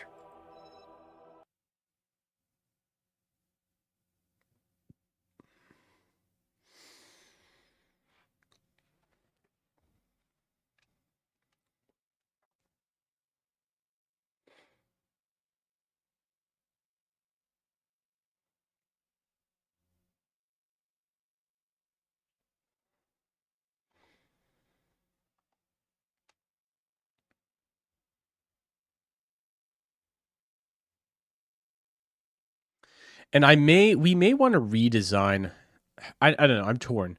A part of me wants to build on the KSP Hermes, but I think we could do better overall with the design, and I kind of want to start over with it. We also have the money to start over with it if we wanted to. We do need to get down to a lower orbit. That's always fun. All right. Let's start by lowering periapsis.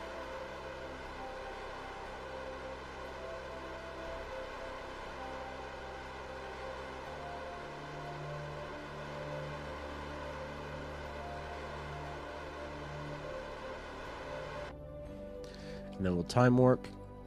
And while we time warp, this will also be a good opportunity for us to move time along and get Eve into position.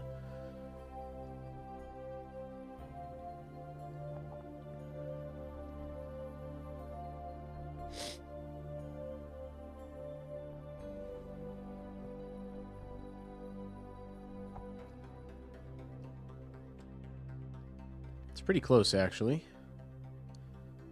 All right.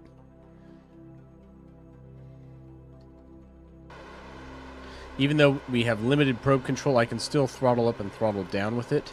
And as long as I tell it what heading to be on, I can't like do any key inputs, but I can manually point it at any of these headings.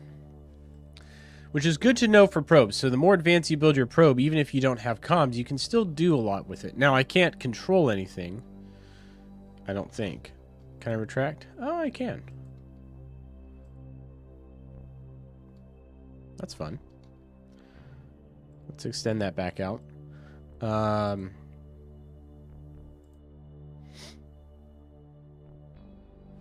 You focus the telescope out into space, scanning for celestial bodies. All right, that's great. We'll keep that. And it is object tracking. Great. So with that, we'll continue time warping. We'll start mapping asteroids. That's great. And we've completed that contract for an additional sum of cash to be deposited to me. We're at 3.6 million now, which is good. Now we need Eve to be 51.4 degrees behind Kerbin, measured by my Mark 1 Mod 0 eyeballs. That looks to be about 51.4. So we're going to head back to the Space Center. I'm going to take a quick break, and then we're going to launch this rocket to Eve. So bear with me, everyone. I'll be right back, and then we will hopefully this time successfully do a mission to Eve.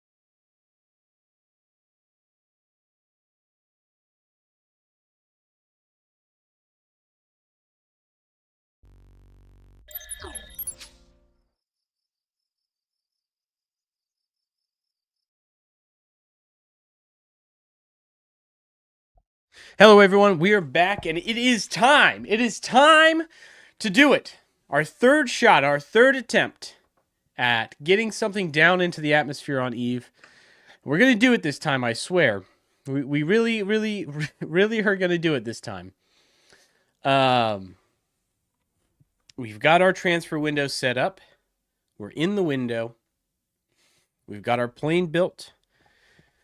We're going to use the heat shield. The big inflatable heat shield should be able to get us down. And now the trick with this heat shield is I need to be able to separate it from the rest of the craft. Once we get deep enough into the atmosphere, I need to be able to get away from the heat shield. Let's load. Let's open up our Eve Vanguard or Eve Valkyrie. I think this is the one. Yep. Looks a little goofy, but it should work. Now, is there anything else we want to add to this? I think it's good to go as it stands. It's propeller driven, and we figured out how to use the propellers. We have all the control surfaces we could need.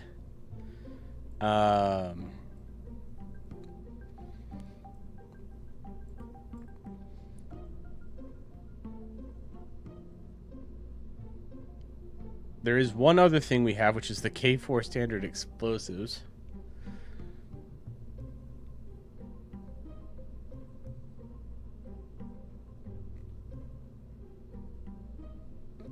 No, that's not going to work. I wish there was some kind of like explosive you could put on to destroy a part when you're ready. But it appears not. Unfortunate. I don't think there really is anything else for us to add or do to this thing. It's pretty much good to go. All right, we launch it. No second guesses. No backing out. We're launching.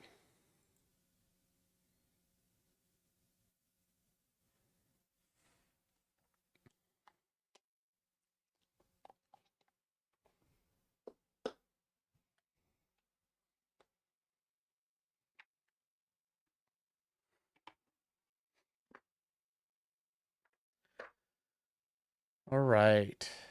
If it'll load, if it'll load, if it'll load.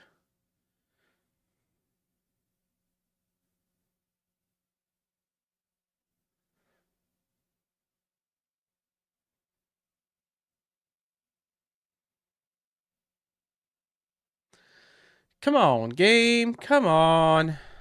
Get me there. Here we go. All right. It's a little stupid looking with the fairing. That's okay. It should be all right. And we're off. Let's just get this thing into orbit. We can worry about the rest later, but let's just get it into orbit.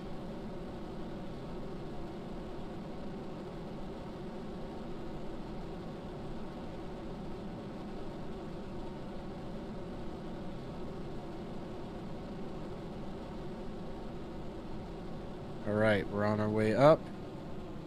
Throttle down, try and maintain that 1.5 thrust to weight ratio. We'll lock prograde.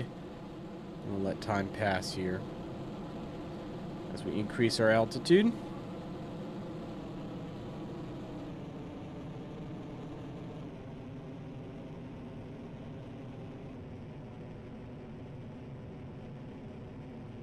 So far, so good. Not seeing any major issues on this first stage.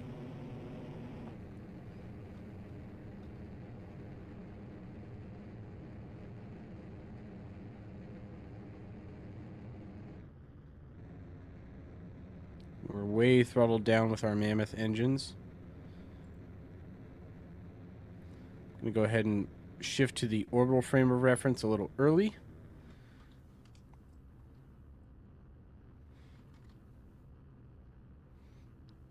.800 meters per second of delta V left on this stage.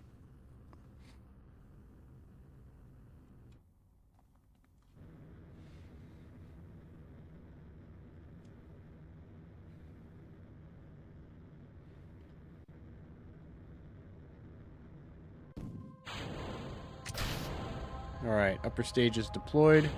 Bearings gone. Plane's out of the cage. We overshot Apoapsis by a little bit, but it's okay. Should be okay.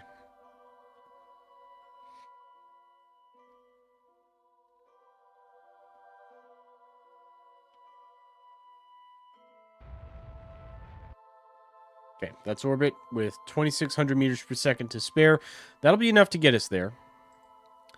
Let's go ahead and prep the ship. Extend all the things.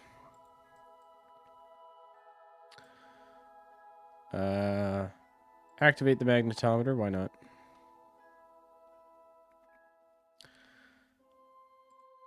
Transmit it. Run magnetometer report. See if there isn't any data we've missed here in low Kerbal orbit. Probably not. Transmit it anyway.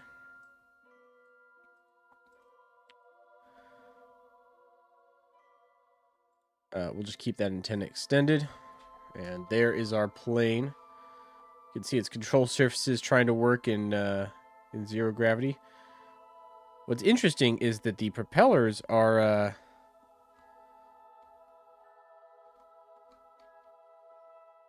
free spinning.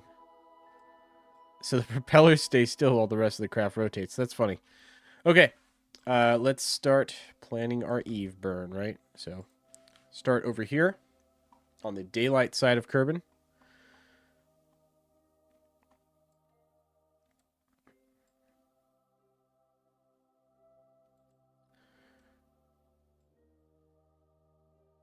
And let's set Eve as the target. That'll help.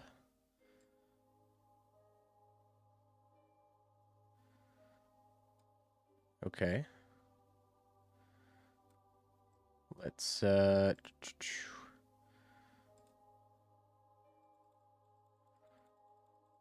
move this around. There we go.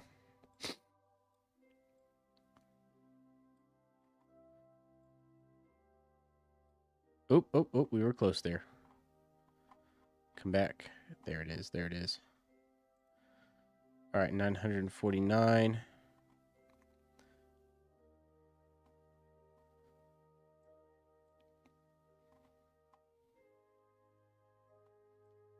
Okay. Let's take that.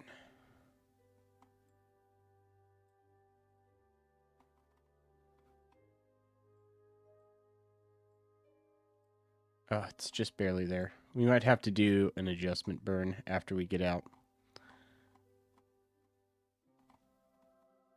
Okay, that's fine. Lock on the maneuver node. And once we're on the maneuver node, we'll time warp to it. So take 1,000 meters per second of delta V. It'll leave us with just over 1,500.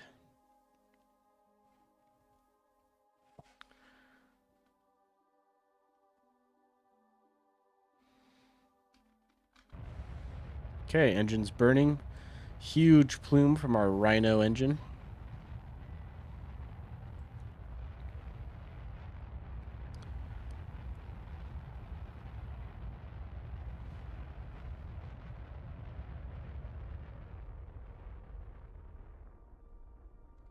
Okay, a little overshoot, but we're going to have to correct anyway. So we are out of Kerbin. And we're approaching an ascending node here. So this is where we're going to do our maneuver.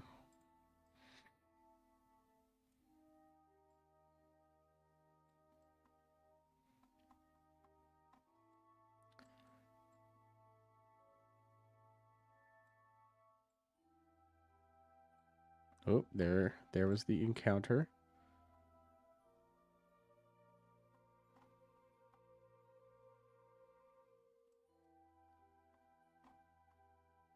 Ooh, that's close. That's close. Where is that? Okay.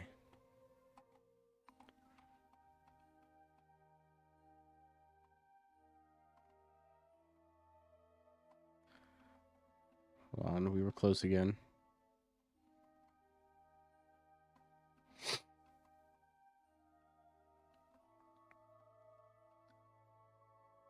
177. Let's get back to that. Okay.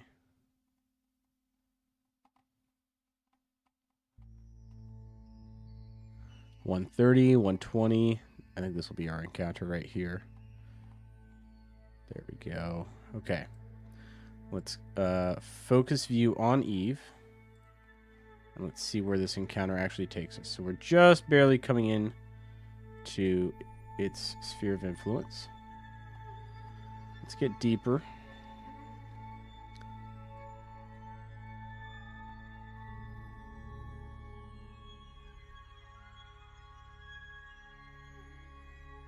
There we go. Get deeper.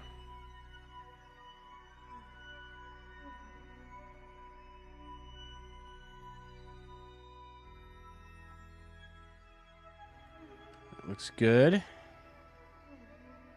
little flatter.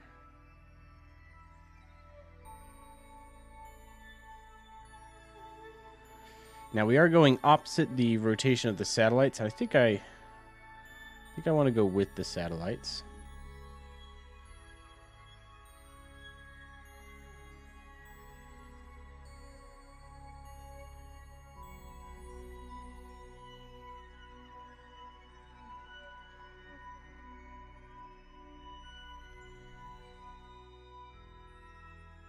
There we go.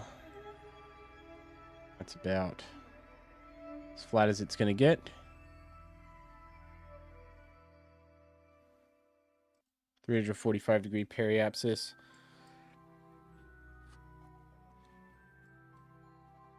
Let's get to like 100. I want to get real close in there. Okay, 4-second burn, 324 meters per second. Expensive for a mid-course correction. But it looks like we were off plane by quite a bit. We needed to adjust. It's okay. We have the delta V baked in. Now, there's two ways we can try to do the capture. We can try to burn the engine in the upper stage and do the capture, or we can do a direct aero capture with the payload and not worry about the upper stage. I'm going to try to do the upper stage deceleration in orbit, and then we'll have the upper stage available to do some science before we discard it. That's the plan. We'll see how that pans out, but that's the initial plan. Okay, engines are burning.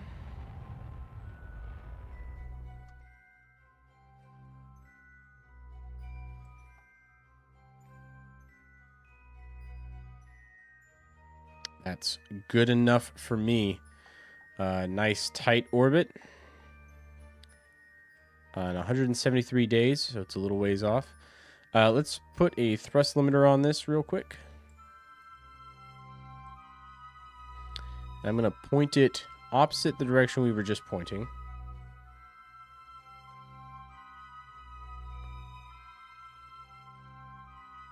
Make a slight tweak. Bring it in just a little closer. We'll do that manually.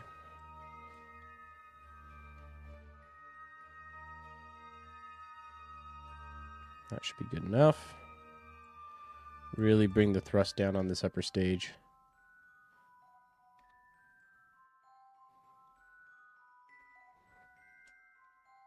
(100-kilometer orbit, 101-kilometer orbit. It's pretty good. Let's see what this maneuver was going to take us. So 300 gets us captured. We've got 1,200 left in the bank. 1,000 gets us to about here. And this is similar to the orbit we were in before. We have 1,220 left.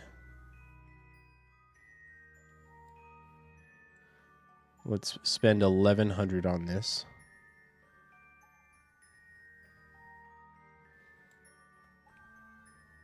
Okay. 10,000, 100,000 times ahead as we move through our transfer. So we'll lose comms here eventually. But that's okay because, yep, there we go. So I've made the handshake. I've got comms with both sides. And as I get farther from Kerbin, I will maintain good comms the whole way. That's exactly what I wanted to see.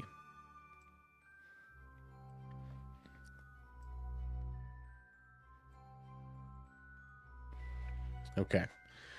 Let's keep coming down to the planet.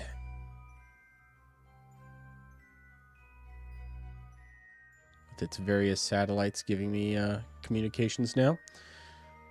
19 days until the burn. We're about to enter Eve's sphere of influence. And as we do, I am going to slow time down and we're going to do the magnetometer reports because we haven't done those around Eve yet.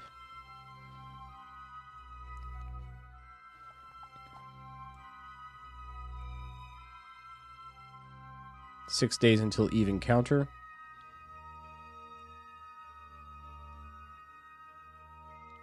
Getting real close now. You can see it approaching here.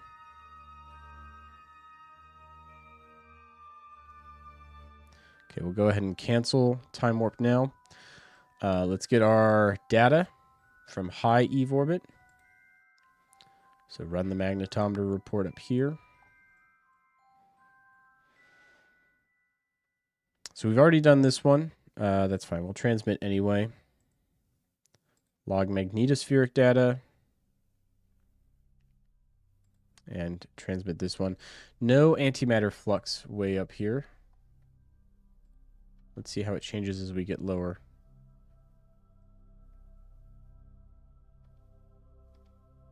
Oop, oh.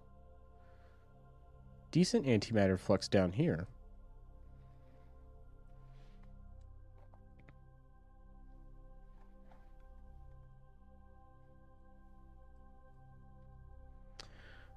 Log magnetospheric data up here. No, still too high. That's fine. Reset. Oh, I should probably take the thrust limiter off this. There we go. I was like, why does it think I need to be way out here? That's why. All right, we'll run a magnetometer report from low Eve orbit and log magnetospheric data. There we go. That's a good chunk of science right there. 12-second burn to get us captured here.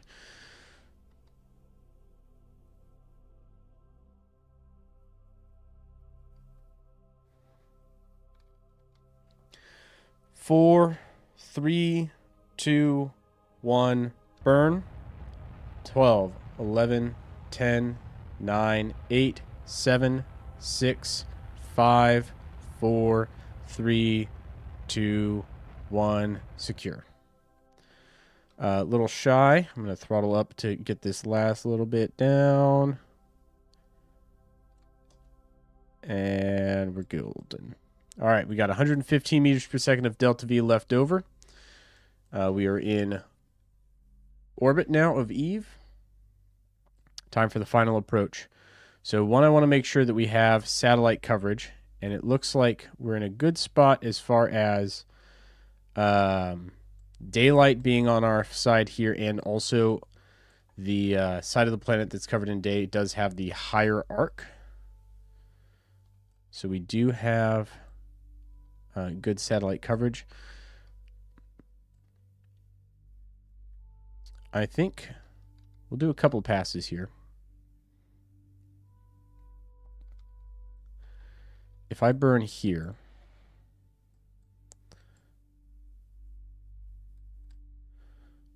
yeah, that'll 100% do it. Okay, what if I burn later? And less. There we go. I want it to come down in here. I want to try and get into the atmosphere and be like flying by about here.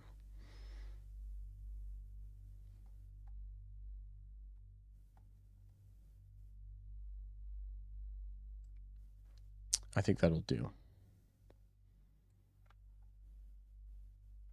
And we do have satellites working for us during that time. Okay, we'll go for it. And these things will have long coverage over this portion here. Because, you know, this entire arc of its orbit that it's just about to enter is going to give us coverage. So that'll give us lots of time to fly around as well. Okay. Time warp to the burn. It's a 1 second long burn for all of the fuel, all the marbles. Here we go. All right. Little pass, but that's okay. That expends the fuel. And we are now on our way down. Let's do a quick save here.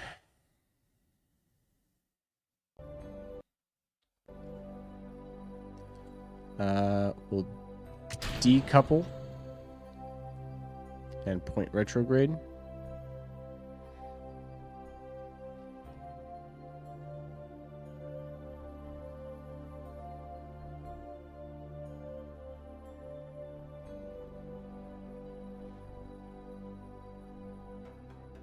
We'll go ahead and inflate the heat shield. This thing's what's going to cover us up.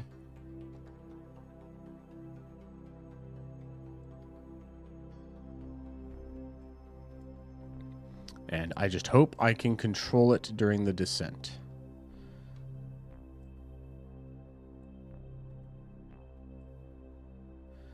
And yeah, we have perfect satellite coverage. So that's good. All right. Let's see about aero and drag here. Starting to heat up.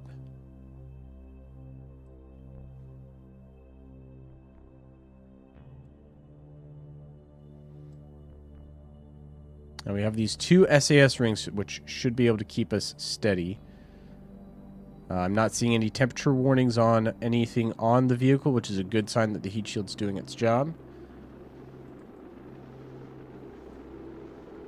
That upper stage is breaking up over there. You can see it exploding in the distance from re-entry effects.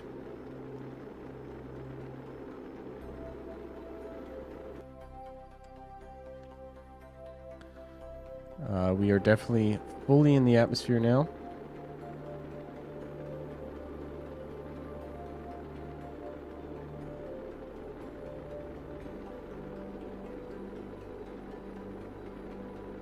Stability assist is doing its best to keep it oriented. Center of mass is starting to overcome it, but as we come through this last little bit of the region of hypersonic flight, yep, it looks like I'll be able to shed this. Okay. So here's the tricky part, is I need to shed the heat shield. And the way we're going to do this is we're going to rock it. And there we go. Okay, so now we're both falling. Drogue chutes will pull me off, I guess. You may want to cut those. Okay, this is an interesting configuration I wasn't expecting to be in. Let's turn SAS on, go to surface, and go prograde. I understand that is down, but that should be fine. Let's start by cutting the chutes. First one, then the other. Okay. Let's do a quick save up here, in case anything goes hilariously wrong.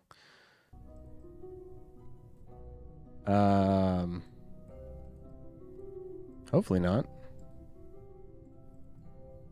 Okay.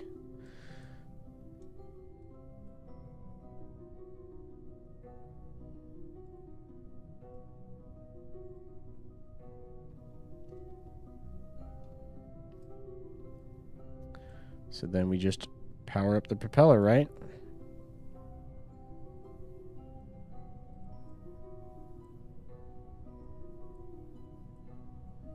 I guess I need a little bit more power probably.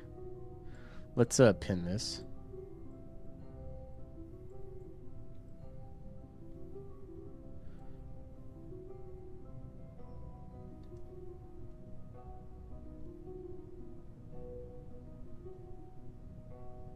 Are you gonna let me accelerate?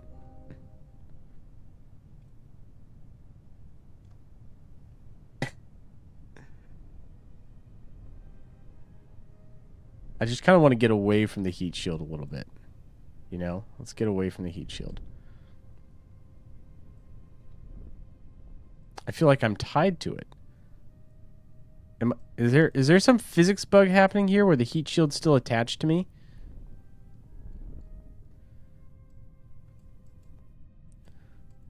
I can't full torque.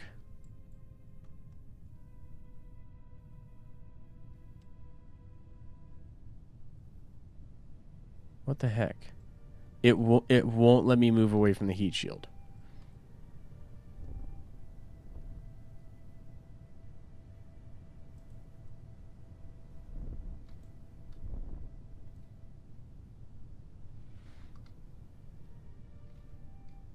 Okay, so can't really accelerate with propellers, it seems.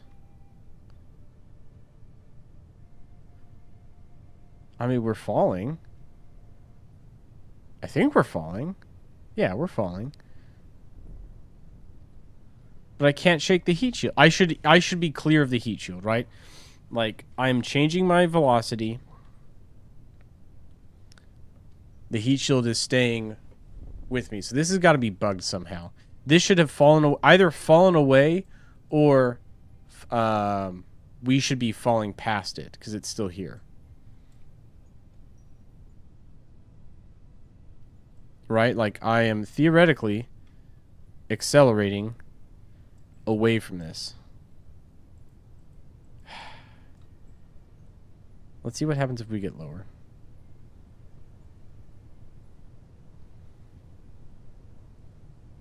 We can get some science at least.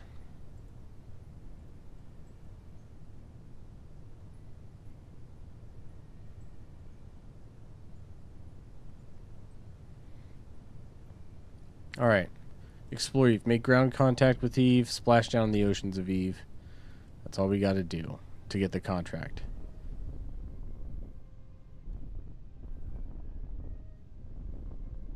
But no matter where I point this thing, it does not want to get away from the heat shield.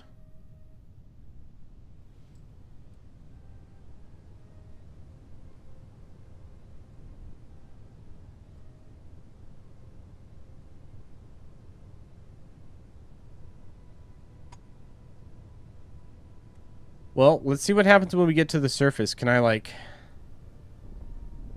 I wonder if I can get the heat shield to hit the water or something. Let's just, let's get down to the surface, shall we? Hey,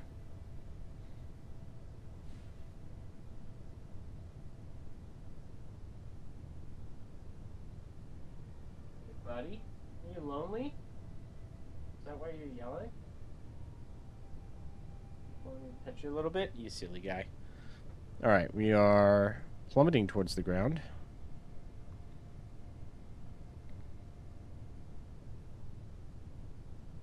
Faster, faster, faster. 7,000 meters up, we're lower.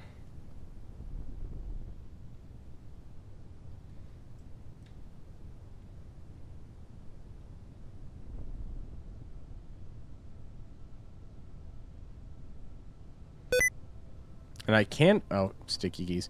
Dang it. I can control my airspeed quite a bit by changing the angle of my propeller blades, which is nice. Let's fly this way. We're 3,000 meters down. Can I get different science? Nope.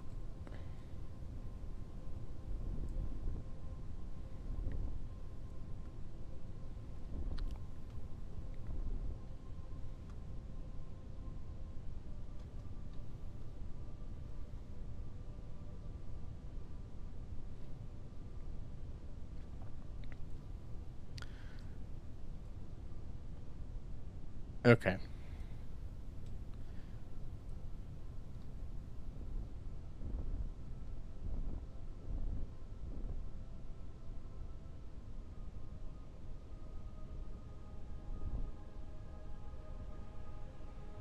Weird.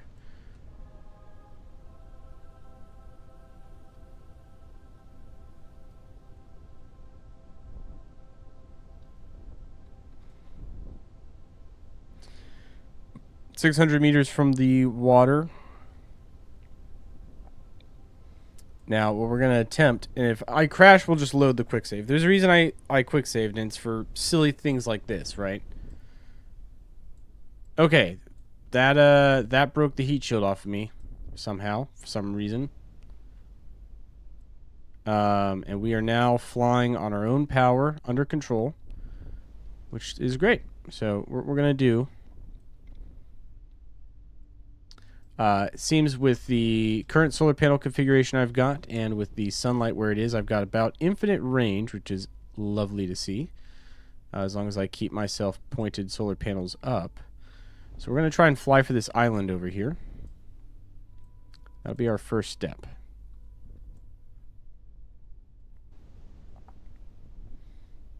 I'm going to attempt a landing there. It looks like the atmosphere is literally too soupy to be able to accelerate any faster than we're currently flying at 300 meters. So I'm going to try climbing a little bit.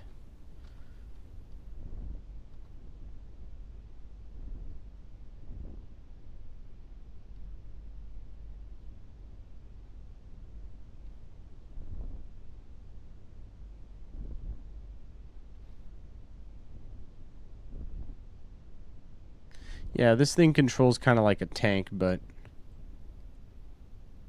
it's fine. We're making it work. We're at 800 meters and climbing.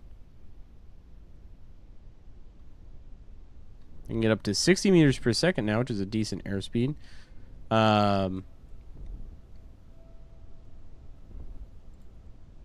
Let's get our experiments set up over here.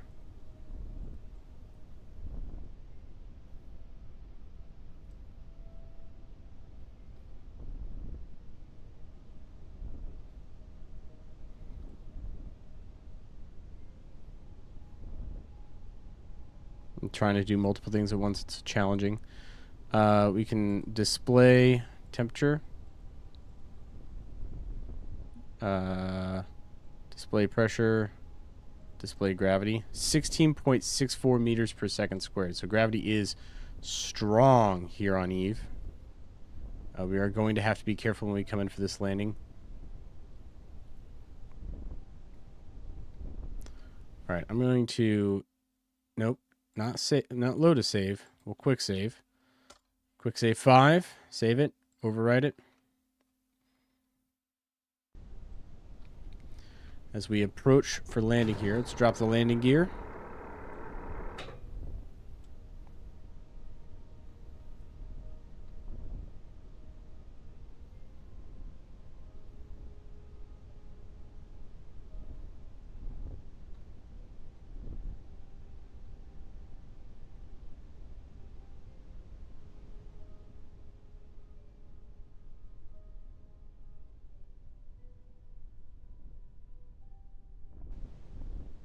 Okay. Torque off. Ooh, nope. Sorry, torque up. I did not realize that I would totally kill me there.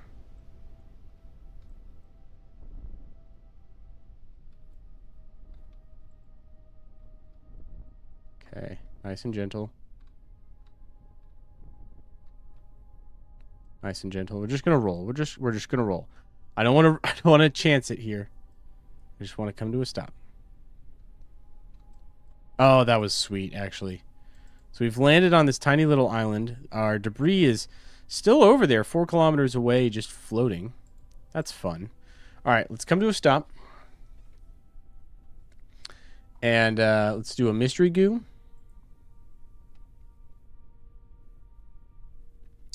Transmit that. Yep. Let's do seismic. Transmit that. Temperature. Transmit that. Pressure. Transmit that. Gravity. Transmit that.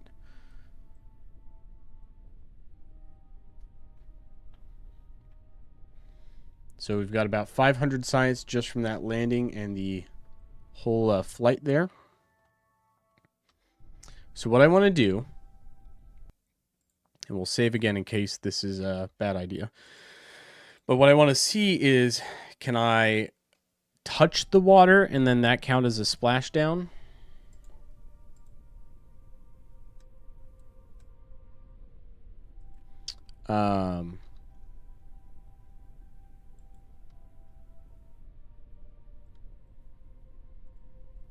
Let's just do real low torque. There we go. So can I roll into the water? And if I just get into the water, is that a splashdown? Or do I need to be floating in the water? And then if I need to be floating in the water, can I get out of the water?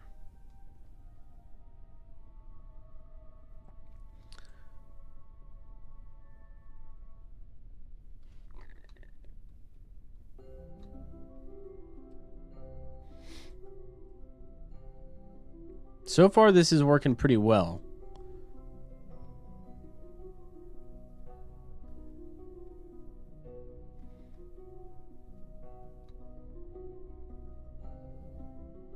Okay. I'm going to try, we're going to come out over here, and then I'm going to turn, and we'll go into the water this way towards the other land. And hopefully this will count. Okay, so I have to be, like, in the water. Now, can I get out? Like, if I bring my torque up here?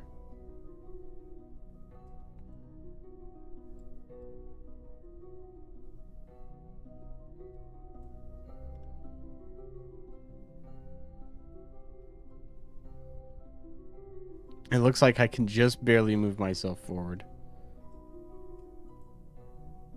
Yeah, I'm basically a boat now. So, one interesting opportunity, not very fast, however,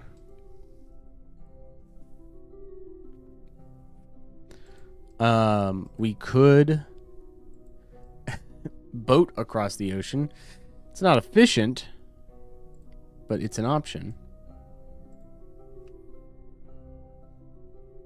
That completes the contract. So, mission accomplished. We've done it, but I want to get it on land. All right, my wheels have touched land.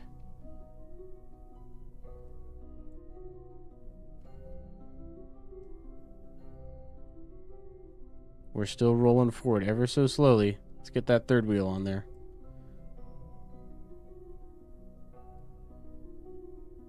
Third wheel's touched land. Wings are coming out of the water.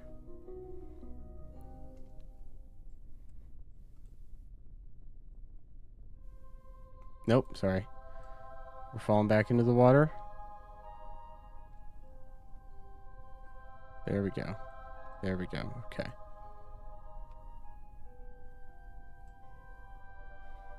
We're climbing out. We're climbing out. The propellers are free to spin now. Okay. Torque off. We're free of the water. Okay, good. Good. That's good to know. Let's, well, brake for one.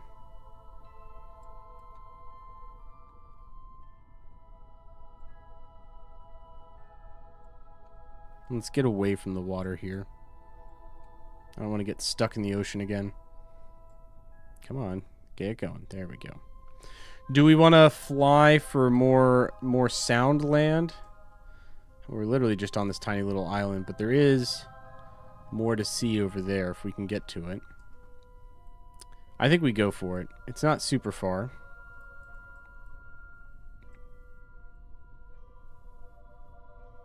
Start building some airspeed.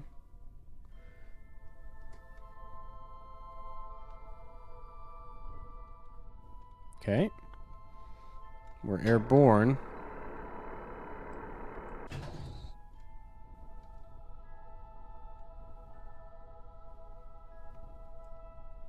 Let's climb. Let's try and climb up to an altitude that we can sustain this at.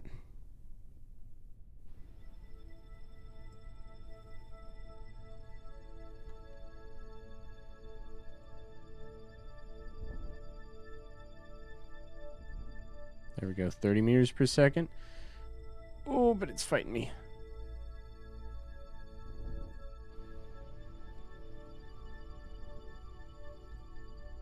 Why am I yawing so much?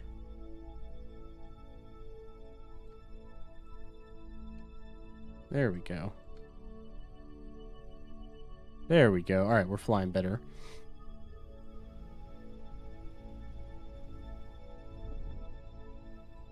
Let's get up into the air a little bit. Goal is to climb.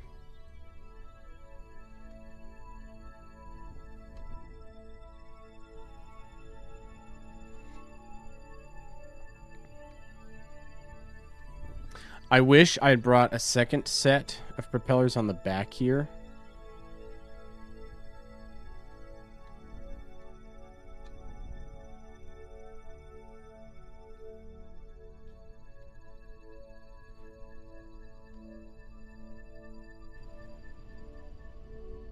Alright.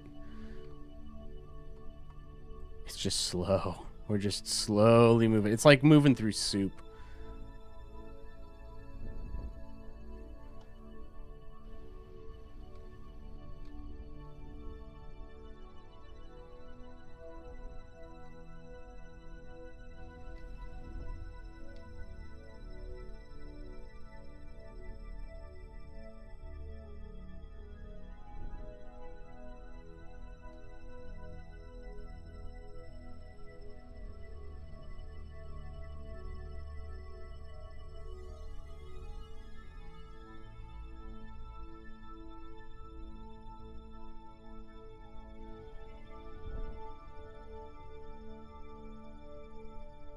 Am I not? I feel like I was making more torque earlier, wasn't I? Suppose not. I suppose I wasn't. It's a genuine challenge to try and gain altitude here. Gravity is pulling hard. Like really hard, and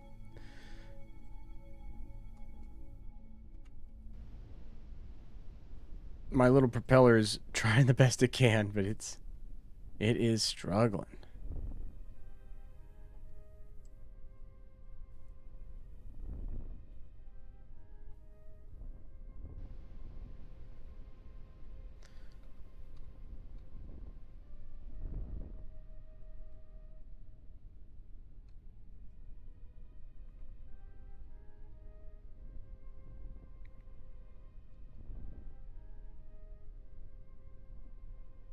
What if I turn SAS off? Is that better?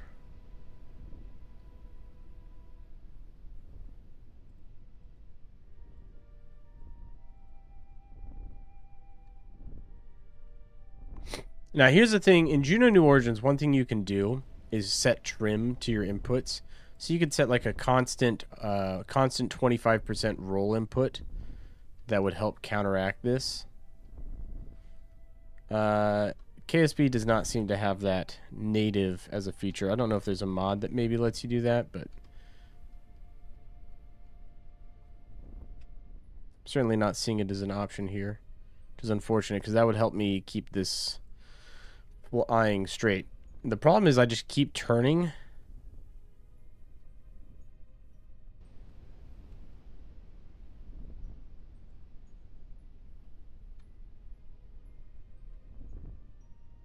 Come on, give me up higher. Get me up higher where I can go faster.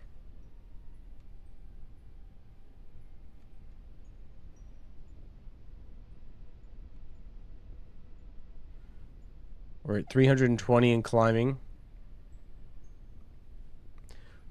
I'm literally hitting Q, A, and S all at the same time, just in bursts, to keep this from, like, veering off.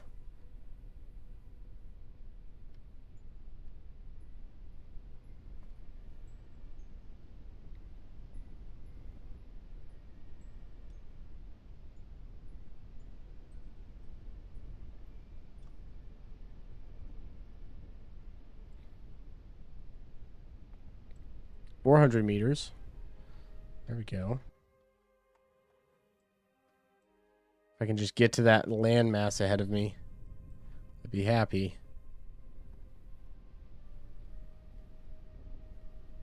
I did go for like the smallest little engine because it had the least torque.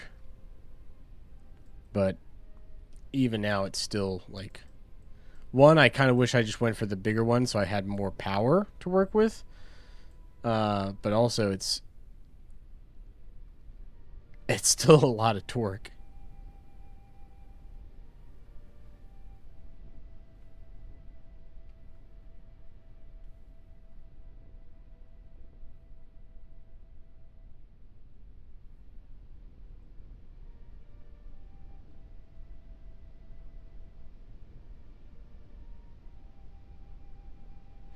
Almost at 500 meters now.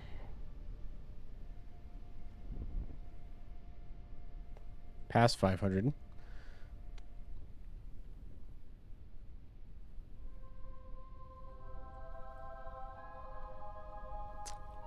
My hand's gonna get tired eventually. Like, I'm just gonna get tired.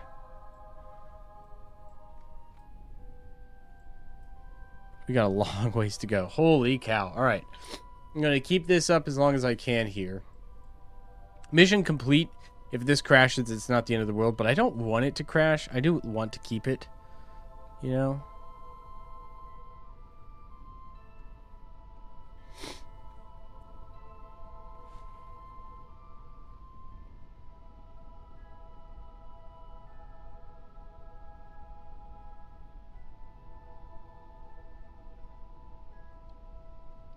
And I want to say as we get higher up here, it's getting a little bit more stable.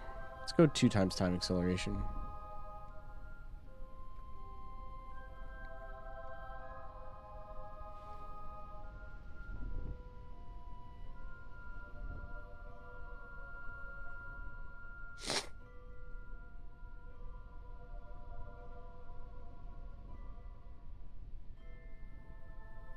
We're at 700 meters now.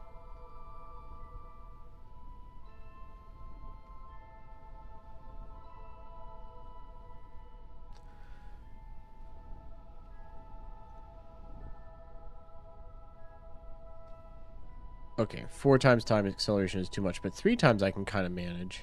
We are getting closer. Like, there's land over there. Maybe next time we just drop a rover down. Oop, stalled.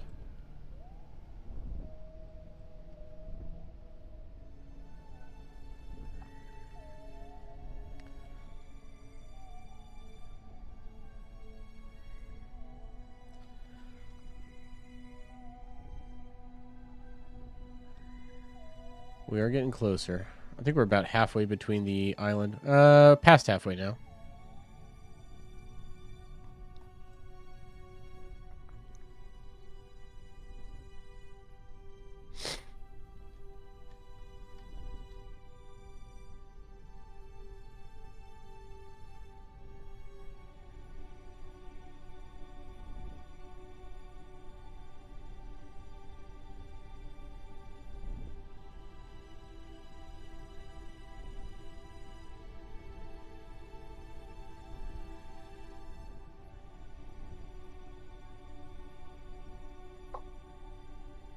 Oh man, maybe I should have tried the Juno engines instead.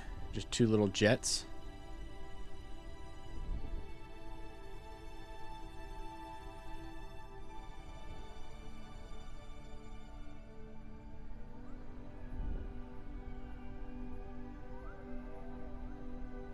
Alright, we're at 1,000 meters now, and I'm averaging about 30 meters per second.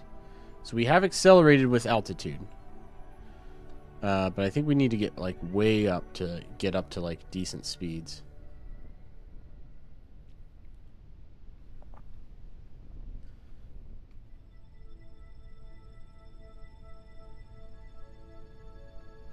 What if we just put it, like, up here?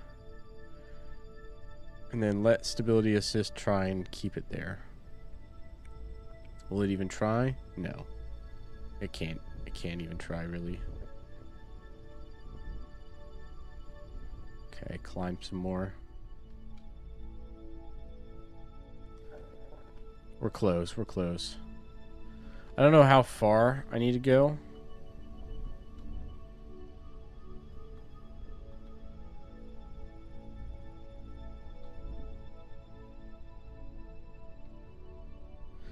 Part of me also just wishes I made this big enough and strong enough I could just launch it like a helicopter, you know? Just send it straight up.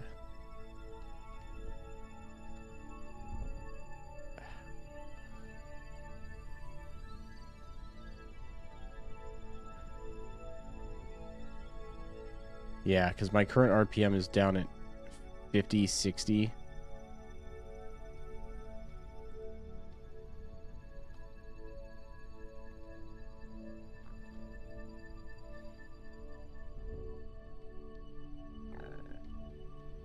It literally just can't spin. The atmosphere is too thick to actually spin the blades at its design speed.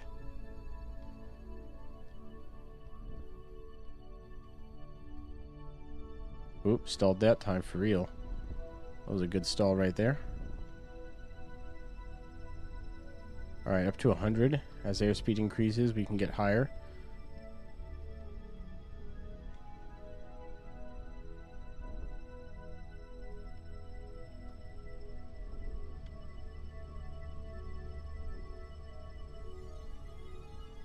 Okay, I'm trading altitude for airspeed here for this last little push.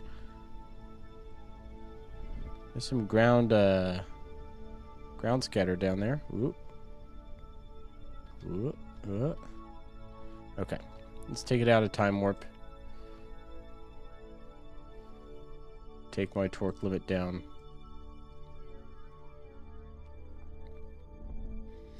Let's just try and land here. We should be on land now.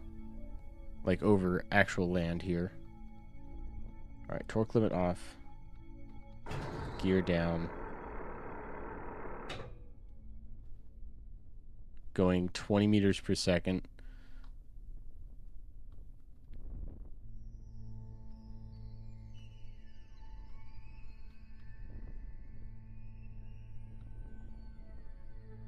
Basically VTOL. I mean, it's so... The atmosphere is so thick, I can just land. This is the shallows area. This is a different biome, which means different science, which we can all transmit. And that is exciting. I'm going to... If this is the shallows, I'd imagine if we can get over here, that's going to be a different biome as well. So let's try that. Let's release the brakes. Give me a little bit of torque. Maybe we can just drive. I don't think that'll be faster. No, it won't be faster. We should just take off. Okay, torque all the way up.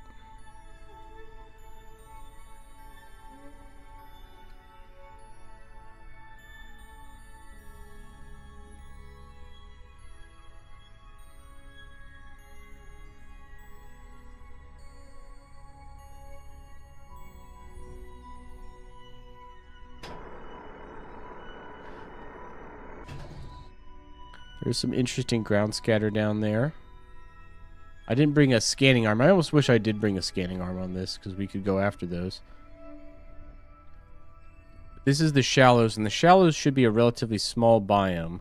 I do want to make one more push. Let's see if we can't get to the lowlands, which I'm betting are going to be up here.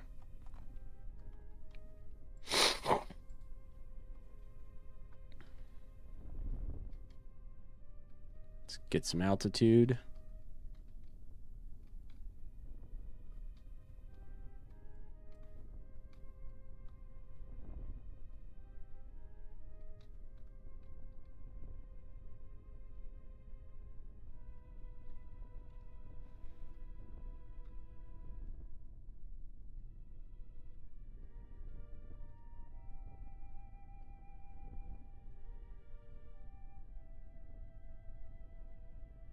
Good news is because of how slow I can land and how much, like,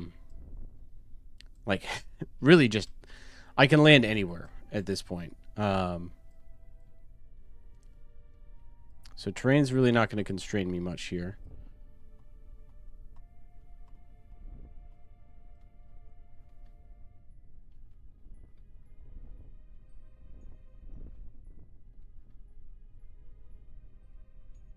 Yeah, I wish there was some way to tune the inputs.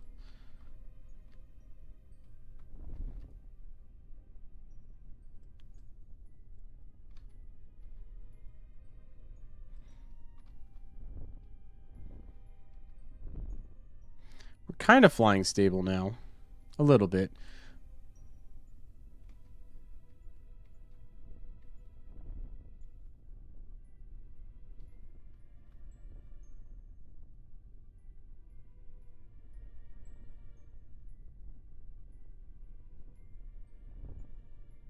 Little pond up here in this valley.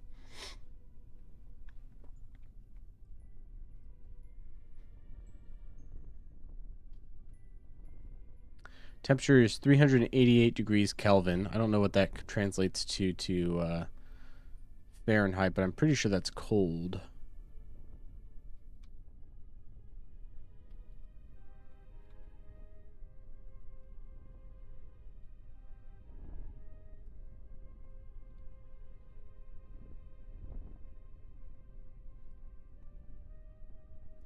All right, let's get over this ridge ahead of us, and then we'll try and land up here.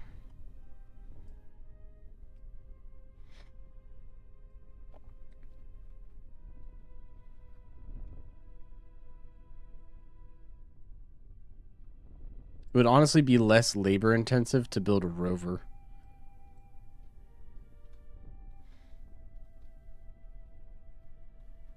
I can't imagine getting off Eve is going to be a huge hurdle as well. So thick of an atmosphere, so dense of a gravitational field. Like anyone who's landing on Eve is staying on Eve. We're not coming back.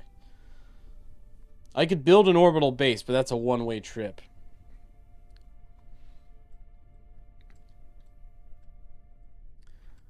Give me lowlands. Give me the lowlands, please.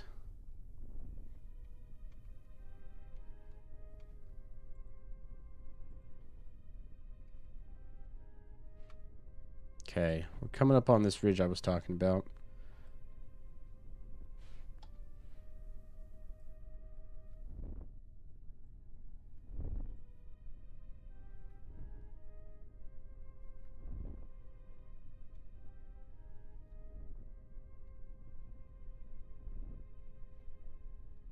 Go to 2 times time acceleration.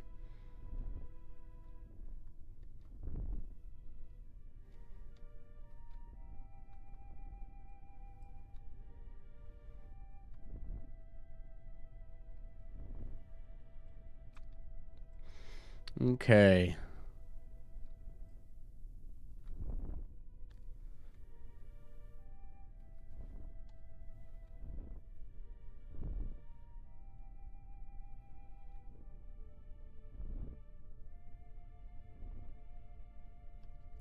All right, let's try and land it. Torque off, gear down.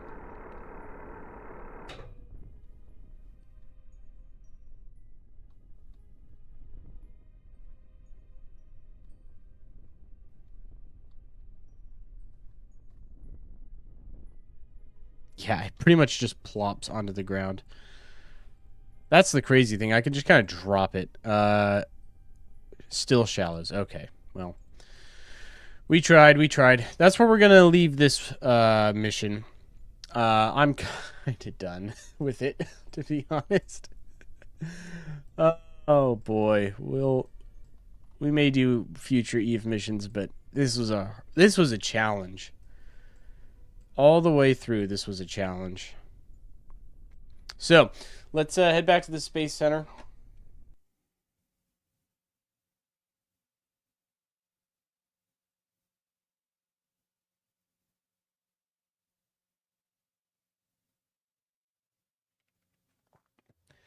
And we did it. Hey, we did it. You know, we finally got that contract. That contract has been sitting in our to-do list for like 20 in-game years.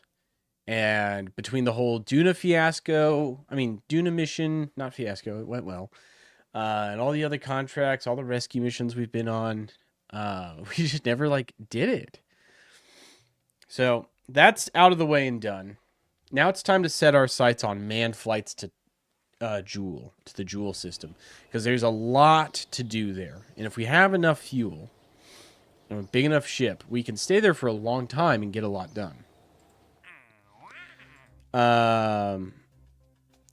Return to Kerbin from orbit of Ike. This would have been great. this would have been great if we had it, like, earlier. Okay.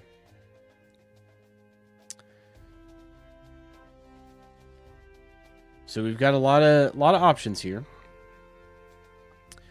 Science data from space around Joule aligns with our goal of going to Joule, right? Bring a lathe stone back with us. I don't know if we're going to try landing on lathe. The Duna Voyager in an adjusted orbit of Duna, we can absolutely do that. Position a satellite in a orbit around Duna. We could do this too next time there's a Duna window. So that's kind of tempting. I think we'll take this. We can do that on the next Duna window. We'll take science data from space around Joule.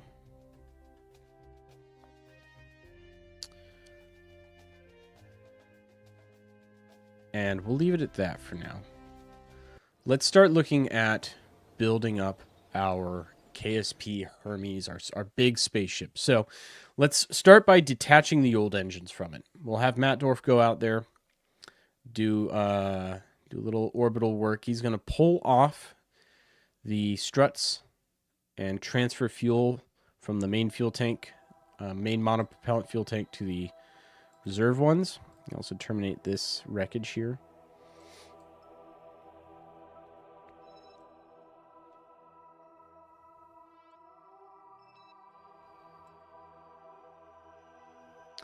This thing should have deorbited.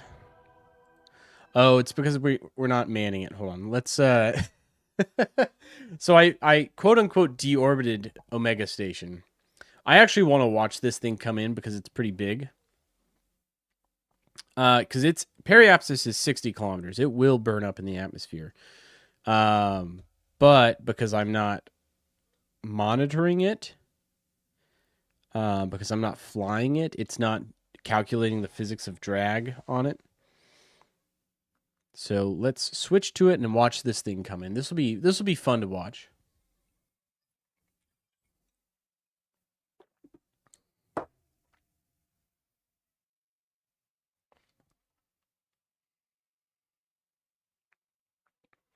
All right, so our old orbital research lab. We got a lot of mileage out of this thing, you know? It's got a little bit of data left. But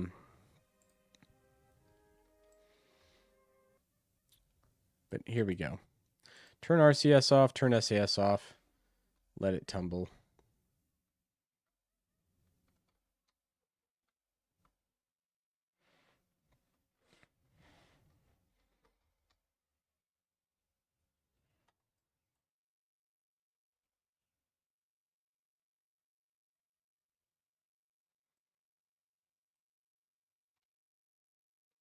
Apoapsis is lowering.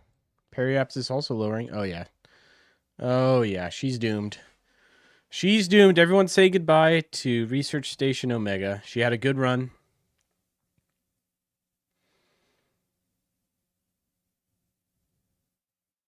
But she's coming down now. Yep. As soon as you start seeing periapsis and apoapsis turn like that, it's a goner for sure. Because now it's just going to fall farther and farther. Yeah, look at that. All right, both apoapsis and periapsis are in the atmosphere. There is no getting out of this. We are officially deorbited. Now it's just tumbling through the atmosphere at extremely high speed. And it should make for a colorful fireball as it comes down. We're starting to see some heating on a solar panel. Oh. Atmospheric forces are starting to affect it more. Theoretically, it will eventually find a stable configuration. There we go. Monopropellant tanks first. I'd be curious to see if anything does survive. There's enough mass on this thing. Some of it may get down.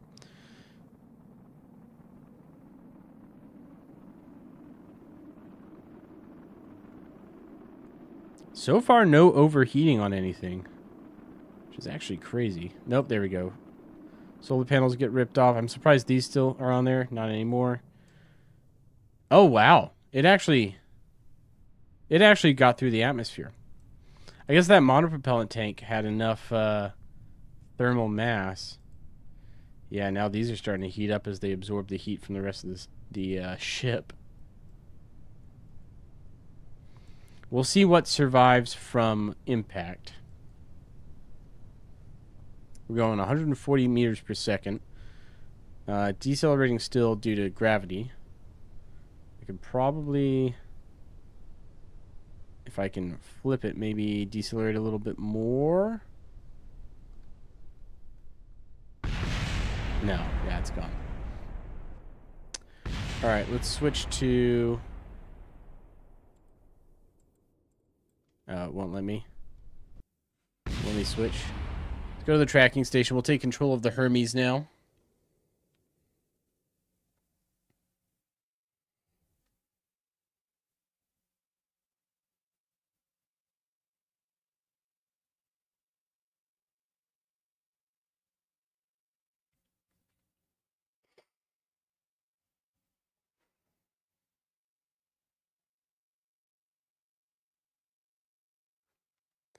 Goodbye, Research Station Omega. You served us well, but your time has come.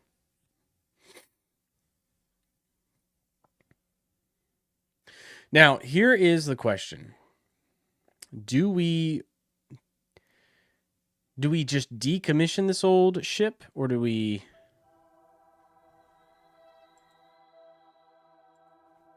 try and upgrade it? I think we're probably going to decommission the... We're decommissioning the engine. I also think the cruise section, we could probably upgrade. We could just leave the fuel tanks in orbit. You know, that's an option. Leave the fuel tanks in orbit with whatever fuel they have on board. We could refuel them, send a couple missions up to refuel those tanks in particular. And then swap everything else out. You know, that's an option.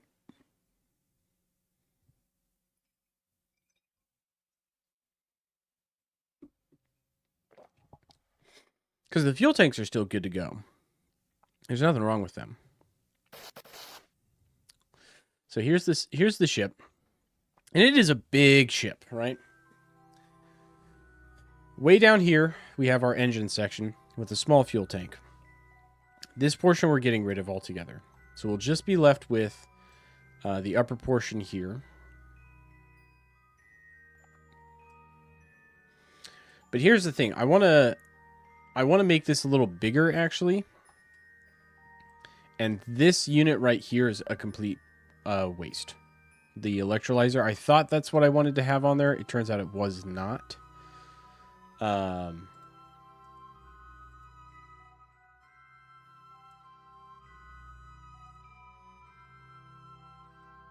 We're going to transfer the monoprop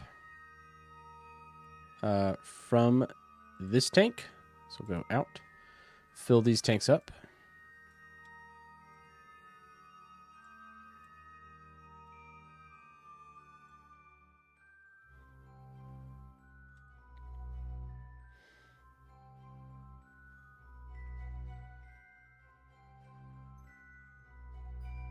There we go.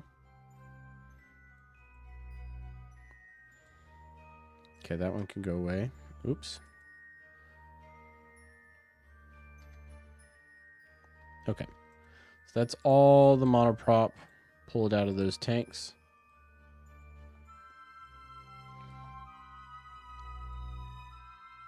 Let's go ahead and decouple here. Undock, switch. This does have its own internal guidance. And it does have some monopropellant. Do we try to recover this, or do we just leave this in orbit?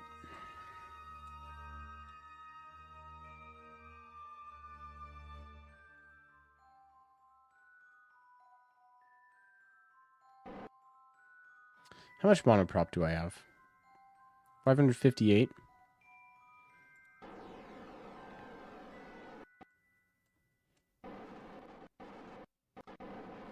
What if we raise it up? to a higher orbit. We can use the monopropellant thrusters. And literally just bring it into a higher orbit here. Graveyard orbit, if you will. Maybe we do that.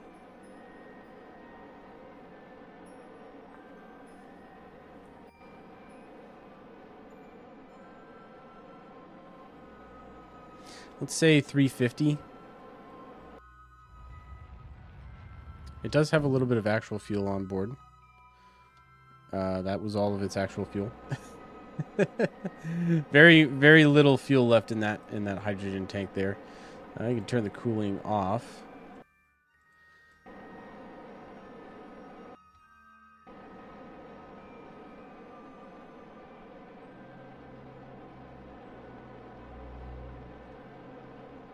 $313, $320.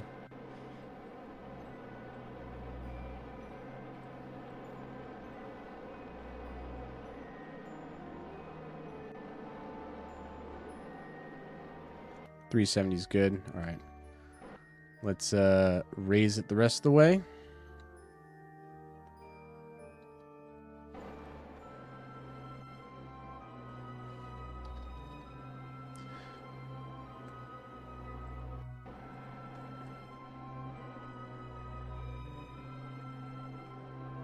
I would say let's just deorbit it, but I don't think the International Atomic Energy Commission is going to be very happy with me deorbiting a nuclear rocket into the atmosphere and just letting it burn up mid-atmosphere. So instead of an uncontrolled deorbit like that,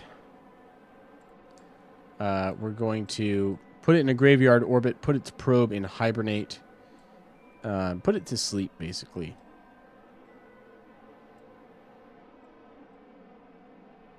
We'll rename it too.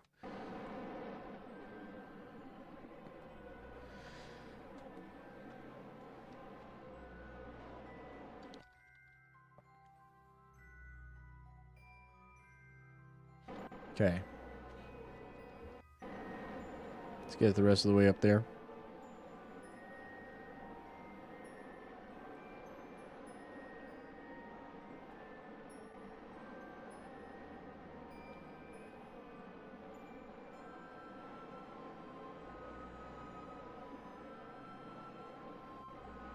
That's good enough. Let's rename this now.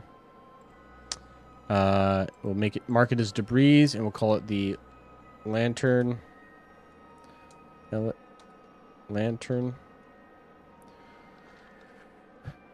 nuclear rocket.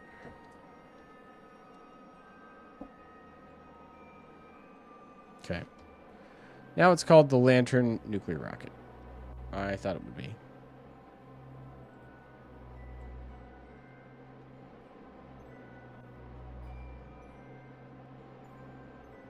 Guess not. Okay. Let's turn our RCS and SAS off. Let's throw it in hibernation.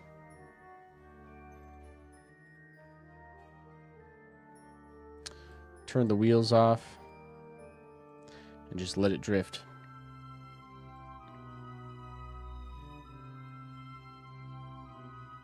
Let's go back to the Space Center. We've disconnected the engine section.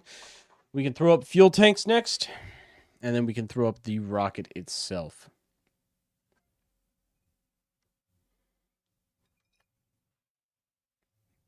I think that'll be the sequence is the new fuel tanks, the new gas core rocket engine, and then we put the new crew cabin on after that.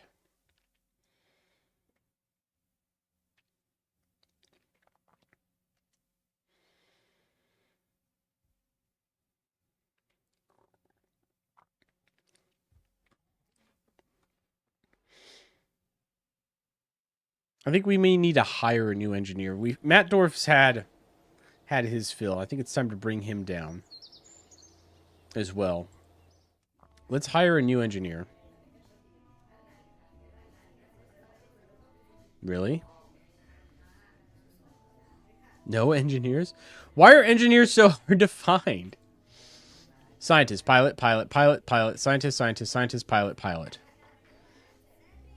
pilot, engineer, Bill, scientist, pilot, scientist, scientist, pilot, scientist, scientist, scientist, scientist, scientist, scientist, scientist. Our only other engineer, we have 2 engineers of the 17 Kerbals on our roster. Matt Dorf and Aurori. Aurori is on Minmus, and we left her there, and maybe that was a mistake, because apparently engineers are worth their weight in gold. All right, whatever. Matt Dorf can stay. Bill can stay down here. Matt Dorf can go up.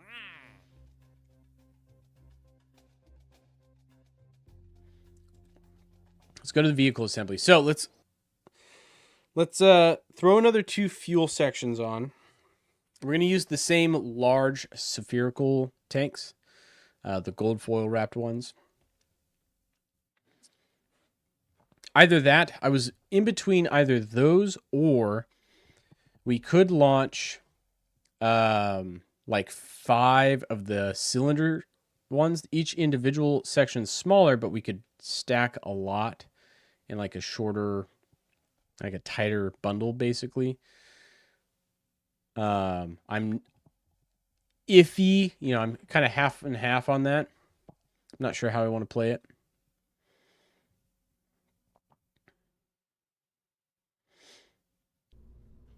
But I'm going to show you guys all the engine itself. So the engine we're putting on this rocket, right? And we'll put the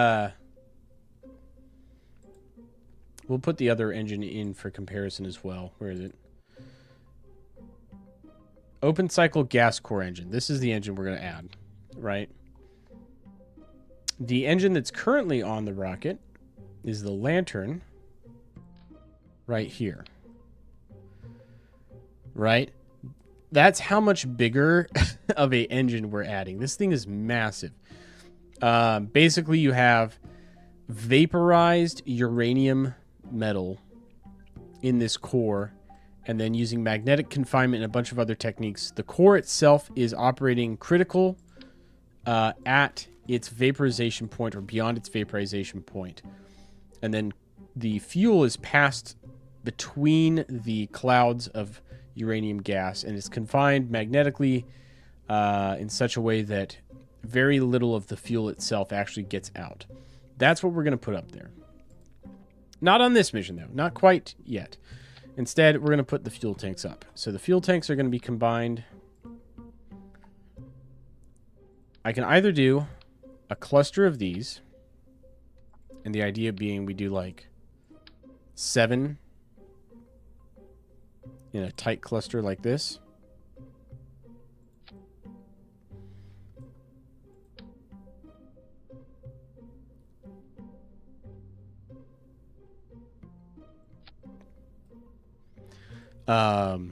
And then each of these holds 60,000, right?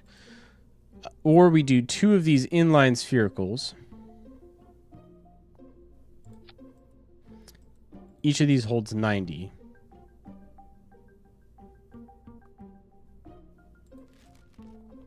So total fuel-wise, this holds more. This holds 50% less, or 2/3 the amount. But I'm sending up 7. So, basically 3 times, a little over 3 times. 60,000 times 3 versus 180,000. Why am I like... Why can I not do that basic math right now? My brain's in a bit of a fog. Apologize. It's a lot of fuel. Anyway, it's a lot of fuel. What I'm trying to say is it's a lot of fuel, right?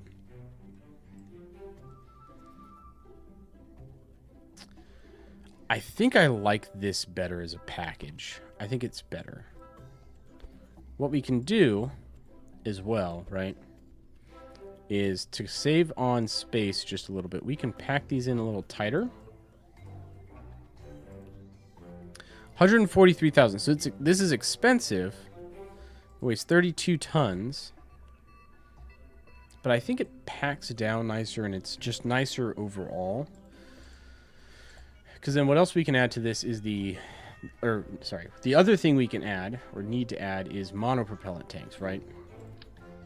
So we ditched our large monopropellant tank just now with that other section, but we can add 2 of these bad boys. Oop, oh, shoot. Clicked the wrong thing. Gosh darn it. Go back on there.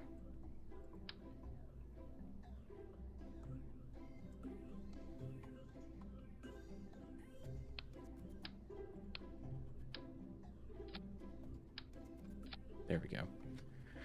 2 sections of monopropellant on either side.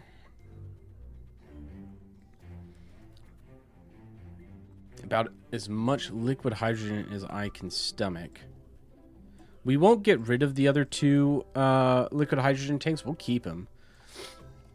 And then I just want to see, for the sense of scale, what this engine is going to look like when we attach it as well.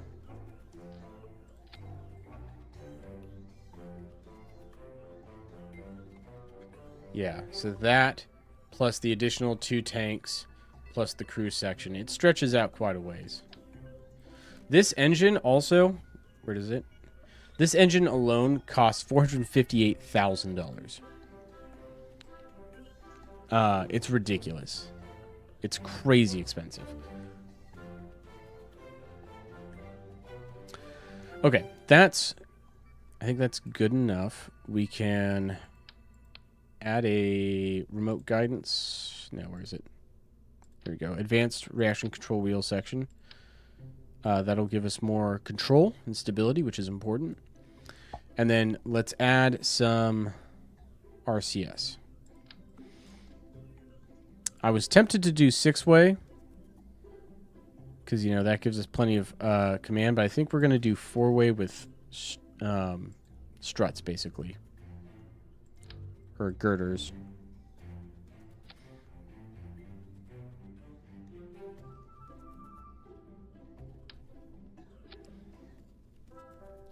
So we make them nice and small. Like that.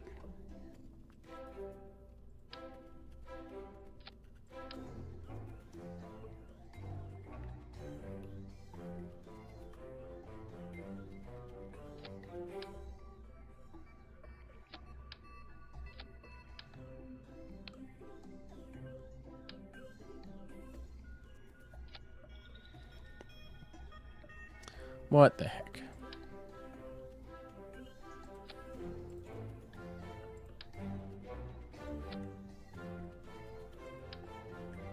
There we go.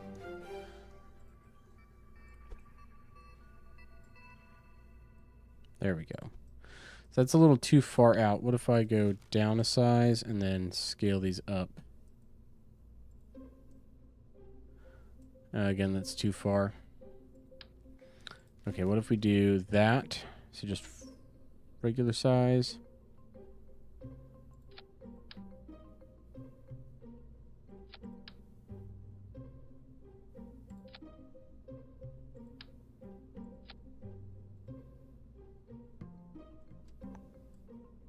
Like that.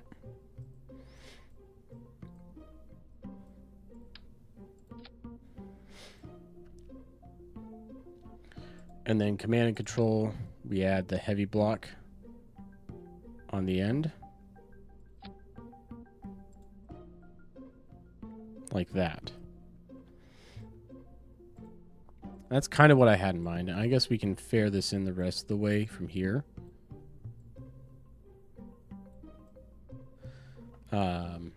But something to that effect.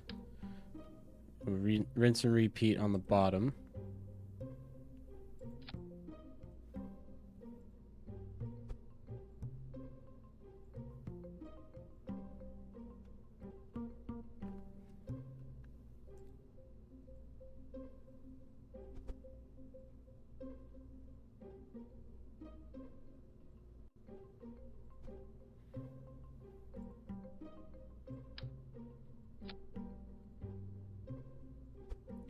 Let's adjust these back in.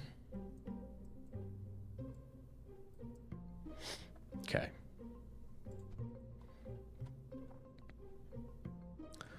How much does this weigh total? 41 tons. We can get it to orbit, I think. Clampotron docking ports.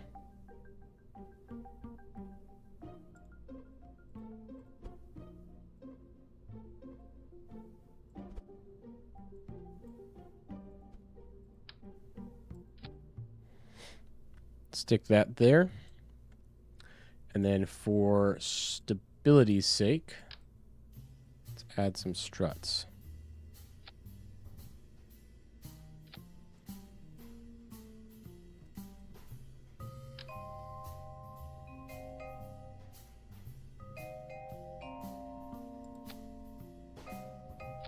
Like that. Okay. So this is the fuel section. Weighs 41.874 tons. It's heavy. Heavy, heavy, heavy.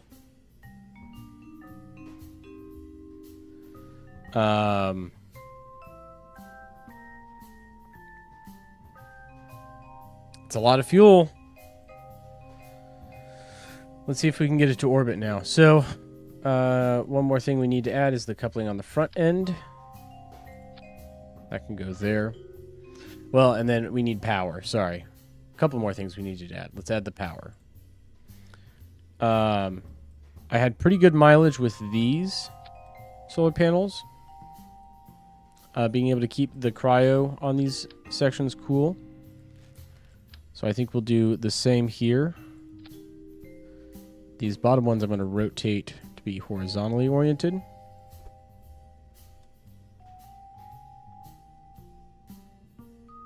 Tuck them in a little bit. Same with these guys. Just tuck them in a little bit. Okay.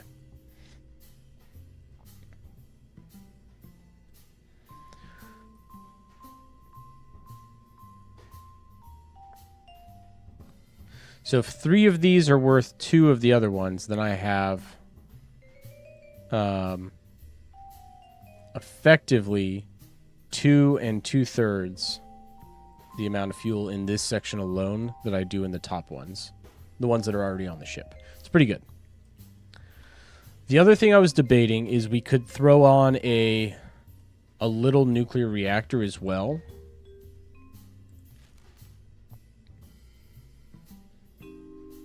Oh, where was it? Molten salt. Here we go.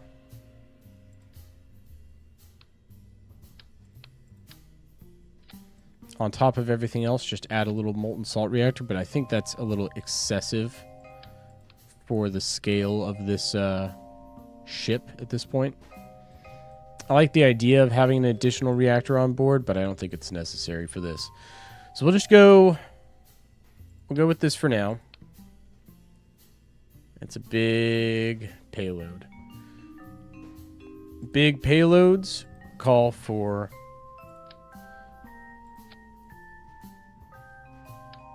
big rockets. I have the 3.75 meter shell.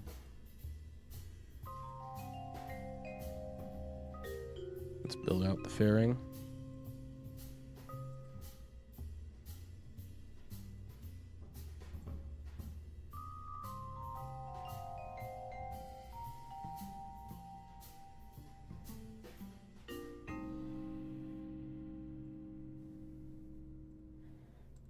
Okay.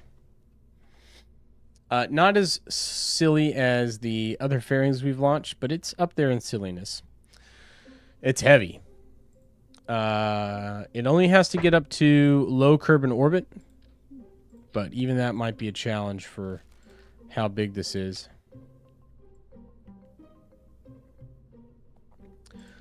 Kerbal Rhino gives me 1,400 meters per second of delta V and a 0.89 thrust to weight ratio. That's actually pretty good. I think that's within reason for what we're looking for here. So that's good. Let's go coupling. Add the big decoupler. Fuel tanks. Let's slap a couple of these down. And then let's slap the mammoth at the bottom of that. So that gives us 1758 with a 1.21 thrust to weight ratio. Let's push that up a little bit more, shall we? Let's get a little bit more. 2000. And just breaking even on thrust weight ratio. But I think we can go farther. We could swap this out for another full-length one. Really stretching the height of the rocket. It's about as tall as you can make it. Now, this will give it a, less than 1 thrust to weight ratio. But what we can do to get it off the launch pad now is add the solid rocket boosters. I'm going to use the hydraulic detachment manifold. We'll do two-way symmetry and put that there. Let's go back to our engines, and we have the Pollux. We also have the Clydesdale and the Thoroughbred, but I think the Clydesdale is what this mission calls for. Something serious.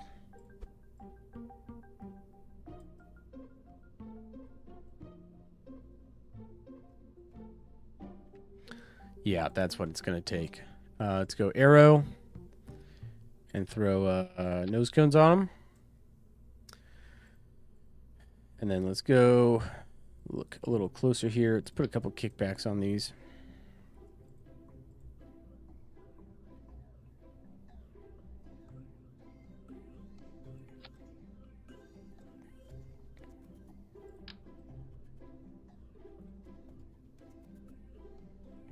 Like that.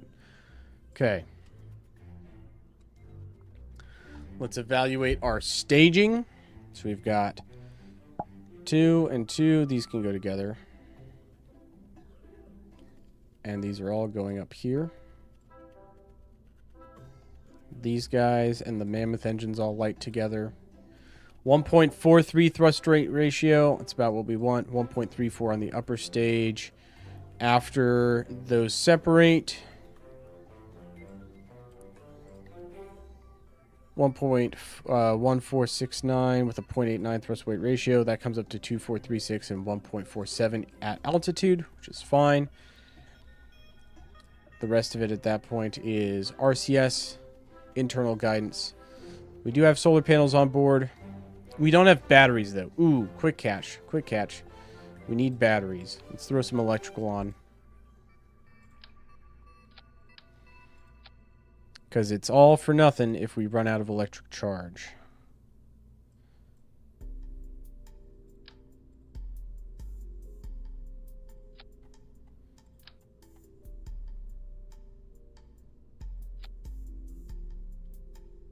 Do 4-way.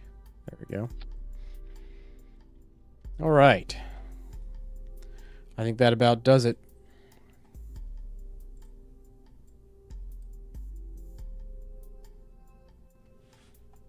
Of course, as soon as I change anything, my staging is completely fucked.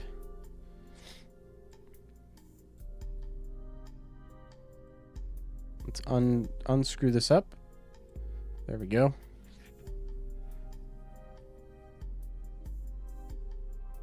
All right, I believe it'll get to orbit. We'll call this the KSP Hermes, caps lock, KSP Hermes Mark II fuel section. Save it. Let's launch it.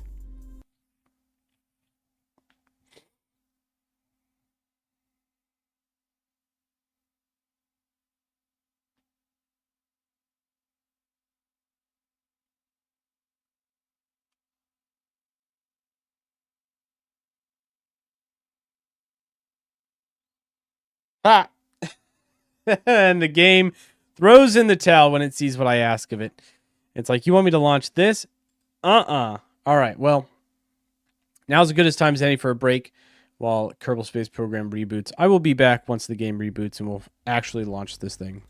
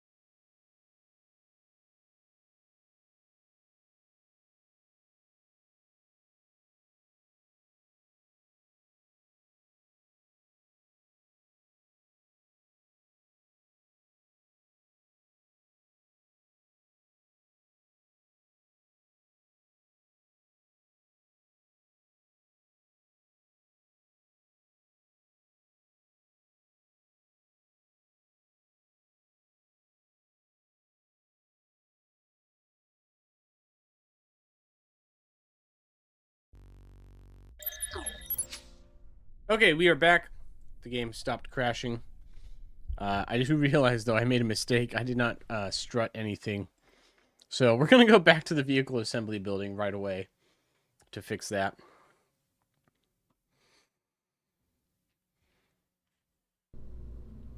We're going to use auto strut. It's just easier. Auto strut.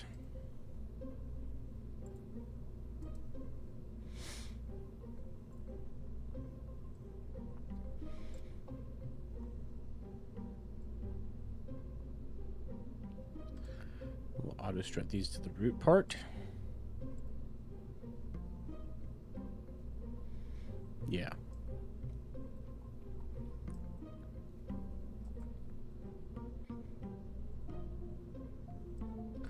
All right.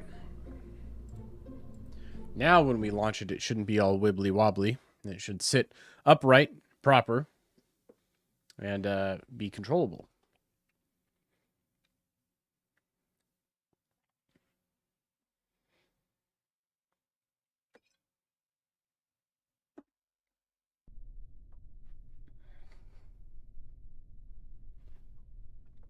There we go. All right. Throttle up, SAS on.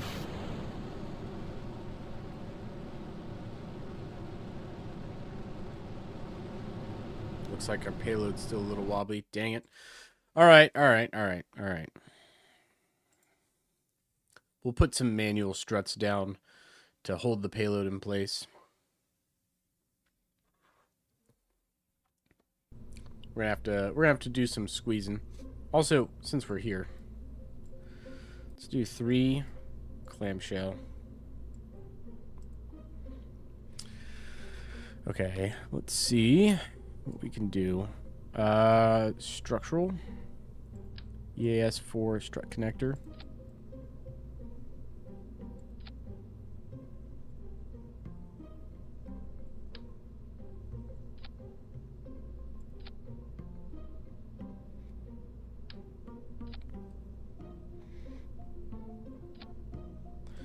That's 1.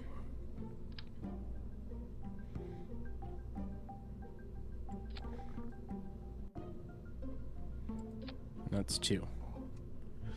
We'll see if that fixes the stability issue. Send it to the launch pad. Try again.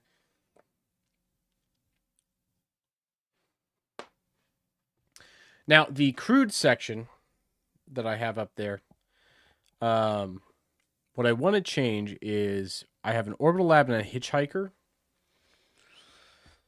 I want to at least get rid of the electrolyzer that I added up there when I didn't fully understand how it worked. We may add some resource utilization capability. But if you do, it will be separate from and different than what we've currently got. Alright, this is far more reasonable. It's not wiggling around anything crazy. Structurally secure. We've rolled, and now let's pitch. Okay. So wobbles, yes, it wobbles a little bit. Let's throttle down some. As long as the wobbles aren't too bad, it should be okay.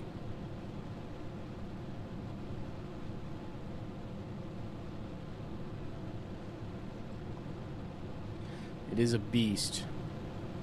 Come on. Come on.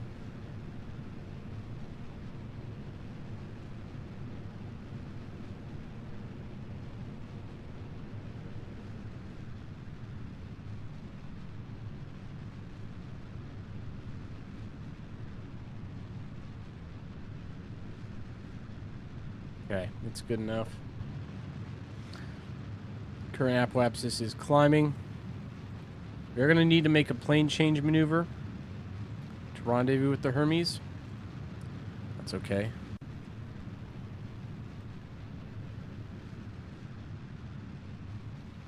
These solid rocket boosters are getting hot. They're not too hot, and those Separatrons push them away successfully.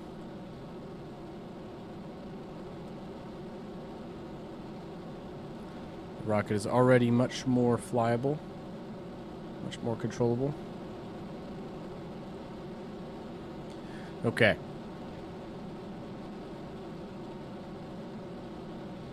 (1400 meters per second of delta V. Go ahead and lower to our orbit reference. Throttle down a little bit. Now it is in a higher orbit, so we will try and push this up a little farther. We'll have plenty of fuel to do the plane change maneuver. I'm not worried about that at all, which is good. Focus will just be getting it up and then letting it go.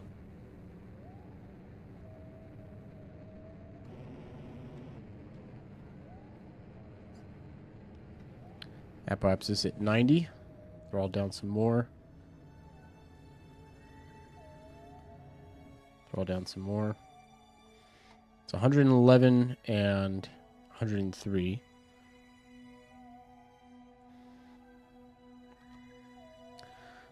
Let's ditch the fairing.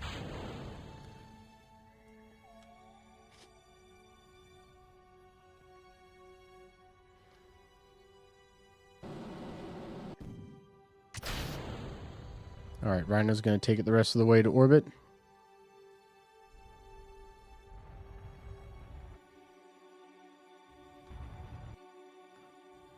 Oh, a little past target there. Let's flip it around.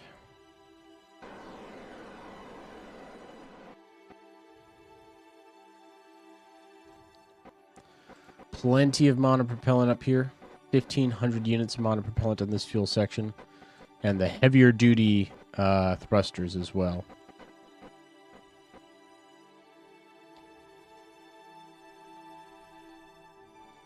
Let's bring this down to about 111. That's good. Okay, we're going to use planned burns from this point forward. So at the ascending node,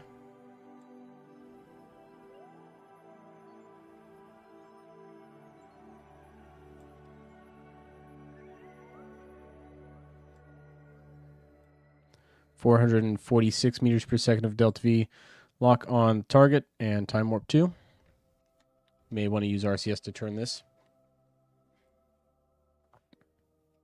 Yeah, we'll switch it on.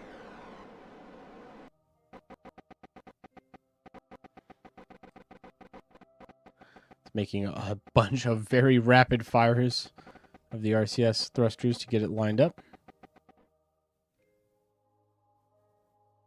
Okay, good enough. 25-second burn. Started at the 12-second mark. Or the 13-second mark.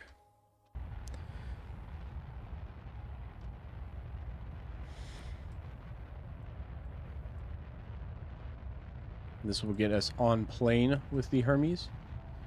And then we'll probably burn prograde. Extend our orbit out so that we can have it catch up to us. We'll fall back towards it. Ooh, very good, very good. Only 0.2 off. Really not bad. Okay, we do have some liquid hydrogen boil off.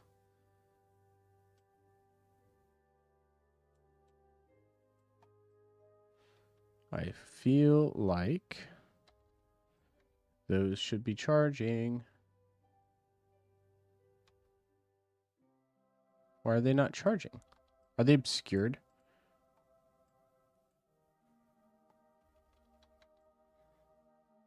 Or are they just not enough? Is it just not enough power?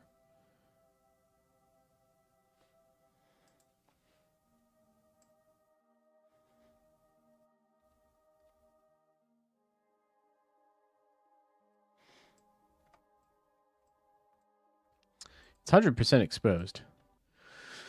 Oh, dang it. All right. We got to go back to vehicle assembly. So we need more electricity.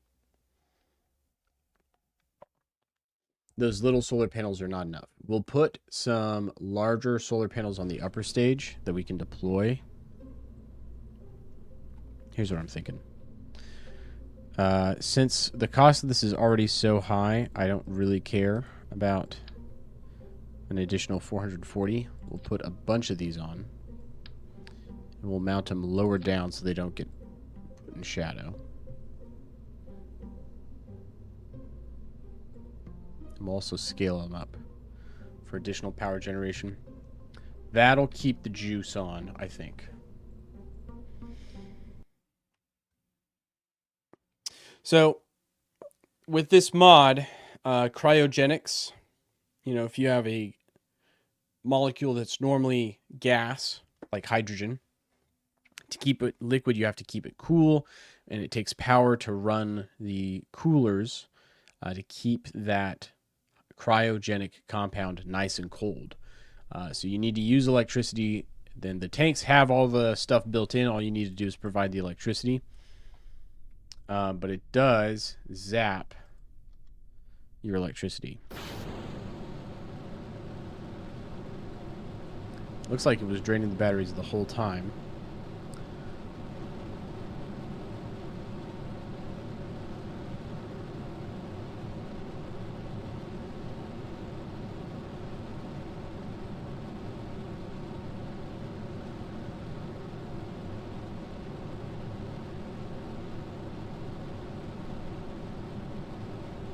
Okay, that's the wiggles.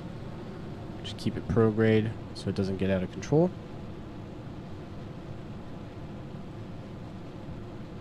So what I'm going to do is add these solar panels. Hopefully that'll add enough power generation. I don't think this engine generates any electricity. No.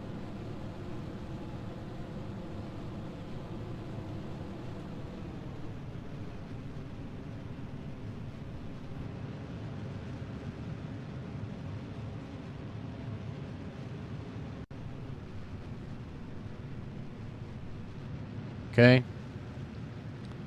Coming up.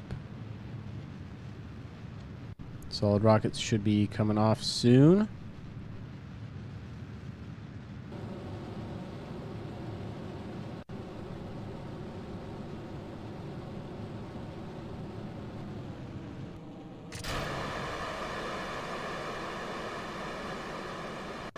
There go the solid rocket boosters separating away. We're kind of in the max Q region right now. We are generating electricity at full thrust with this engine, which is good.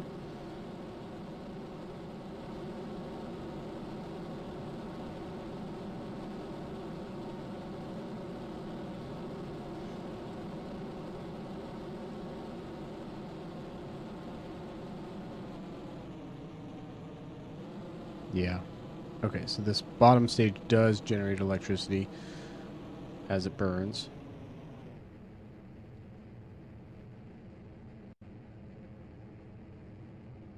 Well, let's get out of the atmosphere. As soon as I'm out of the atmosphere, the solar panels can come out.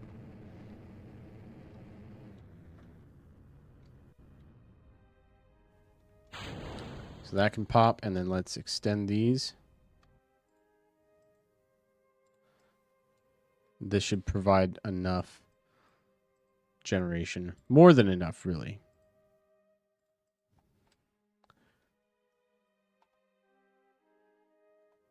Yeah, there we go.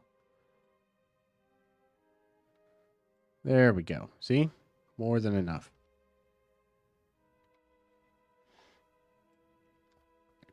Now, the only question really is, do I have enough battery charge to last a full night cycle? I think I do, but that has yet to be proven.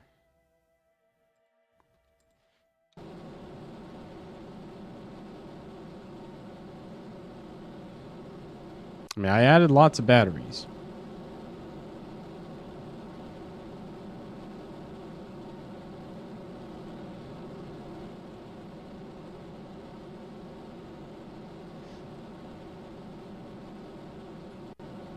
Okay, looking good.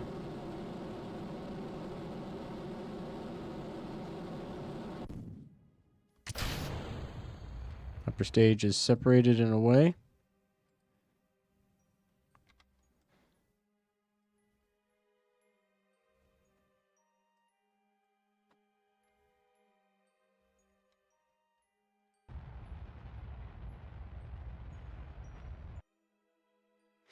All right. Let's make a burn at the ascending node again.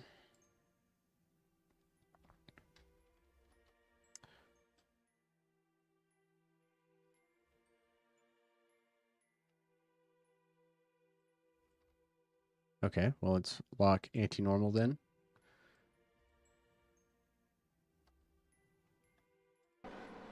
We can throw RCS on as well. I didn't put an antenna on the on this section. I didn't really need an antenna on this section. I don't really need an antenna on this section. But it may have been prudent.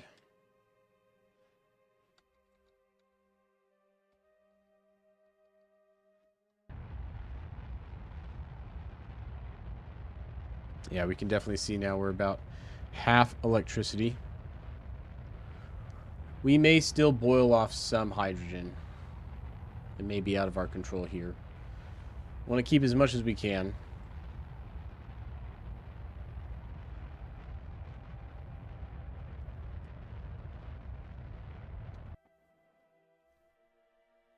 Okay.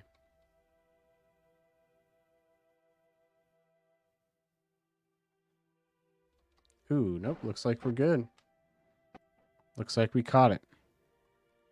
Well, that's good. That means we've got enough, at least to kind of barely last us the night. Let's go prograde. And kick up our apoapsis here.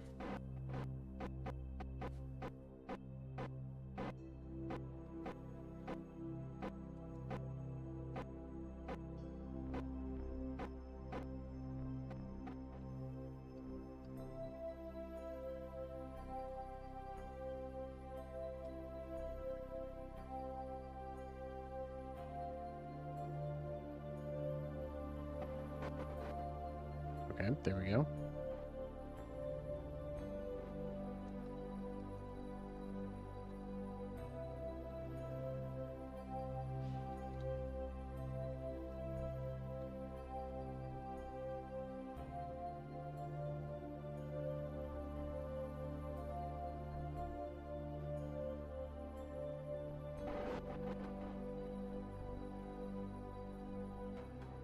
Let's bring this up to 103.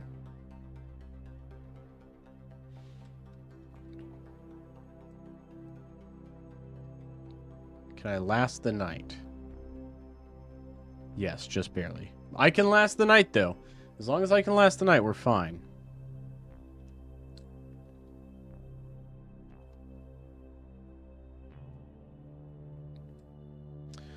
Let's go prograde here.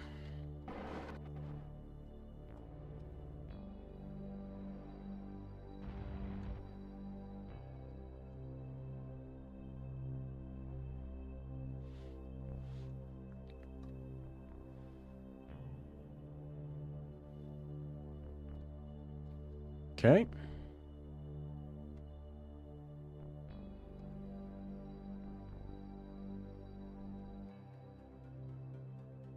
We can see our intersect is getting closer and closer.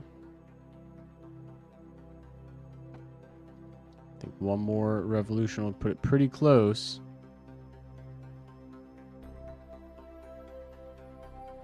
Yep.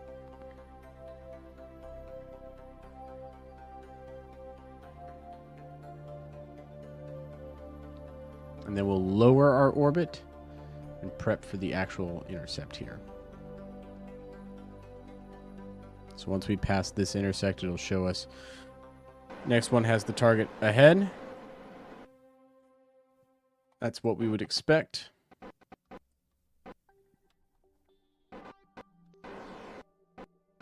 But we can bring it in now to a kilometer intercept. I think that's as good as I can reasonably hope for this. So we'll come up. We are in eclipse. Batteries are holding.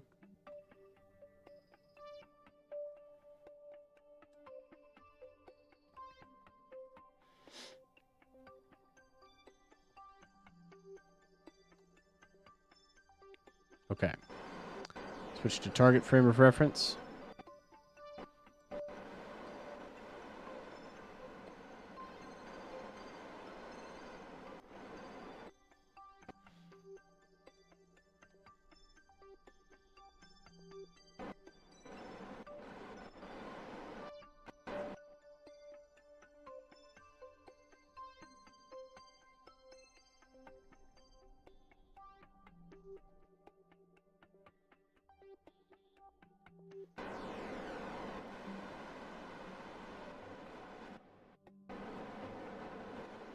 Do these use liquid hydrogen as fuel? Ooh, they do.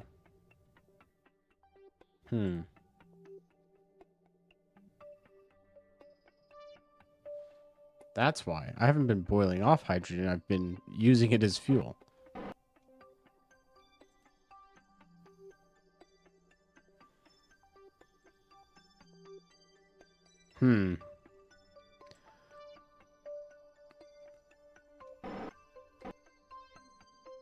I don't want to use my liquid hydrogen as my monopropellant. That's super wasteful.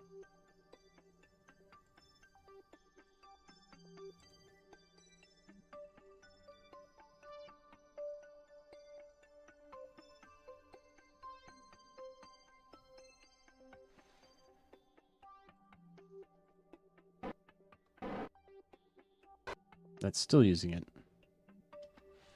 Hold on. How do I configure this to not use liquid hydrogen? Turn it off?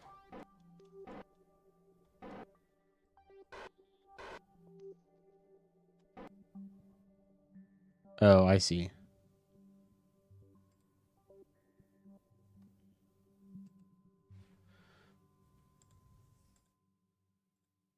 I see. Okay.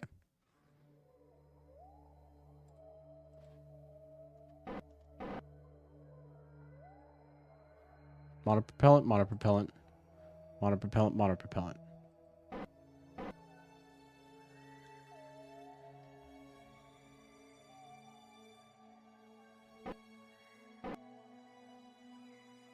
I'm confused.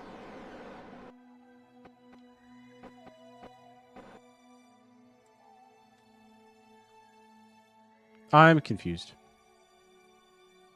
Okay.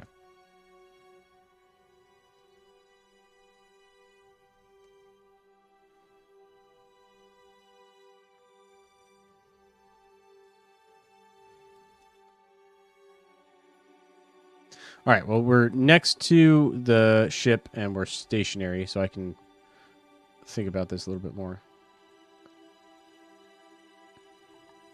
Okay, monopropellant. Do I need to do this for every single one? Oh, gross.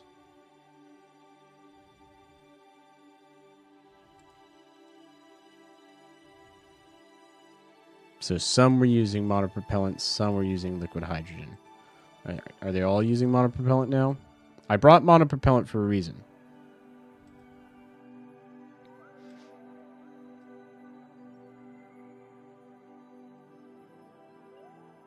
Okay, we're learning so much. We're learning so many new things.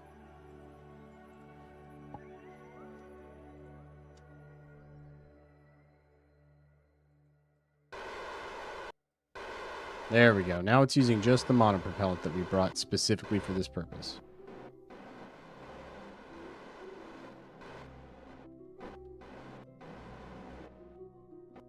Ooh, but it drinks it, though. Okay.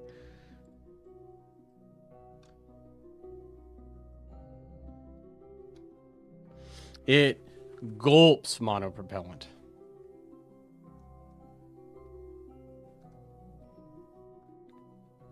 We'll try only to use it when we absolutely need it, since it's going to be so much. But it's fine. In the meantime, let's scoot on over to the station.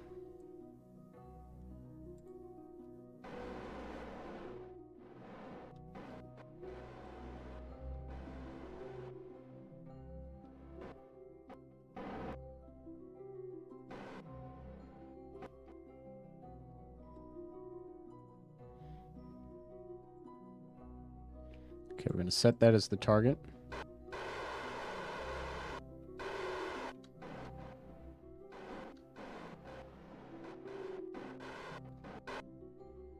Swap over to this guy. Control from here. No.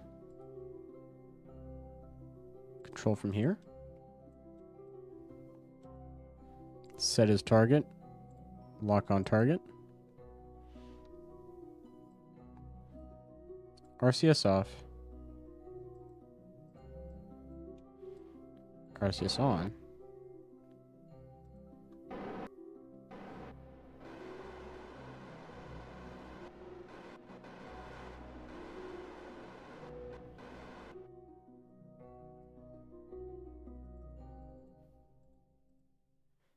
Set as target, lock on target.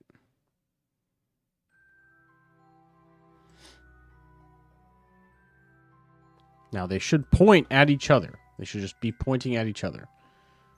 And that appears to be the case, which is good. That's a good sign. They're doing things right here.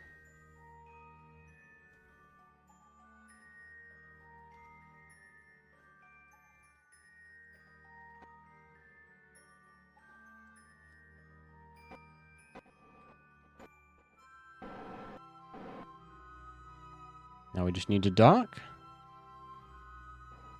And they've docked. All right, so that's our new fuel section added. With the heavy RCS thrusters that I found to be somewhat temperamental. But once I got them working, they're really not too bad. And we have plenty of electric charge, and we have big solar panels to keep the cryogenics running on these things. So no longer worried about any of those issues. Let's have Matt Dorf, our talented and brilliant engineer, step out of the pod for a second. And go on a little bit of an EVA walk down the ship. We can get a good tour of the whole thing. It is pretty impressive as far as space vessels go. A lot of fuel here to work with. We will need to refuel eventually. But in the meantime, this will give us quite a bit to work with. We could reposition these solar panels and reuse them. And I am tempted to do so. Or at the very least, store them. I don't know. We could put them somewhere. Put them on these hydrogen tanks, for that matter.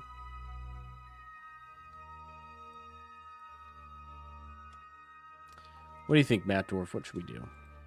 Matt Dorf says we should move them onto the hydrogen fuel tanks. He agrees. Waste not, want not. Wise words, Matt Dorf. All right, we'll put them on there. We'll just move them onto the fuel tanks for now.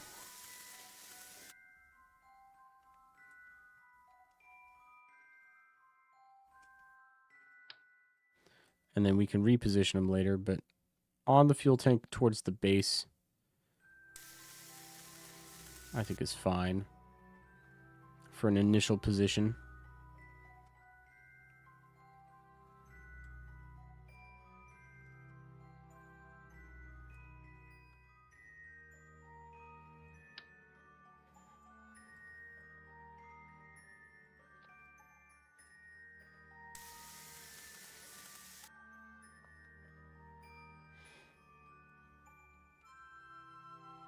All right. That one was a little farther forward. We can adjust that later.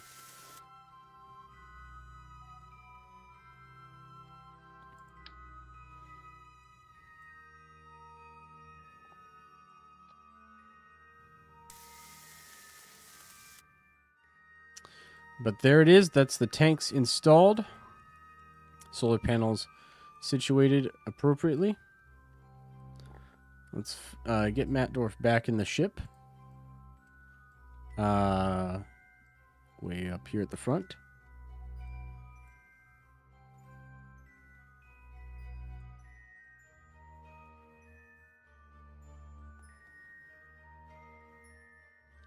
Maybe we won't change out the crew module. You know, maybe it's fine. We can add the probes that we want to bring. But we don't have to change this out. This works just fine. We've got the laboratory. It's unmanned at the moment, but there's still research that needs to be done in here. We got lots of data, lots of science.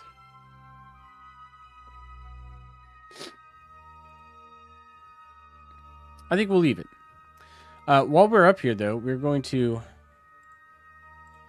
auto-strut these guys so that they maintain some good stability.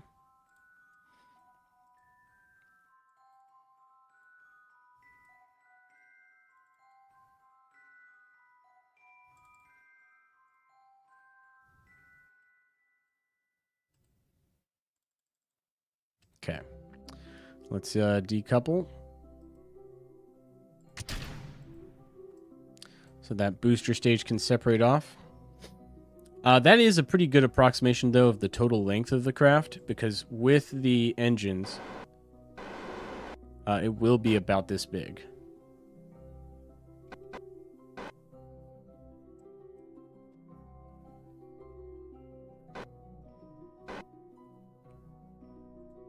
All right, let's not burn through all of our RCS. We do have quite a bit, but we'll leave that alone. That is the KSP Hermes with the addition of a new large fuel section. She looks good. And with that engine bell added, she's going to look great. But I think that's where we're going to leave the live stream for here. We've done a lot, and I'm very happy with the progress we've made so far. We've got a whole new roster of Kerbals to send to various worlds throughout the Kerbal system. We have vehicles, spacecraft littered across the planets. We've gone to Eve. We've landed on Eve. That was a challenge. Holy cow. We have ourselves a little airplane down there on the surface. The Eve Valkyrie. I don't want to fly it no more, but it was fun while it lasted. So thank you guys so much for tuning in. I hope you enjoyed the live stream. I certainly did. And later this week, we'll have some more progress to make advancing our program. But in the meantime, take care, everyone, and I will see you in a future live stream. Bye, everyone.